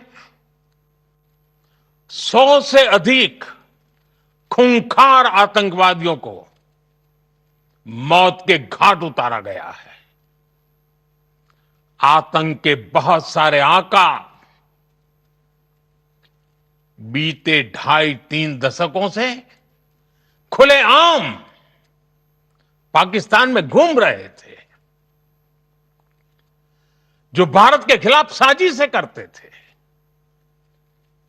उन्हें भारत ने एक झटके में खत्म कर दिया। साथियों, भारत की इस कार्रवाई से पाकिस्तान घोर निराशा में गिर गया था, हताशा में गिर गया था, बौखला गया था।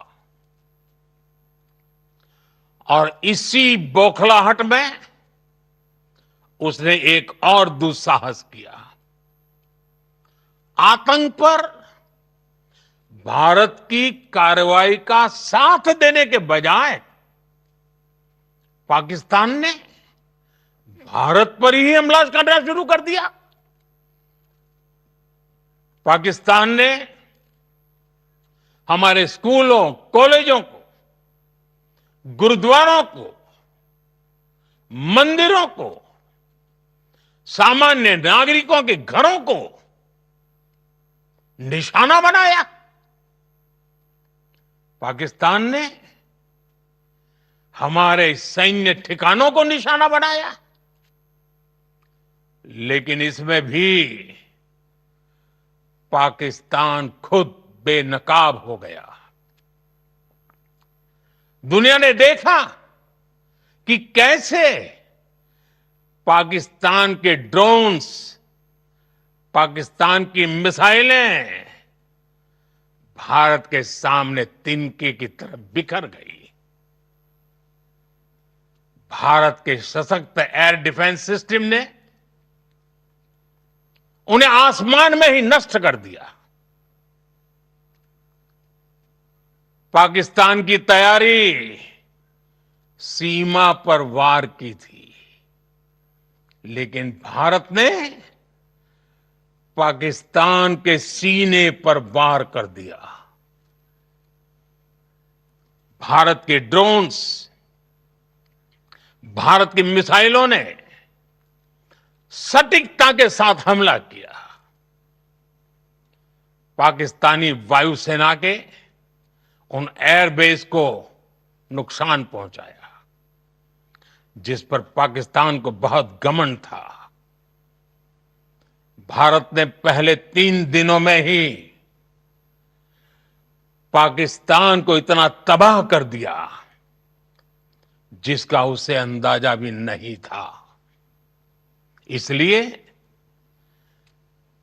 भारत की आक्रामक कार्रवाई के बाद पाकिस्तान बचने के रास्ते खोजने लगा। पाकिस्तान दुनिया भर में तनाव कम करने के लिए गुहार लगा रहा था और बुरी तरह पीटने के बाद इसी मजबूरी में 10 मई की दोपहर को पाकिस्तानी सेना ने हमारे डीजीएमओ को संपर्क किया। तब तक हम आतंकवाद के इंफ्रास्ट्रक्चर को बड़े पैमाने पर तबाह कर चुके थे। आतंकियों को मौत के घाट उतार दिया गया था। पाकिस्तान के सीने में बसाए गए आतंक के अड्डों को हमने खंडहर बना दिया था। इसलिए जब पाकिस्तान की तरफ से